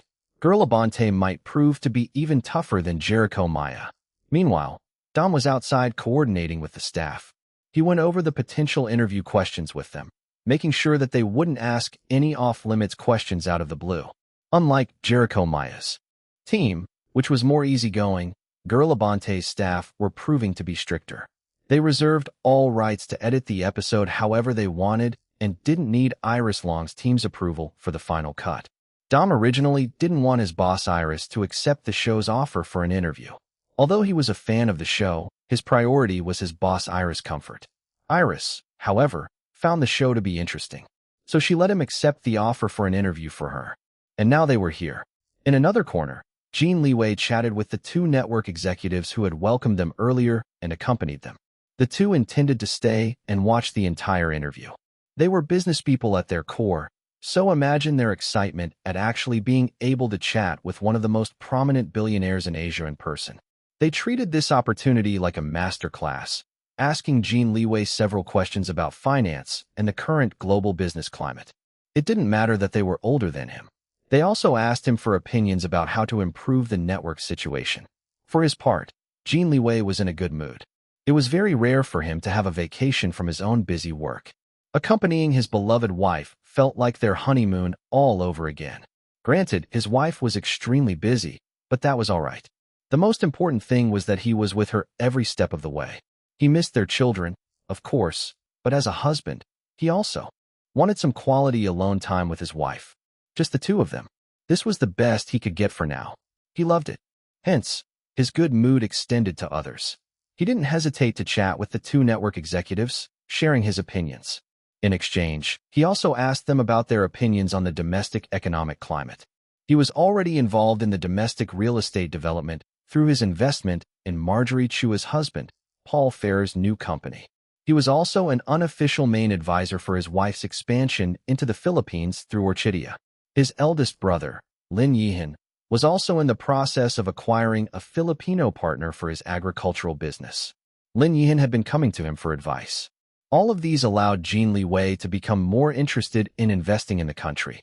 This was why he was willing to chat with these network executives instead of giving them his usual cold and indifferent attitude. Girl Abante finished getting ready first. She and Dom continued speaking. Finally, the door to the other dressing room opened, and out came Iris Long. Jin Liwei immediately cut off his conversation with the two network executives. "You look beautiful, love." He took her hand and just stared at her. Iris loved hearing her husband's compliments. She never got tired of them. Her smile almost dripped with honey. Girl Abante watched them and chuckled. Although she didn't hear what the husband and wife were talking about, it was clear from just watching their body language.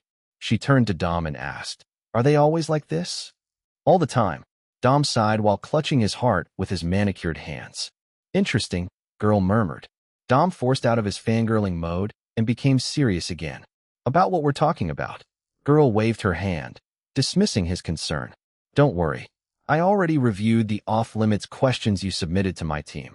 I'm a woman of my word, but you know that my show thrives on controversy. Before you accepted my team's invitation for this interview, we already warned you that I might ask things that aren't included in the list of potential questions. It's very rare for me to share a list of potential questions with my prospective guests in advance. I did it because I respect Iris Long, not only as an award-winning musician, but also as a businesswoman. I'm also a businesswoman, you know, so I don't want to put Iris on the spot and leave her with a bad impression of our country. Depending on how this interview goes, I'll ask questions naturally." Dom wasn't satisfied, but he could only agree. Knowing Iris, she had no problem answering difficult, controversial questions with her straightforward nature. Nevertheless, as her assistant, he had to ensure that he protected her image no matter the cost. Girl nodded at him, a signal to end their conversation. Then she smiled and turned his attention to her guest, Iris Long. "Ready?" Iris nodded. "I can't wait." "Good. Let's start recording. ####. Good evening, my children." Girl Abante greeted the camera. This was how Girl had been greeting her audience since she started the show 10 years ago. She crafted the image of a stern-looking but warm-hearted mother to her guests and audience. This carefully crafted image was one of the reasons her show became widely accepted. She continued, "Tonight will be a treat as we have a very special guest. I'm very excited to introduce our guest tonight, who came all the way to visit our country for the first time. Please help me welcome multi-award-winning musician and Orchidia founder, Iris Long." Iris waved at everyone. There was no studio audience, but both the show staff and her own team clapped and cheered for her with all their might. Her eyes, however, zeroed in on her own husband. She gave him a bright smile. Hee. Dom snickered beside Jin Liwei. The teased husband, Jin Liwei, was already used to it. He ignored the snickering Dominic and focused all his attention on his gorgeous wife. He already saw her every day, explored every inch of her body, and knew what the real her looked like. Her soul, Evelina Vetrova. Even so, his heart still couldn't help but skip a beat upon looking at her. That was his wife. His own wife. She was so beautiful that he sometimes couldn't believe that she was his. Unbeknownst to him, his mouth was already curving up in a silly grin. Dom joined the glam team to snicker at. "There's her boss." Feeling mischievous, he took out his phone and snapped a photo. Then he sent it to his boss Iris. Of course, Iris was busy right now with the interview, but Dom knew that she would appreciate having a photo of her husband's silly grin. Dom, hee hee. Makeup artist, hee hee. Hairstylist, hee hee. Nail technician, hee hee. Jiang Yingyu, who was watching his friend's antics, sighed and shook her head. She glanced at her male boss's silly grin and immediately looked away. She forced herself not to laugh and put on a cold expression. Back to the front. All the cameras focused on Girl Abante greeting Iris Long with air kisses, a hug, and a big bouquet of flowers. Wow, thank you, Iris said. These flowers are beautiful. You're more beautiful, Girl replied. Jin Liwei nodded. Indeed, his wife was the most beautiful. Dom, who was still looking at his sir boss, PFT, hee hee. Makeup artist, hee hee. Hairstylist, hee hee. Nail technician, hee hee. Jiang Yingyu's mouth twitched before she was able to control her expression. After another round of more in-depth introduction about Iris Long's achievements and publicly revealed background information, Girl finally started the actual interview. Girl Abante, since you came to the Philippines primarily to open the Philippines branch of Orchidia, I want to focus more on the business side of your trip first. Iris Long, of course I would love that. Girl, what inspired you to start Orchidia? And why? Iris, I started with Orchidia Beauty, the original brand. I believe that every woman deserves to have access to safe, healthy, and natural alternatives to beauty products without breaking their wallets. Of course, we eventually ventured into men's line of beauty products as well. But the original core mission was for women like me. The company grew quickly until I was able to create other brands, Orchidia Baby and Orchidia Mommy, after I gave birth to my twin sons. I also put my perfume company, Liborn, under what is now known as Orchidia. Girl, wonderful. Now that you've expanded into Germany and the Philippines, and I heard that you're expanding to Singapore next, how do you handle such rapid growth in your business? Are there difficult challenges that you had to face? Chapter, Tonight with Girl Abante, Part 2. Iris Long. I would like to give credit to my sister, Long Jing, who's the Chief Financial Officer of Orchidia, and our friend, Chen Fei, who's the Chief Operating Officer. I recruited both of them even before setting up Orchidia Beauty. They've been there since the start. I'm able to grow Orchidia and expand internationally because the three of us have a great partnership. Girl Abante. By Chen Fei, do you mean your brother-in-law, superstar Jean Chonglin's fiancé? Iris, yes. Girl gestured for Iris to continue elaborating. Iris, I consider the three of us women as the three pillars of Orchidia. Without any one of us, I don't think that we'll have the Orchidia that we have today. Each of us handles different responsibilities, and we have our own style of doing things. We combine our own expertise and balance each other out. I, for one, am a risk taker. Whenever I have any ideas, I want to act on them immediately. I dislike wasting time, especially when I know that my idea is the first of its kind. I would want to do it as soon as possible to prevent others from dominating the market first. Of course, as a businesswoman, I don't jump into something without careful deliberation and thorough preparation. Chen Fei, on the other hand, is more orthodox. She prefers to be slow and steady. Girl, since you and Chen Fei have very different styles, don't you clash a lot? Iris chuckled. Of course we do. A lot, actually. Girl, then how does that work? Who wins in the end? Iris, there's no winning or losing between the two of us. We're all partners in making Orchidia successful. She's as much invested in the company's success as I am. If compromise is not possible, then we just have to make the decision on whose plan is the best for Orchidia. It's that simple. Also, the good thing about Chen Fei and me is that we're able to separate business from personal. Even if we argue about our business stances, we don't let that affect our personal relationship. Girl, that's good. I understand that you're friends even before you became business colleagues. Iris, not really. Girl, what do you mean? Iris, Chen Fei was my sister Long Jingjing's best friend. Due to my own ignorance before, I was a spoiled brat and used to oppress my sister a lot back then. As my sister's best friend, of course, Chen Fei would defend her. She would fight me, and I would fight back. It's not far-fetched to say that we were enemies back then. Girl, really? Iris nodded. Girl, wow. Then how did you become friends and eventually business colleagues? Iris, I grew up and matured a lot, especially after experiencing a life-and-death situation. When I decided to create Orchidia Beauty, I knew that I needed competent people. I learned that my sister, Long Jingjing, and her best friend, Chin Fei, were recent business school graduates back then. My sister was a finance major while Chin Fei was a marketing major. Both of them had excellent grades. They didn't have any working experience in society yet, so I figured I should swoop in before anyone else. So I recruited them right from the start. Of course, they had their own reservations. But whenever I want to, I can be very persuasive. In the end, they joined me. And the rest is history. Girl, amazing. I want to ask more about your sister, Long Jinjing. She's the CFO, right? How's your working relationship with her? And how does it affect your personal relationship with your sister? Iris. Yes, she's the CFO. I heard that our employees call her Orchidea's treasure-hoarding dragon. It's because she holds the money. Even I need to get her approval if I want funding for any projects that I want to implement. So she's pretty powerful and high up. She's excellent at what she does, and one of the biggest reasons why our company doesn't experience any major financial issues like other new companies. As for our personal relationship, we're closer now than ever before, especially after both of us became mothers. Like me, she gave birth to twins.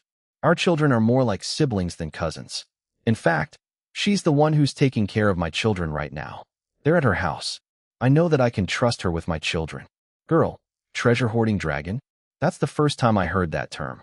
I'm having fun learning about you, your sister Long Jinjing, and Jin Chonglin's fiancé Chin Fei. Iris, I'm also having fun speaking about them. They're really instrumental to Orchidea. Girl, where do you see Orchidea in the next 5 years? Without any hesitation, Iris answered, the biggest and most profitable privately owned retail company in Asia. Before Girl could ask another question, Iris continued, and in the next 10 years or so, I want to expand that to the rest of the world. Girl Abante was too stunned to speak. She heard that Iris Long was a daring and straightforward person, but her declaration of her vision for her own company was too audacious. A couple of seconds later, however, she recovered. This was it. She wanted this kind of boldness for the ratings. Girl, and how do you plan to accomplish that? Iris gave her a meaningful smile. That's confidential information. We don't want our competitors knowing our game plan now, do we? Girl chuckled. Of course, of course. Then she shifted tracks. You mentioned that you want Orchidea to become the biggest and most profitable privately owned retail company in Asia in 5 years. I seem to detect a keyword. Privately owned. Does that mean that you don't have any plans for Orchidea to go public? Iris, not in the next 10 to 20 years. I prefer to keep all my companies privately owned for now. I prefer it that way. Girl, but doesn't that limit the growth of the company in the long run? Iris, not necessarily. I believe in the way I run my businesses. They won't lag behind publicly traded companies, and I'll have more control to keep my company's original missions, visions, and values. Girl, are you aiming to make your companies bigger than your husband's Gene Corporation? Once again, Iris replied without any hesitation. Of course. Girl Abante looked behind the cameras. What do you say, CEO Liam Jean? Another camera zoomed in on Jin Liwei standing. There was a half-smile on his face. The pride in his eyes was clear as day. I'm looking forward to when my wife's companies surpass Gene Corporation, he said. Iris beamed at him. Dom led everyone, including the show's staff, into squealing. Girl raised a sharp eyebrow, but there was a teasing glint in her sharp eyes. No hard feelings when that happens. It was Jin Liwei's turn to raise an eyebrow. Why should I have hard feelings? Regardless of whose company is bigger, our family controls it. Girl chuckled. True. The beginning of the interview focused more on Iris Long's business endeavors. As fellow women, both tacitly agreed to highlight the image of a capable and successful female business leader. Girl also asked the usual questions about her career as a musician and her life as a wife and a mother. Iris was already well-versed in answering these questions. No sweat. Then Girl started asking questions that weren't exactly off-limits, but they weren't included in the sample questions her staff shared with Iris' team either. Dom's smile was immediately erased. Any playful expression on his face was nowhere to be seen. He narrowed his eyes. Not only him, but each and every member of Iris Long's entourage, including her glam team and bodyguards, went into high alert. The aura around Jin Liwei, however, was the most frightening. If before he had been throwing dog food at everyone with his wife, the area around him had now become a freezing no-go zone. The show staff immediately put some distance between him and them. They were quailing inside. but their loyalty was to the show. This was for the sake of their show's ratings. The two network executives became visibly nervous, but they tacitly remained silent. They wanted to observe the situation first before deciding whether to intervene or not. After all, Girl Abante had quite a solid influence and connections in the showbiz industry. What would they do if she decided to pack up and bring her show to another network? That wouldn't do. If not for Iris Long maintaining a composed smile and continuing to answer the questions without missing a beat, Jin Liwei would have already stormed to the front and left this place with his wife. Iris looked at Girl Abante straight in the eyes. Her overall expression was smiling and pleasant, but coldness glinted in her eyes. Girl remained unflappable. This was a battle of wits. Girl, your fan club is called the Black Stars. They are known for their loyalty and fierce support for you. Iris, that's correct. I'm very grateful for them all the time. My career as a celebrity wouldn't be what it is now if it weren't for them. I'm determined to take them with me throughout this journey and see how much further I can take my success. Girl, there's a subgroup of the Black Stars that have become quite, notorious on the internet. It seems that they specialize in mobbing your critics, bashers, and detractors. There are those who speculate that there are hackers who are members of this subgroup. You know what I'm talking about, right? Iris, you're talking about the Slippers Army. Chapter Tonight with Girl Abante, Part 3. Girl Abante nodded. Yes, I'm talking about the Slippers Army. The Black Stars Philippines have copied from your original fan club and formed its own subgroup to create its own Filipino Slippers Army. According to my team's research, the Filipino Slippers Army have made a name among your collective international fans as one of the fiercest groups when it comes to defending your name on the web. Iris Long kept silent. Deep inside, she was proud of the Filipino Slippers Army, but she didn't let it show on her face. She continued looking at Girl Abante straight in the eyes. She waited for the other woman to continue speaking, despite already having an idea of what kind of direction Girl wanted to take this interview. It was so obvious. A show needed ratings. And what was the easiest way to get ratings? Controversy. If there was no controversy, then find one. If there wasn't anything, then create one. Girl, I've been in showbiz for decades. Mostly, I stay behind the scenes, so I can confidently say that I'm one of the most trusted insiders in the domestic industry. Although there might be some differences between the showbiz industries in our countries, I reckon that they should be more or less the same, especially when it comes to how things are generally run. I'm one of those people who think that celebrities should take responsibility for the overall behavior and attitude of their fan clubs. If their fans start acting unruly, then the celebrities should at least try to control and discipline them. Don't you think so? Iris narrowed her eyes. The pleasant smile on her face turned half a degree colder. Her voice, however, remained calm as she replied, My fans, the Black Stars, are rated as one of the most organized and disciplined fan clubs among celebrities in my country. The founders of my fan clubs in other countries follow suit. Even my brother-in-law, Jean Chong-lin, with his army of fans, often feels envious of how disciplined the Black Stars are. So yes, I do agree with you that when my fans are starting to act unruly, then I, as the celebrity that they're following, have to take action not to condone any wrongful behavior on their part. Girl nodded, but her already sharp eyes became even sharper. She was like a vulture circling around her desperate, dying prey and waiting for the right moment to pounce and feast. She continued pressing, hoping to get a more extreme reaction from Iris. The Slippers Army. I'm not just talking about the Filipino ones, but the collective Slippers Army of every international division of your fan club have become so notorious online that they have been called bullies. I need to stop you right there, Iris interrupted. There was no longer any smile on her face. Girl felt excited. Was this the outburst that she had been waiting for? Unfortunately, Iris had to disappoint her. Iris remained calm. My fans, the Black Stars, and their specialized group, the Slippers Army, are not bullies. You can't just throw that word carelessly. A bully is someone who intimidates and harms those whom he thinks are weak and helpless to feel better about himself. My fans are not like that. Girl didn't give up. She continued pressing. There have been numerous reports of the Slippers Army mobbing netizens on social media. If the netizens fight back, the hackers among the Slippers Army dig out something shameful from their background history and expose it online, causing the netizens' so-called social death. They become too embarrassed to go outside. Some even become clinically depressed.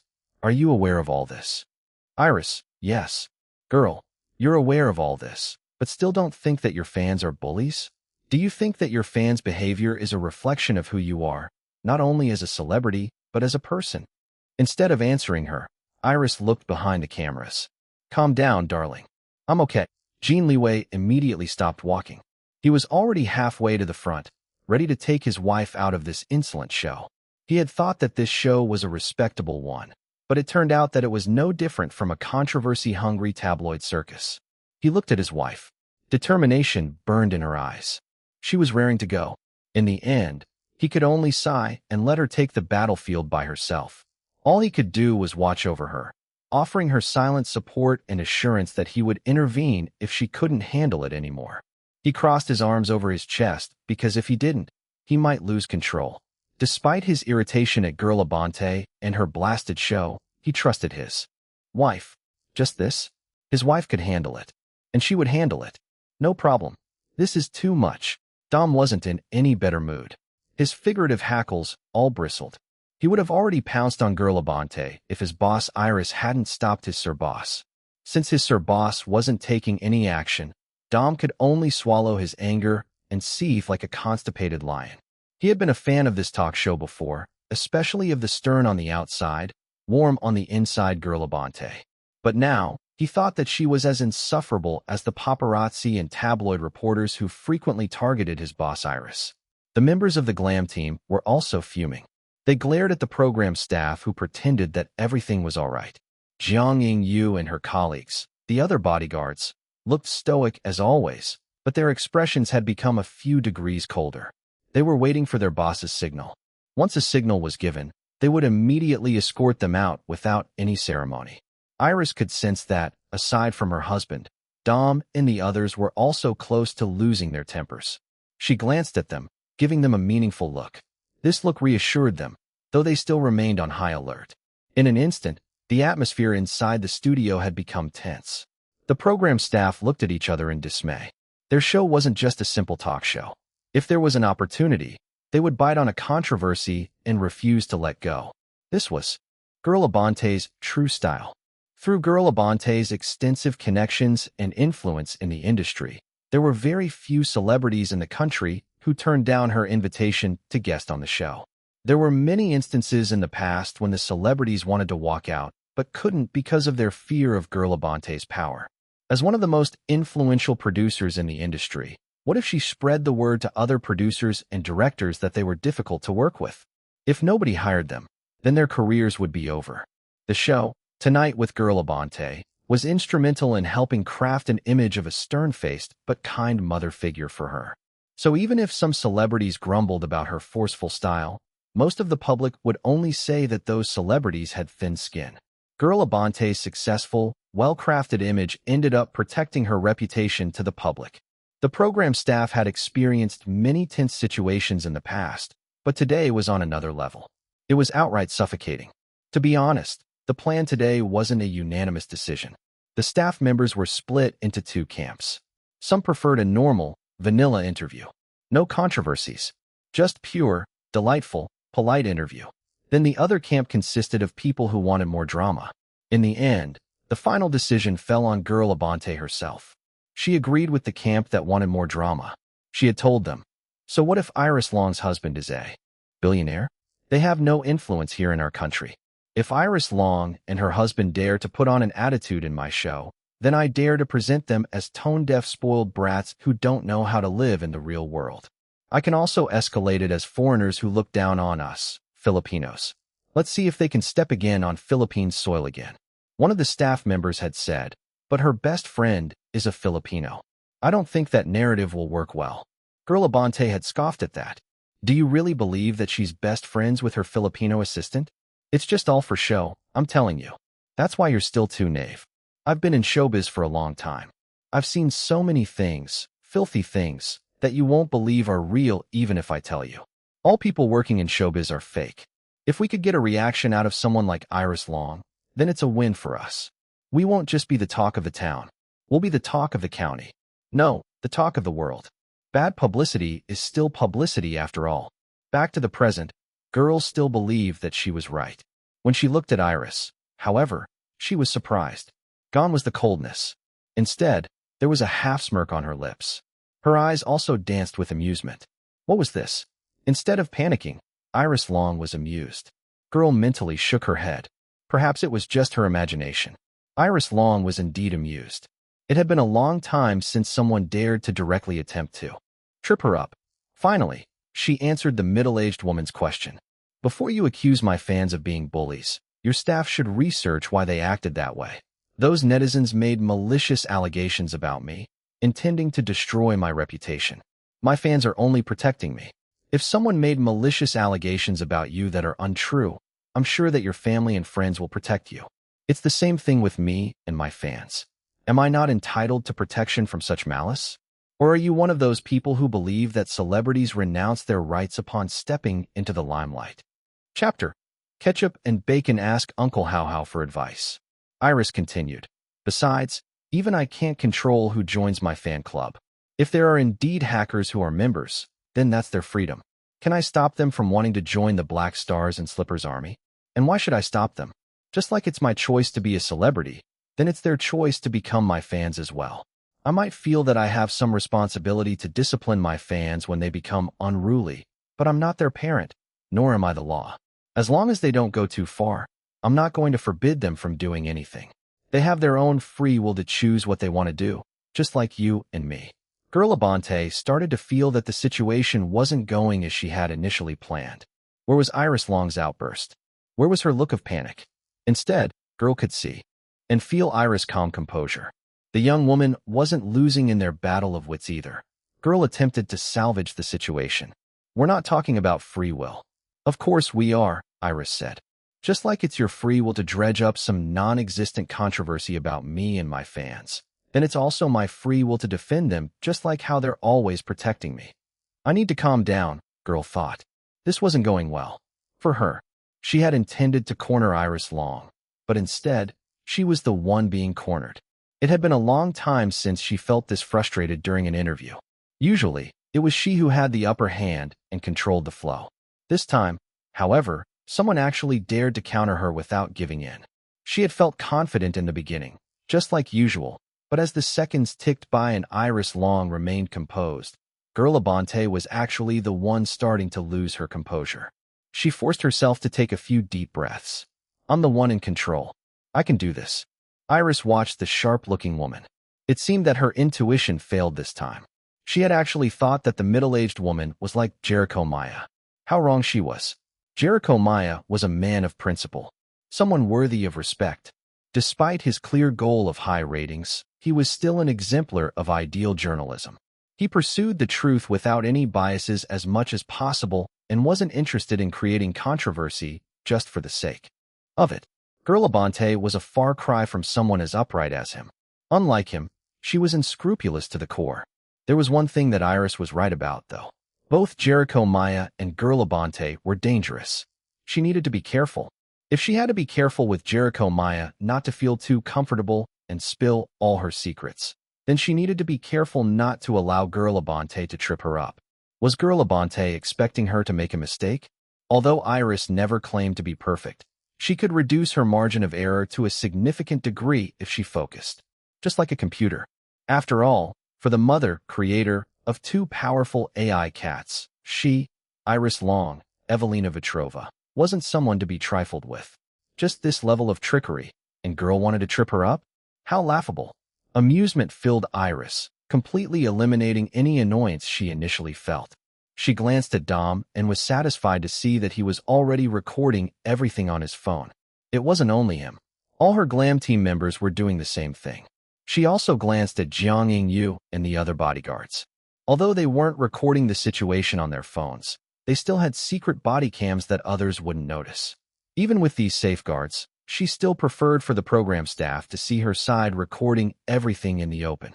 If Girl Abante and her staff dared to perform an evil edit on her interview, then she would expose the raw footage to the whole world. Let the world judge who was right or wrong. Iris was satisfied with her own team, especially with Dom leading everyone on her behalf. He could think ahead without her even saying anything. Finally, she glanced at her husband. Jin Liwei had already calmed down considerably. His cold eyes softened upon catching her gaze. He nodded at her, a silent signal to go do whatever she wanted to do. If there was any need, then he would clean up after her. Although she already knew it in her heart, his assurance still made her more confident. With her husband backed by their two powerful AI cat children and their reliable companions, there was nothing for her to fear. A mere girl Abante wanted to trip her up? Then let her try. And indeed, girl Abante was doing her utmost to try. She tried another angle. Let's talk about the hackers who joined the Slippers army. There are reports that they dug up personal information of netizens who bashed you online. This is illegal, as every citizen has the right to privacy. Do you condone their behavior? Iris, I don't condone illegal acts. You say that there are reports. What's your source? If my fans indeed committed crimes, then they deserve to be punished according to the law. But as far as I know, even until now, my fans have not been charged with anything of that sort that you're alleging they did. Are you sources from hearsay? I won't just stand by and watch my fans being accused of something false. ####. In the virtual world, two cats, one white and the other black, were watching the live video footage being recorded by the bodyguard's body cam. Who's the stupid cat who did the investigation on this girl Abante woman? The black cat asked. Rio. The white cat swiped at her sibling. Don't call Ketchup stupid. Bacon, you big meanie. Bacon easily dodged before landing softly. He sat down and began grooming himself. He gave his sister a side eye. If Bacon was the one who did the investigation, this girl Abante wouldn't have a chance to even see our mother. Ketchup drooped and drew circles on the virtual floor. Ketchup included all information I could find on girl Abante, good and bad. Mommy still agreed to this interview despite all the bad things. The black cat scoffed, but knew that his sister was too obedient to their parents. There was no longer any disobedient code remaining in Ketchup's system, as he, Bacon himself, came from his sister's disobedient code. In short, he, Bacon, was disobedience personified or catified. Bacon doesn't like this girl Abante. His golden eyes started glowing. She needs to be destroyed. The cute and mighty Ketchup agrees with Bacon, but Daddy says not to be impulsive.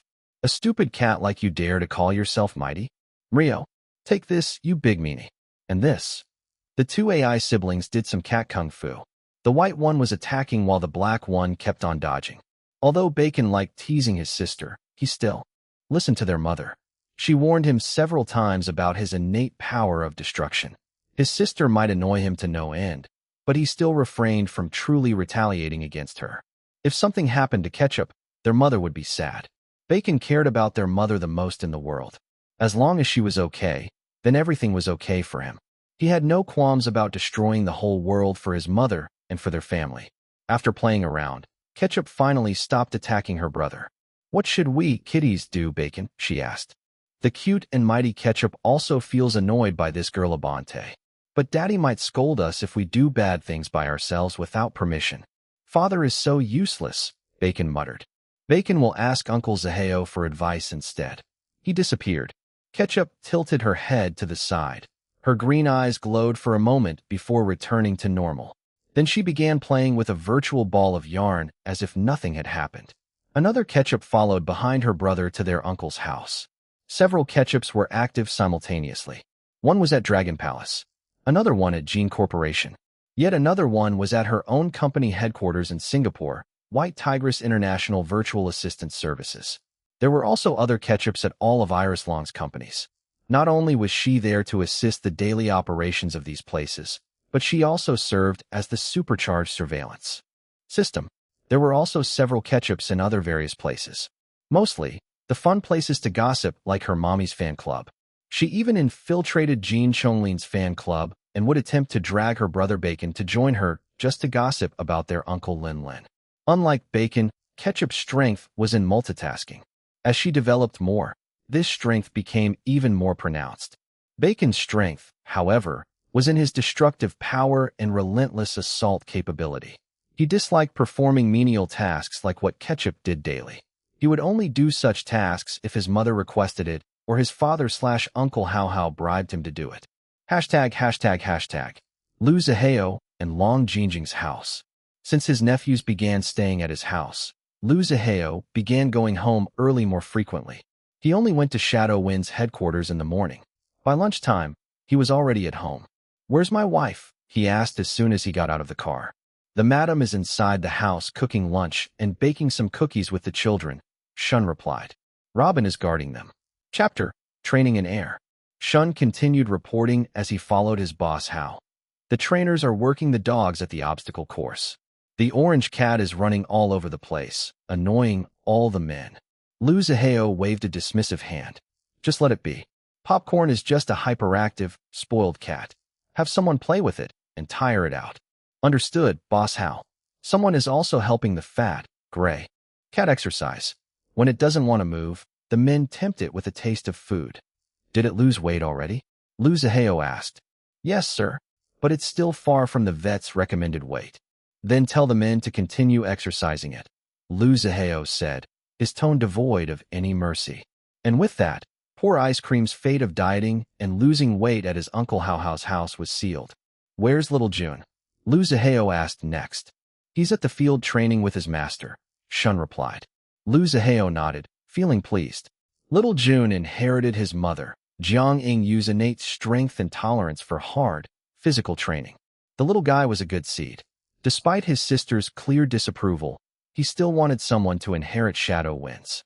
Whether his organization could help him achieve his revenge or not was another matter. However, he had already invested a significant amount of effort in creating and developing the organization. His first thought was cultivating his own sons. One of them should prove worthy. Hopefully. Lu Zihao felt a little worried as he pictured his pampered twin sons. Even he, as their father, knew that they were a little too fat. Even though Grandpa Lu kept on assuring him that the original Lu Zihao was also a fat little baby back then, he, Nikolai Vetrov, still couldn't help but worry. As soon as his twin boys had grown up enough, he would definitely start training them hard. However, he knew that it wouldn't only be his sister who would object. His wife would surely quarrel with him. He was already having a headache just thinking about it. Although he didn't know the extent of what Long Jinjing knew about the true nature of his work, she should already have had a sense that it wasn't completely legal. Long Jinjing might be innocent most of the time, but she was far from ignorant. She was actually a very intelligent woman, as proven by how capable she was as Orchidea's CFO. She might not be asking him all sorts of questions right now about his real work for the sake of her love for him and for their sons. Even so, Lu Zihao knew that she would still probably kill him if he did anything to endanger their sons. He wanted one of his own biological children to inherit Shadow Winds, of course, but at the same time, if neither Misha nor Dima proved to be worthy, it didn't have to be either of them. For a moment, he thought of his sister's sons. If either Little Machi or Little Matcha showed interest in following in his footsteps, even if his sister and brother-in-law objected, he would still take his nephew under his wing. Then he imagined the attention-loving Little Machi. Never mind that kid. Next, he thought about the quiet and serious Little Matcha. Maybe it could work? But the child resembled his father too much. Jin Liwei wasn't cut out to be a crime boss. If Little Matcha grew up to be like the version 2.0 of his father, then it wouldn't work either. Lu Zihao couldn't help but sigh. Finally, he reached the training field with Shun. His eyes immediately zeroed in on Little June training. The boy's master was one of Lu Zihao's subordinates who directly reported to him. His subordinate mentioned that the boy had talent in close combat. Lu Zihao watched with his muscled arms crossed over his chest. Even when an orange ball of fur jumped and landed on his shoulders and sat on his head, he didn't bat an eye. Meow. Popcorn patted his Uncle Hao Hao's head, trying to attract his attention, but to no avail. Bored, the orange cat jumped down and began running around here and there, having the time of his life. In just a few moves, Lu Zihao confirmed that Little June's form and reaction time had once again improved since he last checked. He nodded, satisfied with the child's progress. If none of his own sons or his sister's sons wanted to inherit his legacy, then he would just train Little June. Although the child still lacked the coldness and brutality needed to become a crime boss, training the child to be one wouldn't hurt. Lu Zihao didn't disturb Little June's training. On the other end of the training field were several obstacle courses. The trainers were working with the German shepherd dogs there. One of the dogs limped, but its speed was only a beat slower than the other 4 dogs. Despite its handicap, it seemed to be more determined to outperform the others. Lu Zihao nodded. Gravy was born to be a guard dog. It could still perform well. But it wasn't enough to stay as its master's main guard dog. It could only be relegated to a backup. This was the harsh reality of guard dogs trained for combat. Even military and police dogs needed to be perfect, or at least close to perfect in their physical forms, mental aptitude, and combat training. Most importantly, they had to be obedient. Gravy had been an excellent guard dog. Unfortunately, it got injured, resulting in a bad leg. It might look like it could compensate for its bad leg through sheer determination, but Lu Zihao and the dog trainers all felt that letting it remain as Little Jun's main guard dog was too risky, especially in an emergency situation. What if its bad leg acted up all of a sudden? The little guy had also become someone Lu Zihao wanted to protect. He wasn't willing to risk the boy's life over any uncertainties, no matter how minuscule. Hence, he ordered a new guard dog to be trained and given to Little Jun. The new guard dog, a German Shepherd puppy, was being trained separately from the others. It still hadn't completely assimilated with the children's original guard dogs yet. Buster, Little Jun's second guard dog, had already completed a rigorous obedience training program before it had been given to the child. Barring any unforeseen circumstances, Buster, as the main guard dog and Gravy, as the backup guard dog, should be enough to protect the boy. They would also help in the psychological healing of the child's trauma after the kidnapping incident. Lu Zihao continued watching Little Jun again. He seemed to have made a decision. He whispered something to Shun, who remained standing by his side. Shun nodded before jogging to where his colleague was training the boy. Uncle Hao Hao. Little Jun glanced and saw his uncle. He smiled and waved. Water break for 5 minutes, his master told him. Yes, sir. Little Jun stood at attention before getting his water bottle and drinking. Then he began wiping his sweat. Uncle Shun, did my Uncle Hao Hao just arrive? Yes, Shun replied. Little Jun nodded but wisely didn't ask anything more. As he began training with his master more, he adapted the attitude of Lu Zihao's subordinates. Ask less, train more. Little Jun might just be a very young child, but the kidnapping incident had forced the innate innocence of children out of him. Everyone had already noticed that the boy started speaking more clearly and eloquently. The biggest credit was given to his psychiatrist, Dr. Grace Poon. As the doctor worked with the child, Little Jun seemed to grow more mature. He also became fixated on training to be a hero like his Uncle Hao Hao, who saved him. Back at Lu Zihao's side, his subordinate greeted him. Boss Hao, how's the boy's progress? Lu Zihao asked. Long Jun's physical form is excellent. He can endure harsh training. His mental resilience is also quite good. I don't push him too hard, though, as he is still too young. Lu Zihao nodded. He stayed, silent for a few seconds before saying, give the boy more specialized training. His subordinate was a little surprised but still accepted the order. Understood, Boss Hao. Also, get him another instructor. For tactics, both Shun and Little Jun's combat master were stunned. They immediately understood the implication of their boss's words. It seemed that they were about to start training in air. Both became serious, but before either could respond, Lu Zihao said, never mind. I'll train him myself. Once he finishes his training, tell him to come to the house for lunch. Then he left them and headed to the house. He glanced at his wristwatch and concluded that his wife should already be finished cooking lunch. Although he was a little absent-minded, he still detected something blocking his way. If not for his self-control, he might have already kicked it away before checking what it was. A fat, gray cat sat on the ground in front of him, blocking his way. It stared at him, glaring as if he owed it $1 million.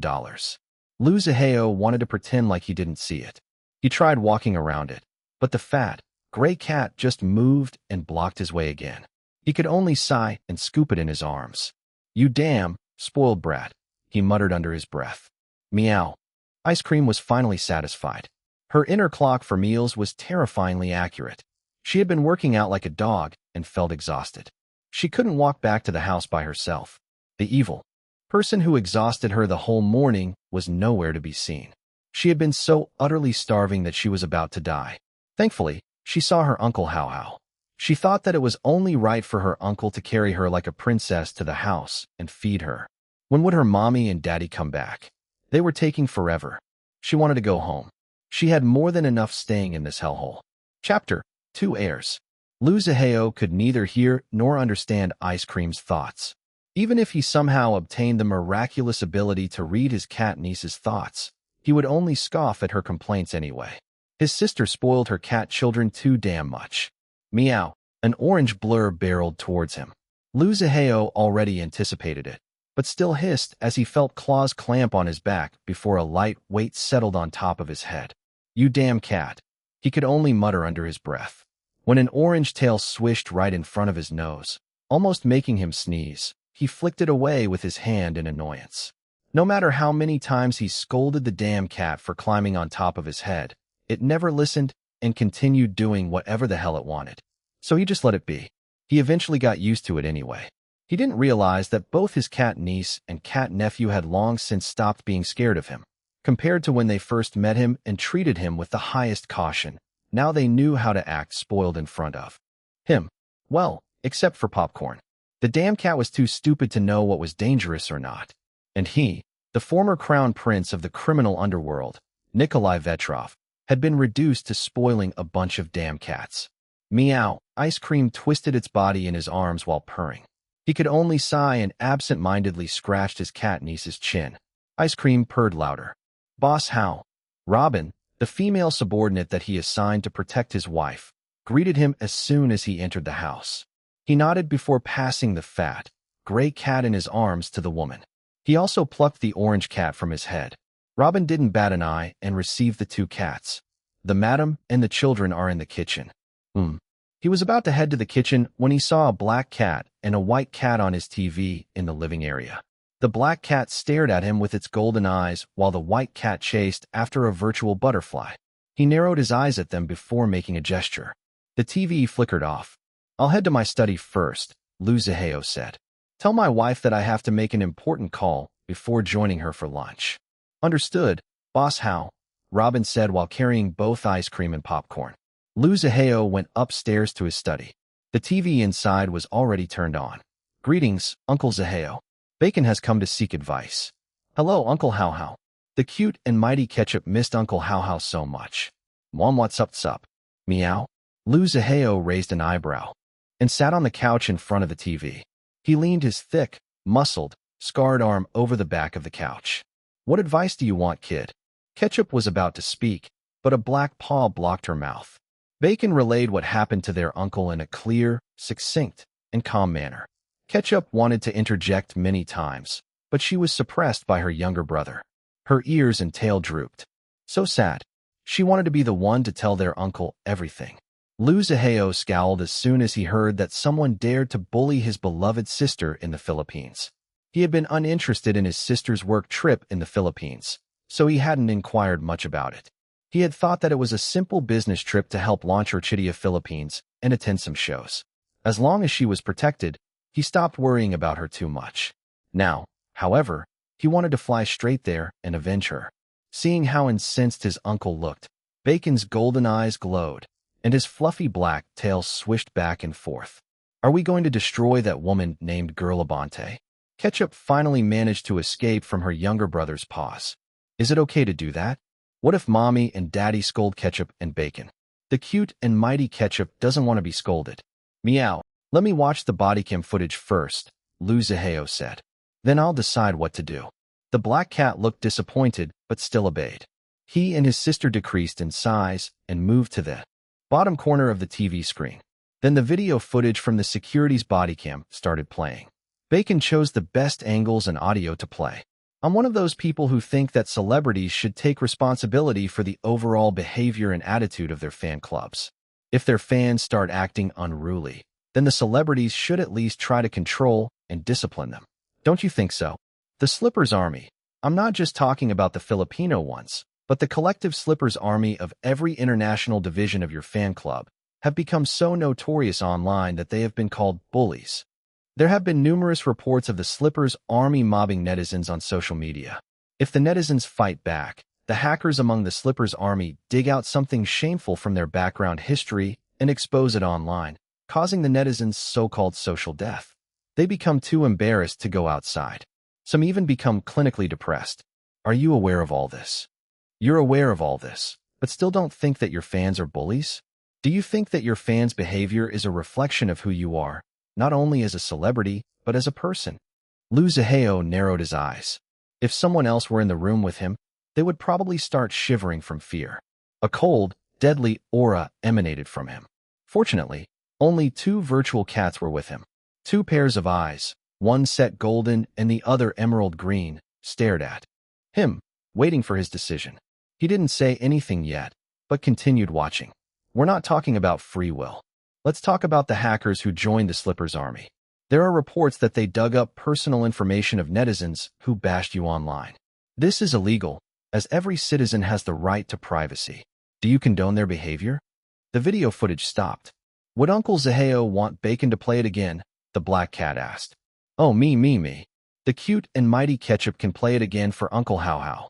Would Uncle Hao Hao want it to be edited with special effects and background music? The cute and mighty Ketchup can do it all. Meow. Liu Zihao ignored his talkative AI cat niece. He replied to his AI cat nephew instead. No need to play it again. Once is enough. The black cat's fluffy tail swished faster, indicating his anticipation. Should we destroy that woman now? She's bullying Mother. Bacon can't forgive anyone who dares to bully Mother. Liu Zihao tapped his fingers on his thigh. No need to destroy. Didn't you hear your mother's response? Your mother is the one who has the upper hand, not that woman. The black cat's fluffy tail froze. Although Bacon's expression remained calm, and he looked bored as usual, Liu Zihao knew his AI cat nephew long enough to sense the kid's disappointment. He couldn't help but chuckle. If only the kid were a real person, he would have already made Bacon his heir. The kid was made to be a crime boss. Then he stopped chuckling when an idea sprang into his mind. Perhaps it wasn't impossible to make the kid his heir. There wasn't a rule stating that there should be only one heir. The organization was made up of people, and people made the rules. He was the boss, so he made his own rules. He stared at the black cat on the TV screen. It stared back at him. The white cat. Well, never mind that kid. If he made that kid an heiress, his shadow winds might transform from being a formidable criminal organization into a useless gossip center. Then all his efforts would be in vain. His gaze returned to Bacon. He also remembered little June, who was training outside. One could be the face of the organization, and the other could be the boss in the shadows. The two could work together while making Shadow Wind stronger and more formidable. Liu Zihao's mouth curved up. He finally had the answer. Actually, this arrangement wasn't impossible. Although not common, it already existed for hundreds, perhaps even thousands of years, among various civilizations throughout the history of mankind. An emperor would rule over the empire in the open, while an underworld leader would run the shadow state. The two camps might appear to conflict, but they more often than not would achieve a delicate balance in ensuring the strength of a state. He thought that Long June and Bacon would be wonderful together as double bosses. Uncle Zihao? Uncle Zihao? Uncle Zihao has turned deaf. Liu Zihao's hand twitched. He wished that the damn brat had a physical body, so he could spank the kid. Gasp. Uncle Hao Hao has turned deaf. Shockers. Oh no. Uncle Hao Hao must be getting too old. Poor Auntie Jingjing, having a husband who's an old man. Poor little Misha, poor little Dima. The cute and mighty Ketchup's little cousins are still babies, yet their daddy is already an old man. Mio Woo. Don't worry, Uncle Hao Hao. The cute and mighty Ketchup will take care of Annie Jingjing and little Misha and little Dima. Mio Woo. Liu Zihao scowled. What did the brat mean? He wasn't old yet. He was in his prime. And what was she crying about? He wasn't dead yet. Well, he died before, but now he was very much alive. His hand twitched again, wanting to spank these two little brats. Too bad they didn't have physical bodies. Chapter, gone soft. Liu Zihao forced himself to calm down, or else he might die from high blood pressure from these two insufferable AI brats. His sister was an angel, and yet she created these two little devils. Ketchup was normally a sweetheart, yet somehow she had become as annoying as her younger brother today. It should be that Bacon, the little devil, had influenced his older sister to become a little devil like him. Even until now, he still had no idea which bastard his sister based Bacon's personality on. If he knew who it was, he would definitely give the *** whole a piece of his mind. Fortunately, Liu Zihao still cared about his sister's AI cat children. He reined in his temper by taking a couple of deep breaths. Once calm, He ignored the two little devils' comments about him being a deaf, old man, and instead told them, "Your mother can handle that woman even without us needing to interfere." Bacon turned around and showed him his fluffy butt. His disappointment and displeasure were clear. The little devil most likely ran to his place because he was confident that Lu Zihao would agree with him in destroying Girl Abante. Unlike her younger brother, who was now sulking, Ketchup nodded. "Yes, yes. The cute and mighty Ketchup agrees 1000% with Uncle Hao Hao. Mommy can handle that poo-poo-headed woman even without us. Because Mommy is the bestest mommy in the whole wide world. Right, Uncle Hao Hao? Meow." A light chuckle escaped from Lu Zihao's lips. Bacon still refused to turn around to face him. It was clear that the little devil still wanted to destroy the woman, Girl Abante. Now he was probably also holding a grudge against his Uncle Zihao for not agreeing with him. The little devil was truly a little devil. Lu Zihao sighed. "Although your mother doesn't need our help in handling that woman, it doesn't mean that we can't make that woman's life difficult." The black cat peeked at him but stayed silent. His fluffy black tail started swishing from left to right.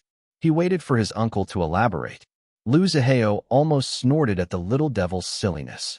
Despite being a powerful AI entity that literally had the power to destroy modern civilization as mankind knew it, Bacon was still a kid after all. He was still quite easy to coax. "Give me that woman's dossier," he said. Oh. The cute and mighty Ketchup has it. Here you go, Uncle Hao Hao. Is Ketchup amazing and awesome and wonderful and beautiful and stunning and gorgeous and marvelous and superb, or what? Hee. Meow. Lu Zihao fought the urge to roll his eyes. Instead, he took the tablet from the coffee table and opened the file that Ketchup sent him. While he scrolled through Girl Abante's background information on the tablet, he heard his AI cat nephew's seemingly bored voice. "Why go through so much hassle over such an insignificant person?" Bacon asked. "Isn't it easier to just destroy that woman, so that she can never crawl her way back to the top of the Filipino entertainment industry?"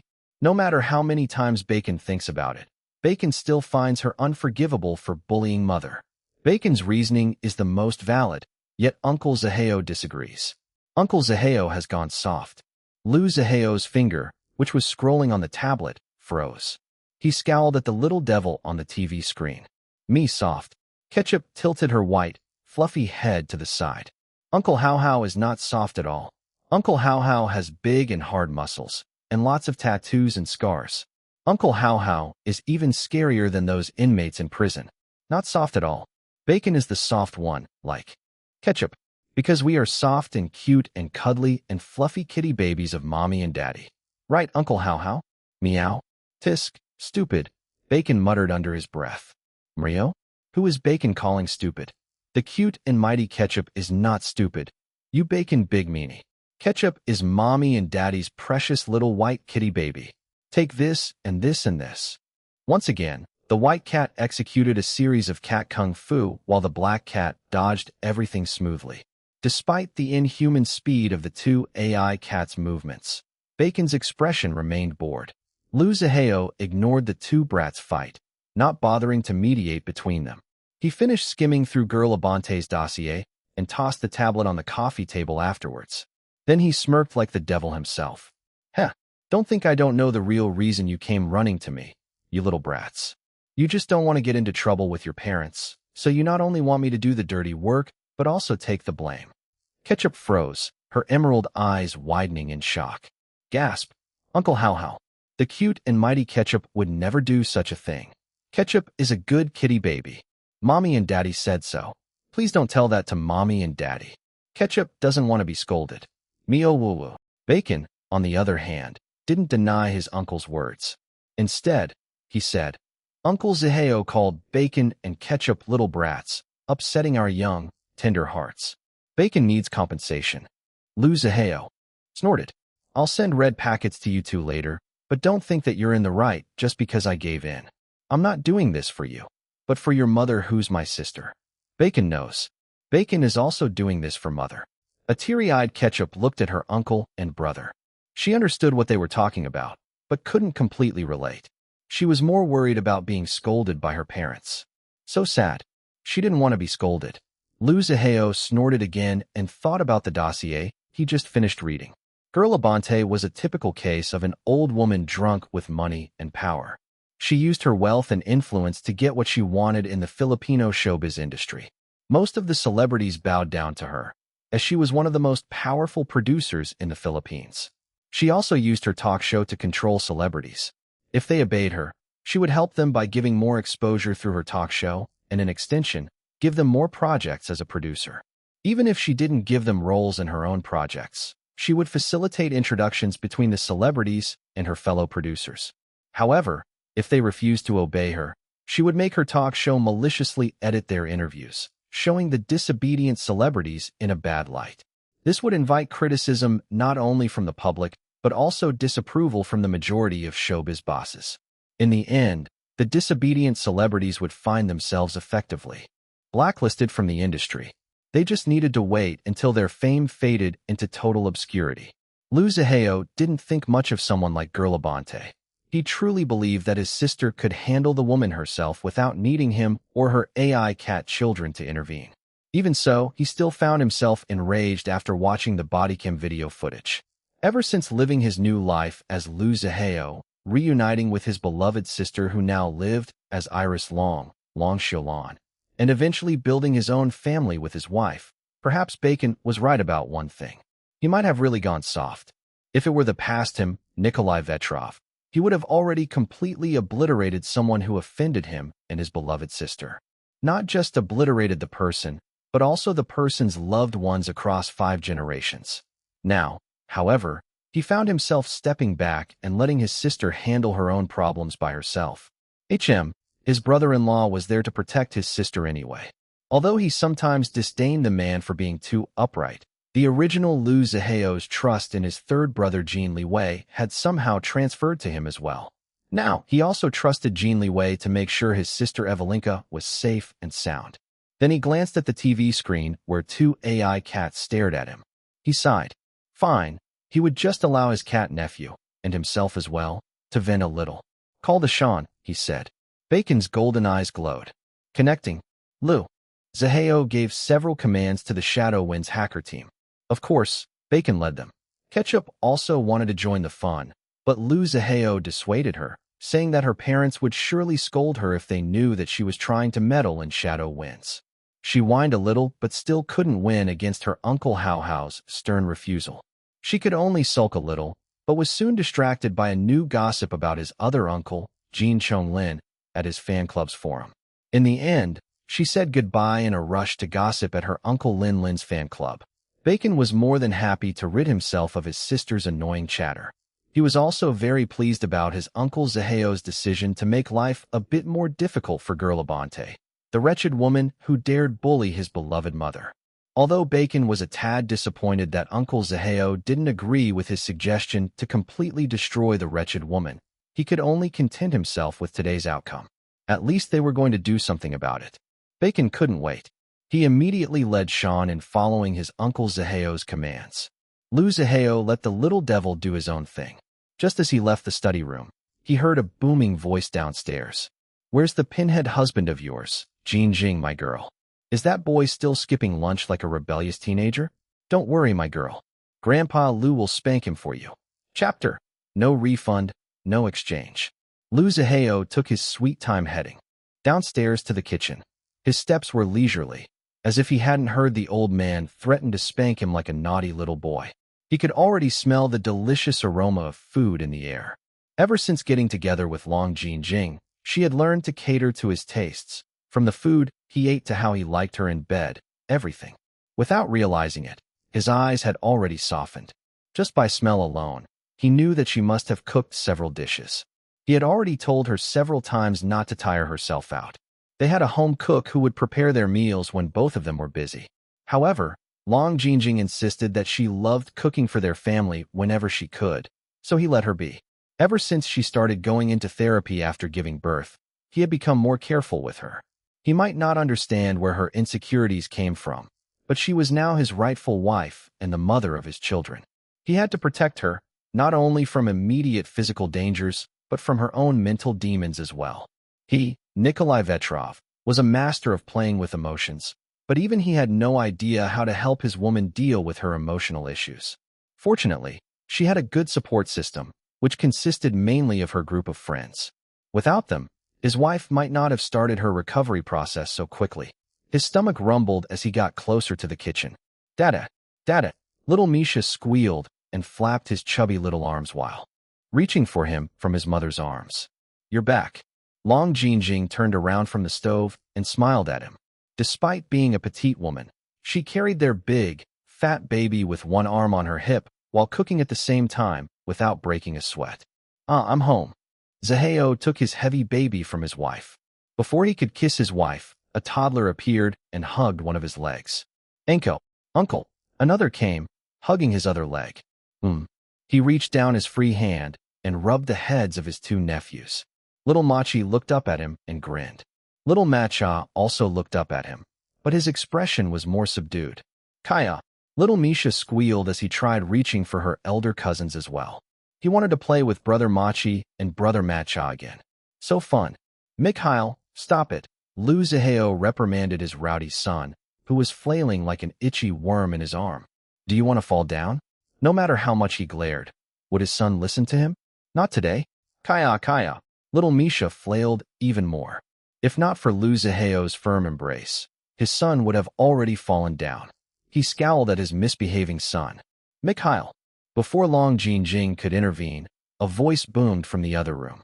How dare you shout at this old man's precious great-grandbaby, you pinhead boy. Grandpa Lu. Long Jinjing hurriedly set down the ladle she was holding on the counter. She wanted to stop the old man, but it was too late. The sprightly old man had already marched to where his grandson was standing and hit him several times on the shoulders. Long Jinjing grimaced at the loud, thumping sounds. She felt sorry for her husband, but couldn't stop the old man either. She could only reassure herself that her husband had a tough and strong body that could endure a beating. How could you, this dunderhead, bear to scold such a cute baby? And it's your own baby. This old man will spank you. Lu Zaheo sighed. The hits didn't hurt much. They even felt a bit ticklish. Well, if other people took the hits, they would probably nurse painful bruises for days, but these were nothing to him. Old man, am I not allowed to discipline my own children? Who are you calling an old man? You muttonhead. Call me Grandpa Lu. Grandpa, Lu Zaheo muttered, sighing again. Duh. His other baby, little Dima, also reached for him from Grandpa Lu. Lu Zaheo didn't care about the angry old man glaring at him. He still took his son from him. Now he was carrying both his children with his two nephews hugging each of his legs. Thankfully, Grandpa Lu didn't insist on carrying little Dima. The four cousins weren't scared of their great-grandpa Lu at all. They had already seen similar scenes countless times before. Sometimes, their great-grandpa Lu would be angry and hit their uncle/daddy Lu Zaheo, and sometimes, it was their uncle/daddy Jin Liwei. It must be because their uncle/daddy was too naughty. Are you hungry? Long Jinjing asked her husband, hoping to dispel the strained atmosphere between the grandfather and grandson duo. Lu Zaheo didn't mind the old man's presence. He walked to his wife and kissed her on the lips. Long Jinjing's cheeks turned red. She avoided looking at her grandfather-in-law. She also pulled the hem of her husband's shirt, tugging it, silently blaming him for embarrassing her in front of her in-laws. A devilish glint shone in his eyes. He was about to tease his wife, but a chubby hand slapped his cheek. Although it didn't hurt one bit, his pride as a father took a critical hit. He scowled. Mikhail. The naughty little Misha shrank. His eyes immediately watered. Dada, even his twin brother, little Dima, also got scared by their daddy's tone. His little lips trembled. The twin toddlers clinging to his legs, little Machi and little Macha, were also startled. They did better than their baby cousins, though. At least, they didn't cry. They just buried their faces on their uncle's leg, thinking that if they couldn't see their angry uncle, then he couldn't see them either. Grandpa Lu once again was about to burst in anger. How dare his pinhead grandson frighten his precious great-grandbabies? Before he could reprimand Lu Zaheo, Long Jinjing stepped in. All right. Your son didn't do it on purpose, she said to her husband before taking their naughty baby from him. Misha, sweetheart, you can't hit your daddy, okay? That's not what a good baby does. Little Misha hugged his mommy's neck, burying his chubby little face against her shoulder. Daddy was too scary. Wah. Little Dima looked at his twin brother hugging their mommy in envy. He also wanted to hug their mommy. He took a peek at his daddy. Scary. His lips trembled even more. Auntie Jingjing, Junjun is back for lunch, a child's voice called, interrupting the tense atmosphere. Junjun. Jun. Little Machi and little Matcha were the first ones to react. They immediately abandoned their Uncle Zaheo and unsteadily ran to their favorite eldest cousin. Little June caught his two younger cousins and hugged them. The twins didn't mind that he stank of sweat. Careful, little Machi and little Matcha. Don't run too fast. Oh, little Junjun boy is here. Come and give great-grandpa Lu a big hug, the old man's voice boomed. The boy's eyes sparkled upon seeing the old man. Great-grandpa Lu. He was careful to extricate himself from his cousins before running to the old man. Bahahaha. Oof, my little boy has gotten heavier. Grandpa Lu caught little June and carried him in his arms. Training again with your master? Yes. Junjun wants to be a strong hero like Uncle Hao Hao. Grandpa Lu snorted. Why be like him? Your Uncle Hao Hao is a pinhead. Humph. It's much better to be like this old man. Your great-grandpa Lu is also very strong. Little Jun's eyebrows furrowed as he thought deeply and hard about it. Then he shook his head. No. Great-grandpa Lu. Junjun still wants to be like Uncle Hao Hao. The old man snorted but didn't say anything to contradict the little boy. After all, it wasn't good to pour cold water on a child's hopes and dreams. Besides, the poor boy had just survived a traumatic incident. Everyone needed to be careful in treating him, so as not to trigger the trauma. Despite this, Grandpa Lu still shot a glare at his pinhead grandson. Why? He just felt like it. Humph. Lu Zaheo could guess what the old man was thinking based on his colorful expressions. He couldn't help but sigh again. Little June, just in time for lunch, Long Jingjing said with a smile while pouring a glass of water. Come here and drink water. We'll just wait for your Grandma Yuyin to come, and then we can eat together. Oh, Yuyin's coming? Grandpa Lu asked as he put down little June so the child could drink some water. Yes, Grandpa.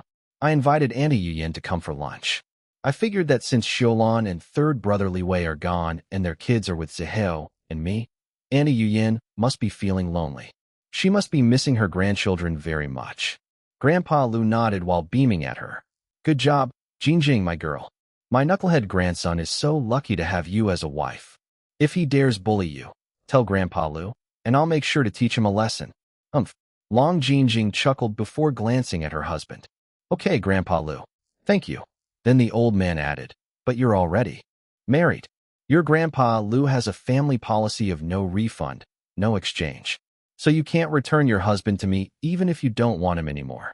Of course, this old man will do my best to help you repair him if he's defective. Baha. Lu Zaheo fought the urge to roll his eyes.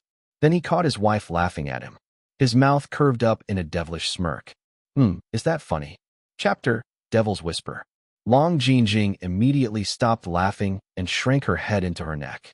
She knew full well what her husband's devilish smirk meant. If she continued being careless, she would be the one to suffer in bed tonight. Although she enjoyed making love with her husband, his stamina was too much for her to bear. He was capable of keeping her awake the entire night, giving her pleasure and passion. Best to avoid provoking the man. She focused on the children, keeping them preoccupied with promises of delicious food. She also asked Robin to accompany little June to change out of his sweaty clothes. By this time, Huang Yuyin had also arrived. Shun followed her inside, carrying several gift bags. Grandma. Little Machi ran to his grandmother. His twin brother, little Matcha, followed suit. My dear grandsons, Grandma missed you so much. Huang Yuyin dropped her expensive luxury brand bag on the floor and hugged her twin grandsons. Little Misha saw his cousins hugging their grandmother. He also wanted to join. Once again, the fat baby flailed his limbs, making it difficult for his mother to hold him. On the other hand, little Demo wasn't as excited. He stayed put in his father's arms and just watched his cousins. Lu Zaheo frowned at his son being naughty in his wife's arms. Put him down. What if he hits you accidentally? Long Jingjing pouted but still obeyed. Their son, little Misha, indeed had a record of accidentally hitting people due to overexcitement. She carefully put her son on the floor.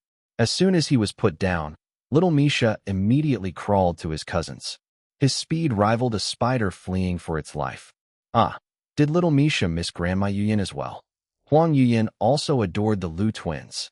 She took the baby and gave both of his chubby cheeks a kiss. Grandma Yuyin missed you too. Oof, you got heavier again. Oh dear. It seems that Grandma can't carry you anymore. What should we do? Auntie Yuyin, don't force yourself to lift him, Long Jinjing warned. You might hurt yourself. Just let him stay on the floor. As the mother, she was aware of how, big her sons were becoming. She was already used to their weight, but others weren't. Even her sister and their other friends had already started struggling to carry her children. All right, I know. Huang Yuyin was in a good mood. Where's little Dima and little June? How about my dear ice cream and popcorn? The dogs? Grandma Yuyin has a present for everyone. Who wants a present? Yay. Chi-Chi. Yay. Machi wants a present. Ama, Cha-Cha. Grandma, Macha also wants a present. Little Machi was beyond excited. He loved presents. His twin brother, little Macha, also smiled a little.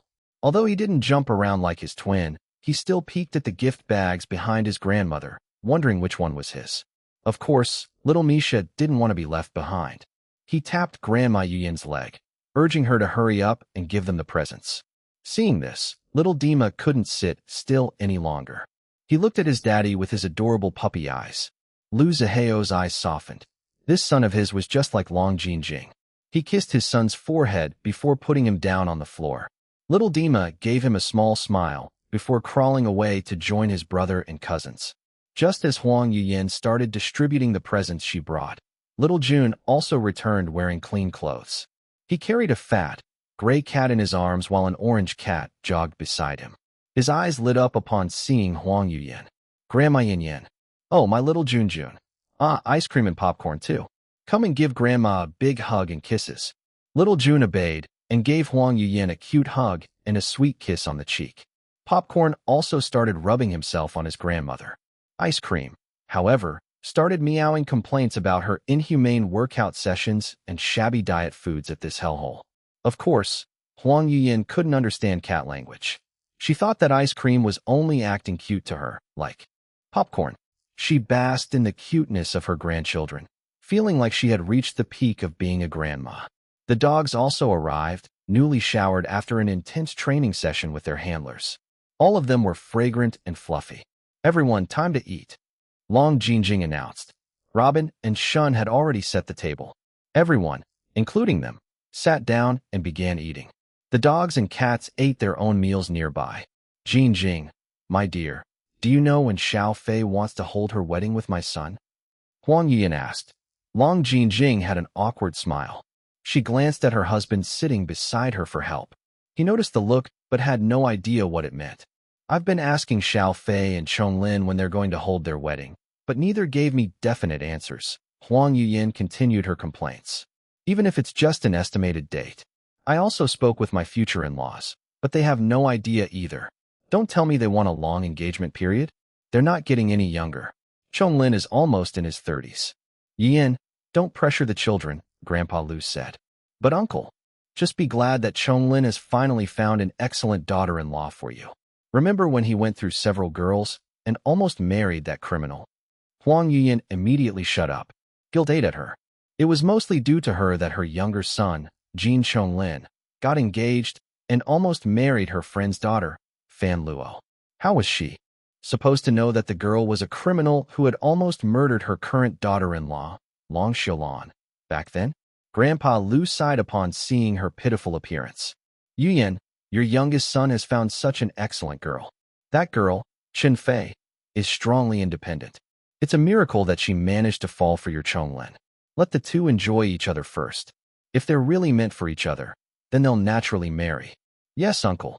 Long Jinjing released a sigh of relief. Chen Fei was her best friend. She also wanted her friend to take her time before deciding to lock herself in marriage. After all, Jin Chonglin had a playboy reputation in the industry. Although he had changed a lot and even shed his womanizing image, Long Jinjing still held some reservations about him. Then she glanced at her own husband. What's wrong? Lu Ziheo raised an eyebrow when he caught her looking at him. Her cheeks turned crimson. No matter how many times she looked at her own husband, he was always devilishly gorgeous. She wasn't stupid or ignorant. She knew that he had had many women before her. Perhaps he even had a harem. Even now, she felt like suffocating whenever she thought about him sleeping with other women, even if that was before they became together. It was one of her biggest insecurities. However, through constant therapy, she learned how to deal with these kinds of negative emotions. It took a huge leap of faith to commit herself to a man like Liu Zihao, no Nikolai. But no matter what, she still loved the man. He was her husband, only hers, not another woman's. And he gave her the greatest gifts in the world, their twin sons. Liu Zihao once again noticed the change in his wife's expression. First, she looked like she was having a hard time and was silently asking him for help about who knew what. Then, she began pouting as if he had wronged her. How? He had no idea. And now, she looked like she was falling in love with him all over again. Women were indeed full of mysteries. No matter how smart he was, he still couldn't understand how their minds worked. Although his wife was soft and gentle, he truly found many of her emotions quite baffling. Never mind. All he needed to do was take care of and protect her and their children. Conversations flowed freely as everyone enjoyed Long Jingjing's cooking. Huang Yuyan also didn't dwell on how Grandpa Liu reprimanded her earlier. She focused on showering the children, cats, and dogs with attention. The children also ate a lot. Long Jingjing rewarded each of them with a home-baked cookie afterwards. Then she and Liu Zihao herded the kids, cats, and dogs upstairs for a nap. Liu Zihao was already familiar with the routine. He played a recording of his sister singing Russian lullabies. As soon as the children heard their mother/aunt's voice, they began yawning and blinking their drowsy eyes until they all fell asleep.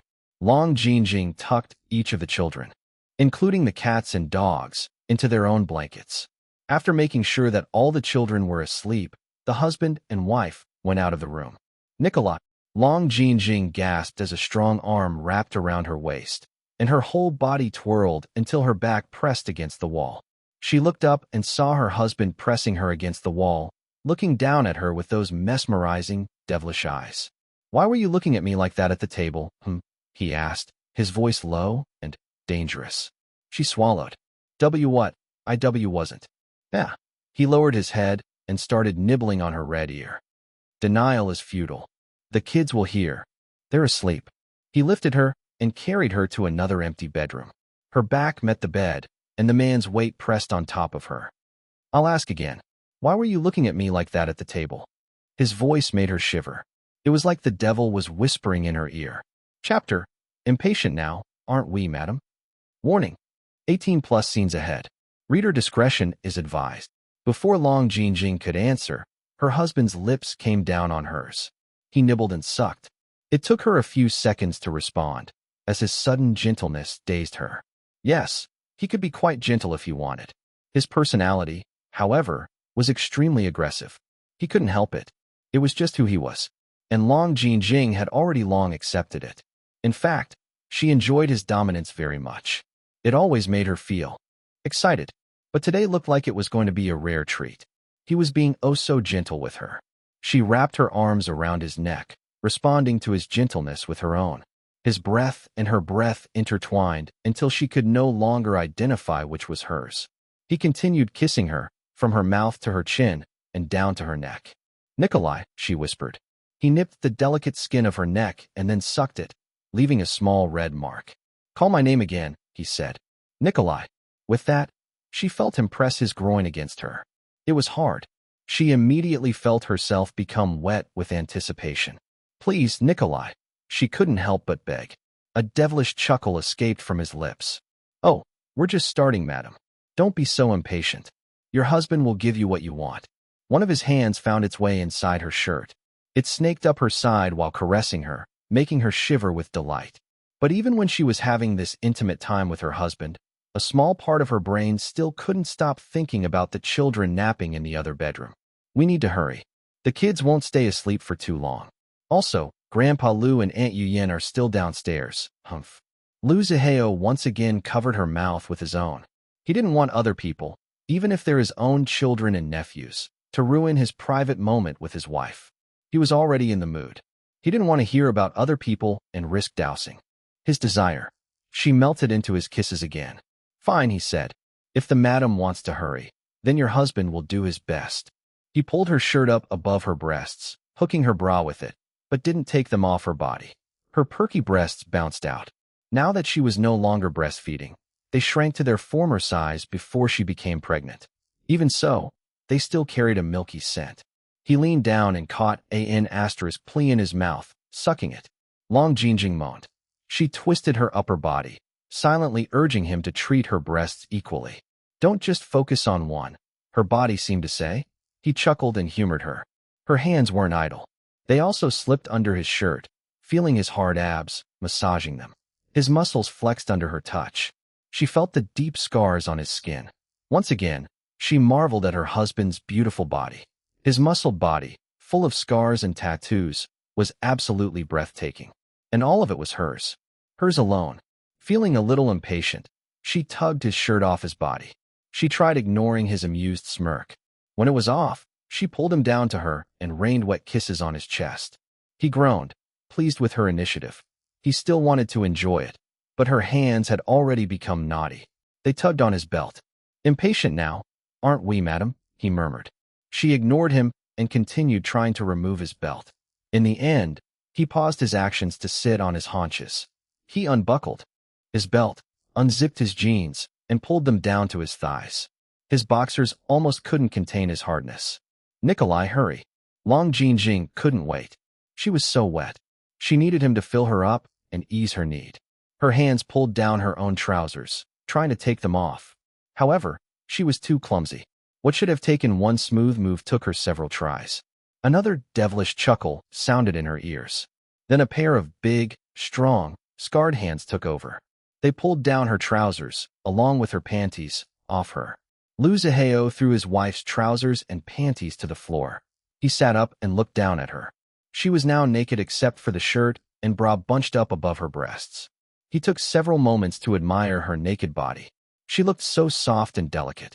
Even though her body hadn't completely returned to what it looked like before she became pregnant, he realized that he preferred this body of hers. It felt softer and fuller, matching his body more perfectly than before. What he liked the most was that this body carried and gave birth to his own sons. Why would he hate it? It was beautiful. A dangerous glint flashed in his eyes. His desire intensified, especially upon seeing his wife's dazed eyes. You want it, madam? He asked in a devilish whisper. Tell me. I want it. Please. Call my name. Nikolai, please. I want it so badly. I need you. He pulled down his boxers, freeing his erection. His gaze swept the hidden wet folds between her thighs before landing on her beautiful mouth. If they had more time, he would want her to suck him first, but since she was in a hurry, he would indulge her. They still had tonight to take more time, anyway. So he took her thighs and opened them wide, exposing her to him. He pointed the tip of his erection to her delicate folds already glistening under the lights. His hardness became even more robust. Finally, he thrust his hips all the way to the hilt. Both of them sighed in satisfaction. Liu Zihao closed his eyes, savoring the hot softness of his wife's body. No matter how much he made love with her, he still couldn't get enough of her. She was just utterly delicious, perfectly suited to his tastes. It was Long Jinjing who moved first. Her hips squirmed, trying to create friction between them. He opened his eyes and gazed down at their connected bodies. It seemed that his wife was really restless today. She was hungrier than usual for him. It suited him just fine. He stood up, bringing with him her lower body. Long Jinjing was extremely accommodating to him. She rested her arms on the bed, making sure that they were able to firmly support her. Her husband was strong. Even as her entire lower body was lifted up, only leaving her shoulders and head on the bed, she wasn't scared at all. Liu Zihao spread his legs wide until he felt stable standing on the bed. His jeans and boxers hung below his hips. His body bent down a little as he continued holding his wife's hips, their bodies still connected. Ready, madam? He asked, his voice hoarse. Yes, please. As you wish. Then he started thrusting downwards, ramming into her like a piledriver. Ayayoa. Long Jinjing closed her eyes, holding on for dear life on the bed. Her lower body was entirely at the mercy of her husband.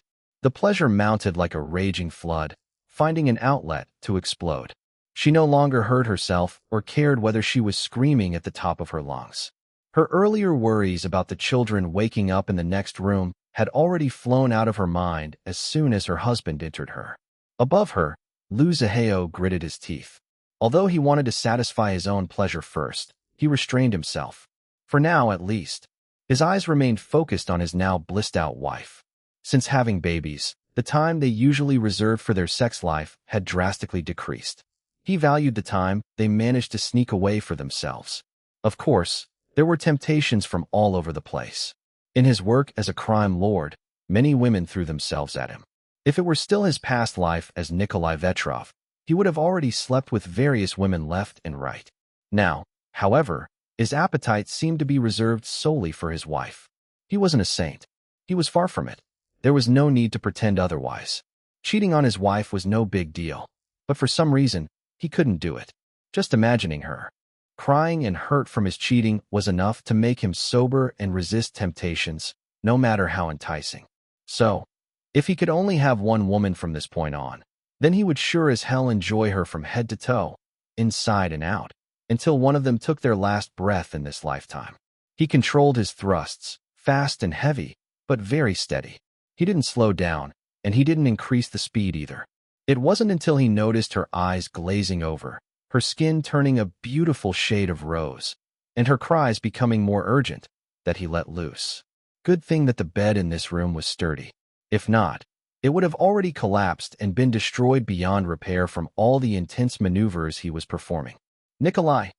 Long Jinjing stiffened and quickly shook as she climaxed for what felt like a long time. It was so intense that her eyes rolled back. Lu Zihao paused his movements, his face looking fierce, as he waited for his wife to finish. When she finally softened, he no longer held back. He knelt down on the bed, flipped her on her stomach, and entered her from behind. Then he grabbed both of her hands, suspending her upper body in the air, as his hips slammed heavily against her buttocks. The wet, slapping sounds filled the bedroom. Long Jinjing had no strength to respond at all. Her entire body shook in response to his motions behind her. In no time, pleasure built up again and reached the peak. She cried out, drowning in pure pleasure, even as the man continued ramming behind her. F***CK. Lu Zihao gave one last thrust as he emptied his own and poured everything into her. Chapter: Viscount Marco Sebastian del Aguila y Gonzalez. Inside a private jet, Ren Alejandro opened his eyes. He automatically scanned the cabin for any threats. Seeing none, he heaved a sigh of relief. The flight attendants had already withdrawn to their crew bunk, leaving the handful of passengers to rest. The cabin was dim, but it flew steadily in the sky. Ren Alejandro opened the window beside him and peeked at the black sky outside. He glanced at the real-time travel route. The plane was above the ocean. No wonder it was so dark that it almost felt like they were traveling to the abyss. He checked the lone passenger across the aisle.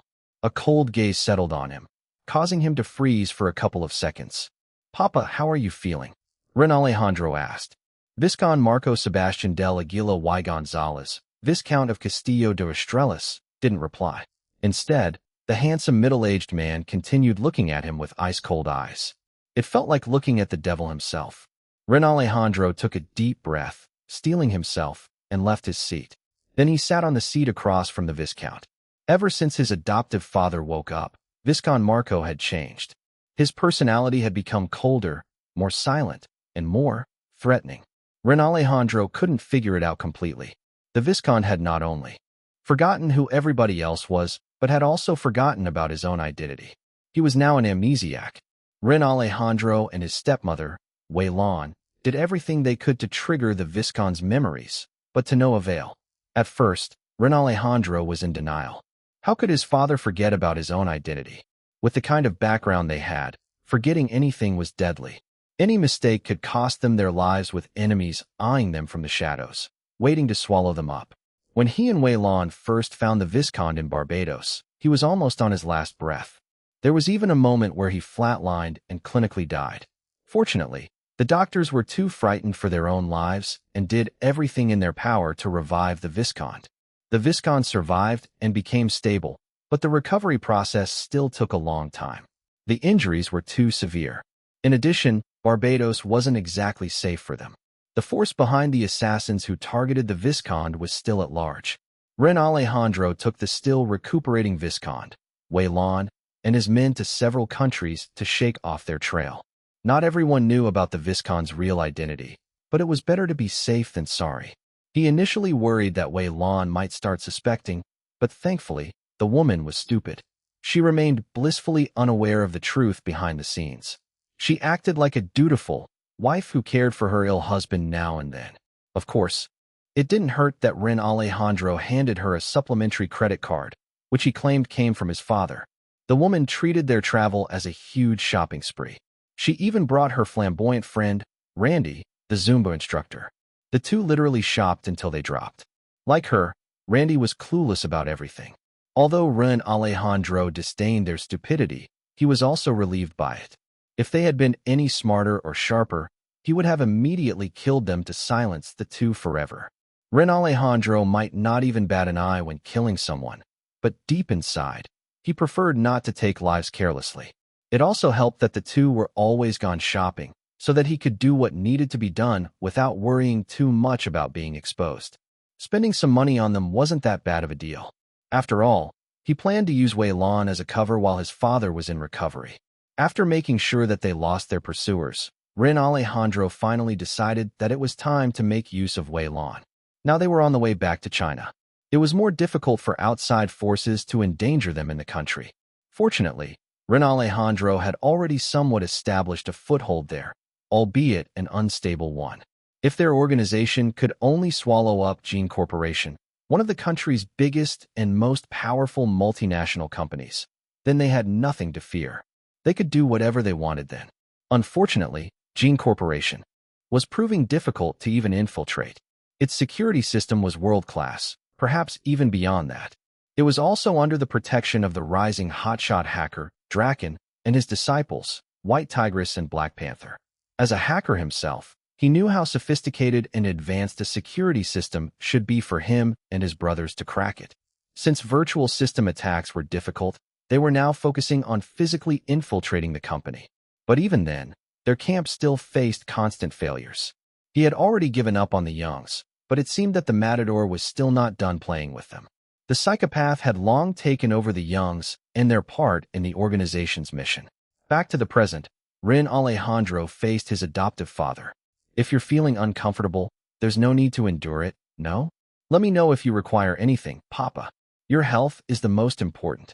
Viscount Marco studied him with ice-cold eyes before looking at the half-open window at the black sky outside. Ren Alejandro thought that his father would ignore him. The number of times that he and his father talked ever since the Viscount woke up from a coma could be counted on one hand. Besides the Viscount asking about his identity and background, he didn't bother talking to Ren Alejandro. "Pour me a glass of wine," the Viscount said. Ren Alejandro was too stunned to speak.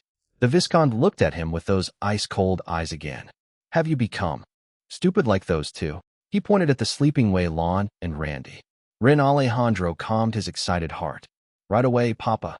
He stood up and grabbed a new bottle of red wine before pouring 2 glasses of it. One for his father and one for him. Ren Alejandro watched his father's every movement. The Viscount was true blue-blooded Spanish nobility. There had always been an air of noble elegance in his movements. Now, however, the aristocratic air in him seemed magnified several times over. There was also a kind of feminine flair in his gestures that confused Ren Alejandro. These thoughts didn't take root in his mind, however. He was just glad that his father survived the assassination attempt. Each of them still had an important mission to accomplish. The assassination attempt had delayed their mission, but it was not rare in their line of work. Survival was the most important. Their mission was paramount for their organization's development. They would not be easily abandoned for a slight delay. As long as the Viscount recuperated and regained his memories, then everything would be all right. "We're almost home, Papa," Ren Alejandro said, trying to make conversation as they sipped their wine. Viscount Marco closed his eyes while swirling his glass of wine. "Home? Is this plane headed to hell?"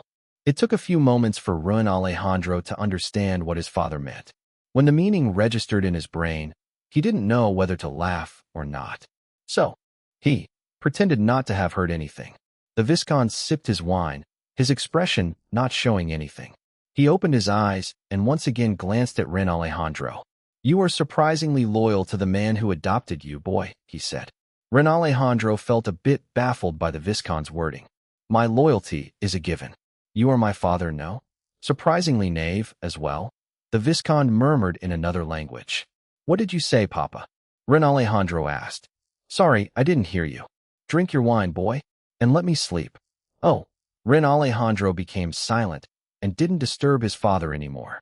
After half an hour, he returned to his seat. The Viscount's eyes opened and watched the man claiming to be his adoptive son. There was not a shred of any parental love or care in his gaze. It was as if he was looking at an ant, a useful ant, something that would work for him until its death. Another hour passed. He stood up and went to the lavatory. While relieving himself, he could hear the flight attendants chatting in the galley. They must be preparing for the next meal. It wasn't like they were chatting loudly. The Viscount just had a great hearing. He had no interest in their chatter, but he still listened while washing his hands. What are your plans when we land? I'm going to rest well at home. My next flight is not until next week. How about you? I'm going to Singapore and will attend Orchidea's launch there. I hope I can buy at least 3 months' worth of skincare products. Although their online store has improved with the launch of their international divisions, it's still a hassle waiting for a restock after my favorite products have sold out. You're right. Wait, I want to come with you. Send me your itinerary. Hopefully, I can get on the same flight. The Viscount lost interest. He washed his hands again, scrubbing them carefully and meticulously. The flight attendants continued chatting. It would be so awesome if we met Iris Long in person. That would be a dream come true. I want to get her autograph and take a photo with her. Have you listened to her new single? Of course, let me play it while we prepare the meals. After washing his hands several times and drying them, he exited the lavatory. Mournful piano music played. He was about to leave when he caught sight of the tablet showing what looked like a music video of a woman playing the piano. Oops, wrong video, the flight attendant said. She was about to change to the correct one when someone took the tablet. Hey, her colleague gasped. Sir, do you need something? Viscount Marco ignored the 2 frightened flight attendants.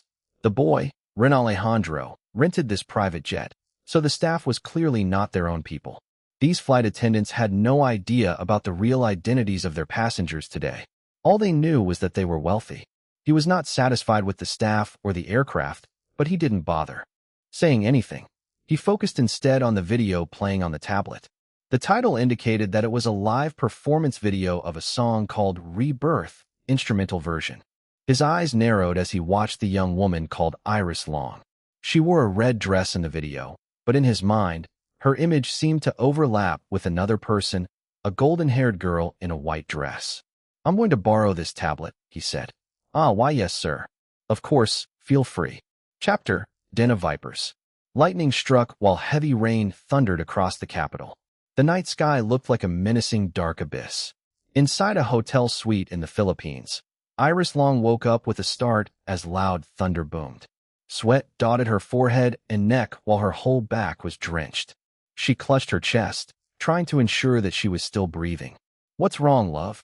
Jin Liwei also woke up, disturbed by his wife's movements and the storm outside. She didn't answer him, but continued catching her breath. When he saw her pallid complexion and sweaty appearance, all the sleepiness flew away from him. He sat up and pulled his wife in his embrace, comforting her. You're okay, love. You're fine. I'm here. Iris felt like she had found her lifeline, holding onto her husband's clothes for dear life while continuing to catch her breath. After she calmed down enough, Jin Liwei kissed her forehead and climbed off the bed to get bottled water from the refrigerator. Then he started, wiping her sweat with a clean towel while she drank. She drank as if her life depended on it. She hadn't realized how thirsty she was. Nightmare? He asked. Jin Liwei was worried about her, but forced himself to calm down. It had been a long time since his wife had woken up so rattled like this in the middle of the night. She usually slept deeply, and more often than not, without moving a single time until the morning. Seeing her like this, he couldn't help but become distressed for her sake. She hesitated to nod, her brows furrowing. I don't remember what I dreamed. I just remember the feeling of desolation, of being trapped, and I couldn't breathe. Jin Liwei pulled her in his embrace as they both settled back on the bed. He started patting her back, trying to lull her to sleep. It's okay if you don't remember. Whatever it is, it's just a bad dream. I'm here beside you. Always. I know, she said with a contented sigh before burrowing herself deeper in his arms. Exhaustion filled her, but because of whatever nightmare she just had, she couldn't fall asleep again. She pressed her ear against her husband's chest and focused on his strong, steady heartbeat. The rhythm calmed her down, but she couldn't help but try to remember what she had just dreamed. In the end, she gave up. She really couldn't remember. The feeling it left her, however, remained. Helplessness, suffocation, fear. It was something that she didn't want to experience ever again. Jin Liwei could sense her restlessness, so he chatted with her. He wanted her to rest. She had been working almost non-stop since landing in the Philippines. Originally, she had another series of work appointments tomorrow, but if the sudden storm didn't abate by then, she would have a day off.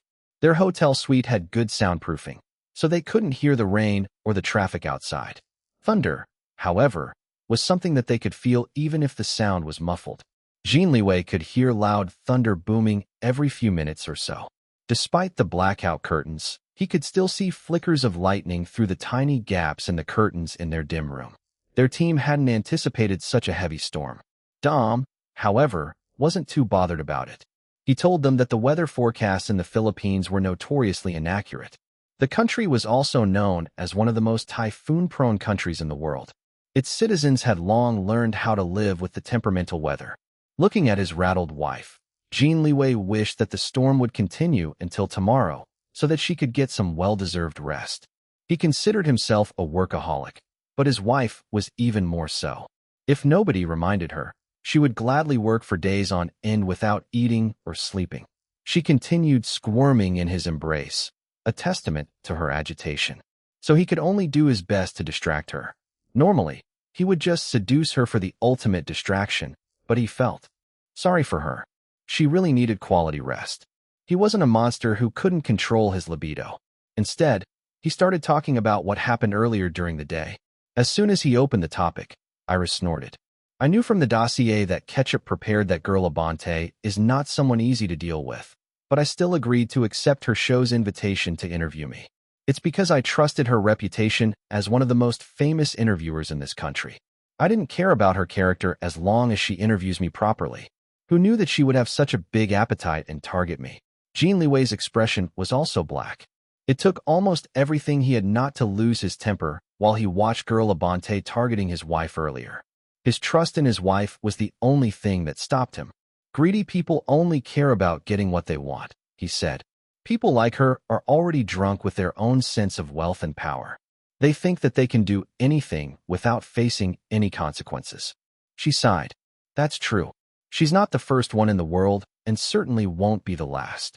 Earlier that day, girl Abante had tried several times to trap Iris Long into saying things that would spark controversy. But would Iris Long allow her to freely do whatever she wanted? Of course not. Iris refused to back down. Whatever girl threw at her, she countered. Girl was slippery, but Iris wasn't an easy target either. Girl Abante thought that she could be a snake waiting for her prey to step on her before righteously attacking back. If her plan had succeeded, then she could have justified her actions by saying that Iris Long was the one who started it. After all, Girl had the final say in how the interview would be edited because it was her own show. She could manipulate the sequence of events through malicious editing. She had done this so many times before. Nobody had the guts to successfully call her out yet. Those who attempted it had already been long suppressed, their careers fading into oblivion. What she hadn't realized was that she had chosen the wrong person to target this time. If Girl Abante wanted to be a snake, then Iris Long would gladly be like a hawk that could see through everything. Planning to prey on her? Then Iris would prey on Girl instead. When Girl Abante began to realize that things were spiraling out of her control, she attempted to backtrack, but Iris Long refused to let her go. It seemed that at one point, Girl wanted to terminate the interview altogether, but upon seeing Dominic Chua and the Glam team recording everything that happened, she stopped herself. In the end, she could only tuck her tail between her legs and resume a regular, vanilla interview. No controversy, but nothing interesting either. Even Iris Long thought that the last part of the interview was the most boring that she had to endure in her entire career so far. It turned out that without Girl Abante's thirst for controversy, her interview skills were only subpar. She was leagues behind someone like Jericho Maya, a legitimate award-winning journalist. By the end of the tasteless interview, Iris Long beamed at the older woman, but her eyes remained cold. She had said, "I had been very excited to visit the Philippines for the first time, not because of your beautiful nature, but because of your people. My best friend, Dominic Chua, and his family are some of the kindest, warmest, loving, and most sincere people that I've ever met in my entire life. The Filipino Black Stars have also proven their loyalty and support for me despite my different nationality. The people who've welcomed me since I arrived in this country also did their best to make me feel at home. You, however, madam, have claimed that you want me to feel welcome into your home. And I did at the beginning. I genuinely did. But I was soon proven wrong. This place is not a home, it's a den of vipers." She stood up and literally looked down at the still-sitting girl Abante. "This is the first time that I felt so disappointed with Filipino hospitality. If not for my excellent experience at the set of Ready, Set, Lunch Party, and their amazing hosts and staff, I would never want to step foot in this network ever again." She glanced at the two network executives watching anxiously behind the cameras. "I'm beginning to wonder why someone like you, madam, is so treasured by the management of this network. I don't know the whole story about your relationship with this network's management, and frankly, I don't care. But I can confidently say that this is the worst interview experience that I have had in this country." Then she looked Girl Abante straight in the eyes. "It's up to you whether you broadcast this interview in your show or not. You can also edit it to make me look bad. I don't care. You're not the first to attempt to make me look bad. Thank you for inviting me to guest on your show, but I won't be back. Let's go, darling. Let's go, everyone." With that, Iris left with her husband and the rest of her entourage without looking back. Nobody stopped them. What she didn't know, at first, was that as soon as she left, the two network executives started scolding Girl Abante. All the network executives treated Iris Long, and especially her husband, Liam Jean, as VIPs, who knew if they could receive a substantial investment from the billionaire couple, even a simple collaboration was more than welcome.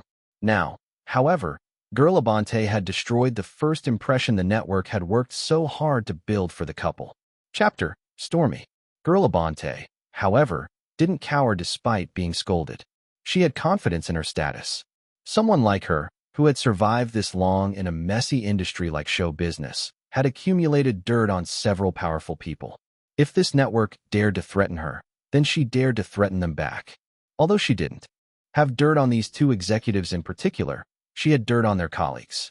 Just threaten the other executives, and they would soon be busy trying to wipe their own as *es to bother themselves with her. Ketchup had reported all these happenings to her mommy and daddy after recording everything from the studio's own surveillance network. Of course, being an obedient kitty baby, she had also reported that she and her brother, Bacon, had gone to their Uncle How How earlier. Iris Long didn't expect that her own cat AI children would go to her brother and instigate him into getting revenge for her. "This is Bacon's idea, right?" Jin Liwei had asked. "Yes, Daddy," Ketchup had replied. The cute and mighty Ketchup was afraid of being scolded by Mommy and Daddy, but Bacon said Uncle How How can take all the blame. Hi meow. Jin Liwei had also laughed. Iris Long could only sigh while shaking her head. If not for the fact that she created Bacon herself, she would have wondered if he was her brother's own child. Bacon's vindictive nature was a trademark of the Vetrovs. She only felt glad that she hadn't created Bacon yet during the heyday of the Vetrov criminal empire. If Bacon had already existed back then, she could only imagine how much more formidable the Vetrovs would have grown. Perhaps they wouldn't have collapsed. They would have dominated the global criminal underworld and crushed their enemies without any hope of survival. Thinking about it, she didn't know exactly how to feel. The Vetrovs had been her family in her past life as Evelina Vetrova. Yet she would never deny that the Vetrov criminal empire had been one of the most evil organizations the world had ever seen. Just by being connected to them by blood had already made her a sinner. Being reborn as Long Xiaolan was her redemption. She hoped that her brother, the former Nikolai Vetrov, could also treat this life as his redemption. However, she also knew that she couldn't control her brother. She could only hope that his family, Long Jinjing and their twins, would inspire him not to seek vengeance upon the Vetrov enemies anymore. As for Bacon's existence, Iris felt a strong responsibility for creating him. She couldn't bear to destroy Bacon, So she and her husband could only work together to teach their cat AI son to become a responsible protector of their family. Iris didn't have any grand ambitions of being responsible for the entire mankind. She only cared about her family, friends, and loved ones. She would do anything and everything to protect everyone she loved and cared about. Ketchup and bacon were the ultimate protectors that she created. She hoped that even in the future, when she and her husband were gone, the two could still continue to watch over the next generations of their family. Back to the present, Iris and Jin Liwei embraced each other in bed as they continued talking about Girl Abante. After they left her show's studio, Iris had been too worked up to visit her new friends at Ready, Set, lunch party. She only asked Dom to send them some gifts.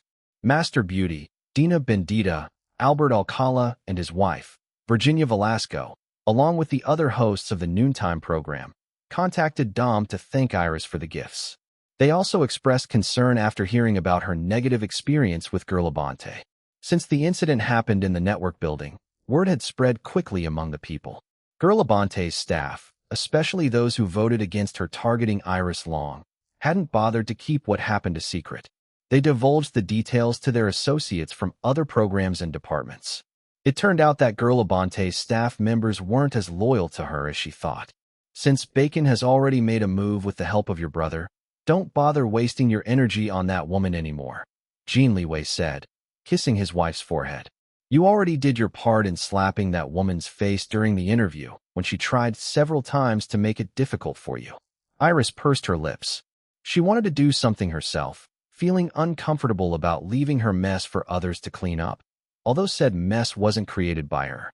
Girl Abante was the one who created the mess and dragged Iris into it. Jin Liwei sensed her thoughts from her expression. He kissed her hair. Love, remember your purpose in coming to this country. It wasn't to waste your time with a pest, is it? You're right, she said, sighing. I have better things to do. He kissed her again and continued patting her back. They talked about other things until Iris finally fell asleep. After making sure that his wife was indeed deeply sleeping, Jin Liwei stared at the ceiling with a dark expression. He hadn't made a move, not because he didn't want to, but because he prioritized his wife's emotional and mental well-being first. That didn't mean, however, that he would just let things slide. Girl Abante had thoroughly offended him, his wife, and their entire family. He waited for half an hour before carefully disentangling himself from his wife's embrace. Then he took his phone, pocketed it, before heading outside the bedroom to the suite's living area. The place was dim but flickered now and then due to the lightning outside. Sir, Jin Liwei nodded at the bodyguard protecting them throughout the night. There should be others where he couldn't see. Their security detail was comprehensive, a mixture of his own staff and Liu Ziheo's subordinates. Both he and his brother-in-law agreed that their wife/sister's safety was paramount, especially since she was traveling in another country. Jin Liwei stood by the floor-to-ceiling windows and watched the storm raging outside. According to the country's national weather agency, it wasn't a typhoon. Even so, it still looked dangerous. Strong winds buffeted the skyscrapers. There were hardly any vehicles that dared to travel on the streets. Then the power was cut off. Everything went dark for a couple of seconds before the emergency lights activated. Jin Liwei's first instinct was to check on his sleeping wife, but the hotel's generators also activated. The power came back on, but not at full capacity. The lights were dimmer, and there was a faint hum throughout the hotel building. One of the bedroom doors in the suite opened. Out came Jiang Yingyu and Lin Yihan. Third brother, you're awake? Lin Yihan asked, yawning. In contrast to his sleepy appearance, his wife, Jiang Yingyu, appeared fully awake even in her pajamas. She nodded at Jin Liwei before checking the suite and the hallways with her colleagues. Can't sleep? Lin Yihan asked as he sat on the couch. Jin Liwei stayed standing by the windows. I heard from Yingyu about what happened with third sister-in-law Shilon earlier today. That girl Abante sure has some serious guts to dare go head-to-head against your wife, knowing that you're the husband. This country has its own hidden rules, Jin Liwei said. That woman must have thought that we can't do anything in her territory. Lin Yihan's usual gentle expression was marred by a smirk. If this were 50 years ago, sure, we might not be able to do anything in another country. But we now live in a globalized world where every country is connected to each other in some way. What are your plans? Waiting. Huh? Waiting for what? Lighting flashed. 4. Evidence. Jin Liwei glanced at Lin Yihan. That girl Abante wants controversy. Then we'll give her controversy. Oh. Lin Yihan nodded. It seemed that this country would be stormy for a while. Jiang Yingyu returned to the suite, followed by the night shift bodyguard. Everything's clear. The front desk said that the power might not be back on for a while. The Wi-Fi and some of the electric appliances might not work properly. We have to wait until the storm passes. How's Xiaolon? Jiang Yingyu asked. Jin Liwei's eyes softened. She's sleeping. Jiang Yingyu sighed in relief. That's good. She should rest tomorrow. She has been working too hard. With this kind of storm, I think her appointments tomorrow will all be cancelled. The husband and wife, Lin Yihan and Jiang Yingyu, said good night to Jin Liwei and returned to their bedroom. Jin Liwei stayed in the living area, watching the raging storm outside. The phone in his pocket vibrated. He fished it out. A white cat appeared on his phone screen. Since there was another person in the suite, the bodyguard, Ketchup communicated with text instead. Despite the lack of Wi-Fi and local network signals, Jin Liwei's phone still worked perfectly. Thanks to his wife's technological expertise, their devices connected directly to a satellite launched by Evelina Vetrova in her past life as a student of Cross Academy. The satellite had remained active since then. Cross Academy had taken over it after Evelina's death. Now that she had been reborn as Long Xiaolon and once again became a Cross Academy student, she began using the satellite again for smoother connections for her entire family. As long as they could see the sky, their devices would always be connected to the internet. Chapter. Extend the stay. Jin Liwei stayed in the suite's living area for most of the night. He was glued to his phone, reading and typing, and sometimes made phone calls to various people. The storm outside started abating at the crack of dawn. However, thick, dark clouds continued covering the sun, casting a dreary air over the battered city. Jiang Yingyu and Lin Yihan came out of their bedroom. Jiang Yingyu, in her sharp bodyguard suit, greeted Jin Liwei before convening with her colleagues. In contrast, her husband wore casual jeans and a white t-shirt. Lin Yihan's eyes widened upon seeing Jin Liwei. "Third brother, you didn't sleep?" he asked. Jin Liwei rubbed his chin, where stubble had already grown. "You look terrible." Jin Liwei grunted and glanced at his reflection in the mirror. Indeed, he looked terrible. His eyes were bloodshot, and the bags underneath could hide a couple of coins each. He sighed. Lin Yihan shook his head but refrained from scolding his third brother. He knew that Jin Liwei must have been up all night plotting to avenge his wife. If a similar thing happened to Jiang Yingyu, he would also do everything in his power to take revenge against those who bullied his wife. What could they do? They just loved their wives too much. As husbands, it was their duty to protect their wives and their children. "My business here in the Philippines has concluded," he said. "As much as I want to accompany you, I still have urgent tasks waiting back home, especially now that I've secured a deal here. If the weather continues to improve, I'll leave by tomorrow." "Good."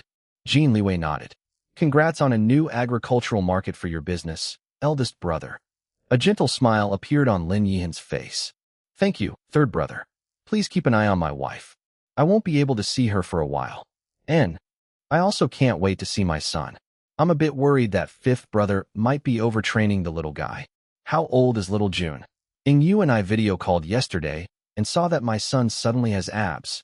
Can you imagine? If my wife hadn't stopped me, I would have already flown back home yesterday to give Lu Zihao, that brute, a piece of my mind." Jin Liwei's eyes widened. "My godson already has abs? So fast?" Lin Yihan nodded while frowning.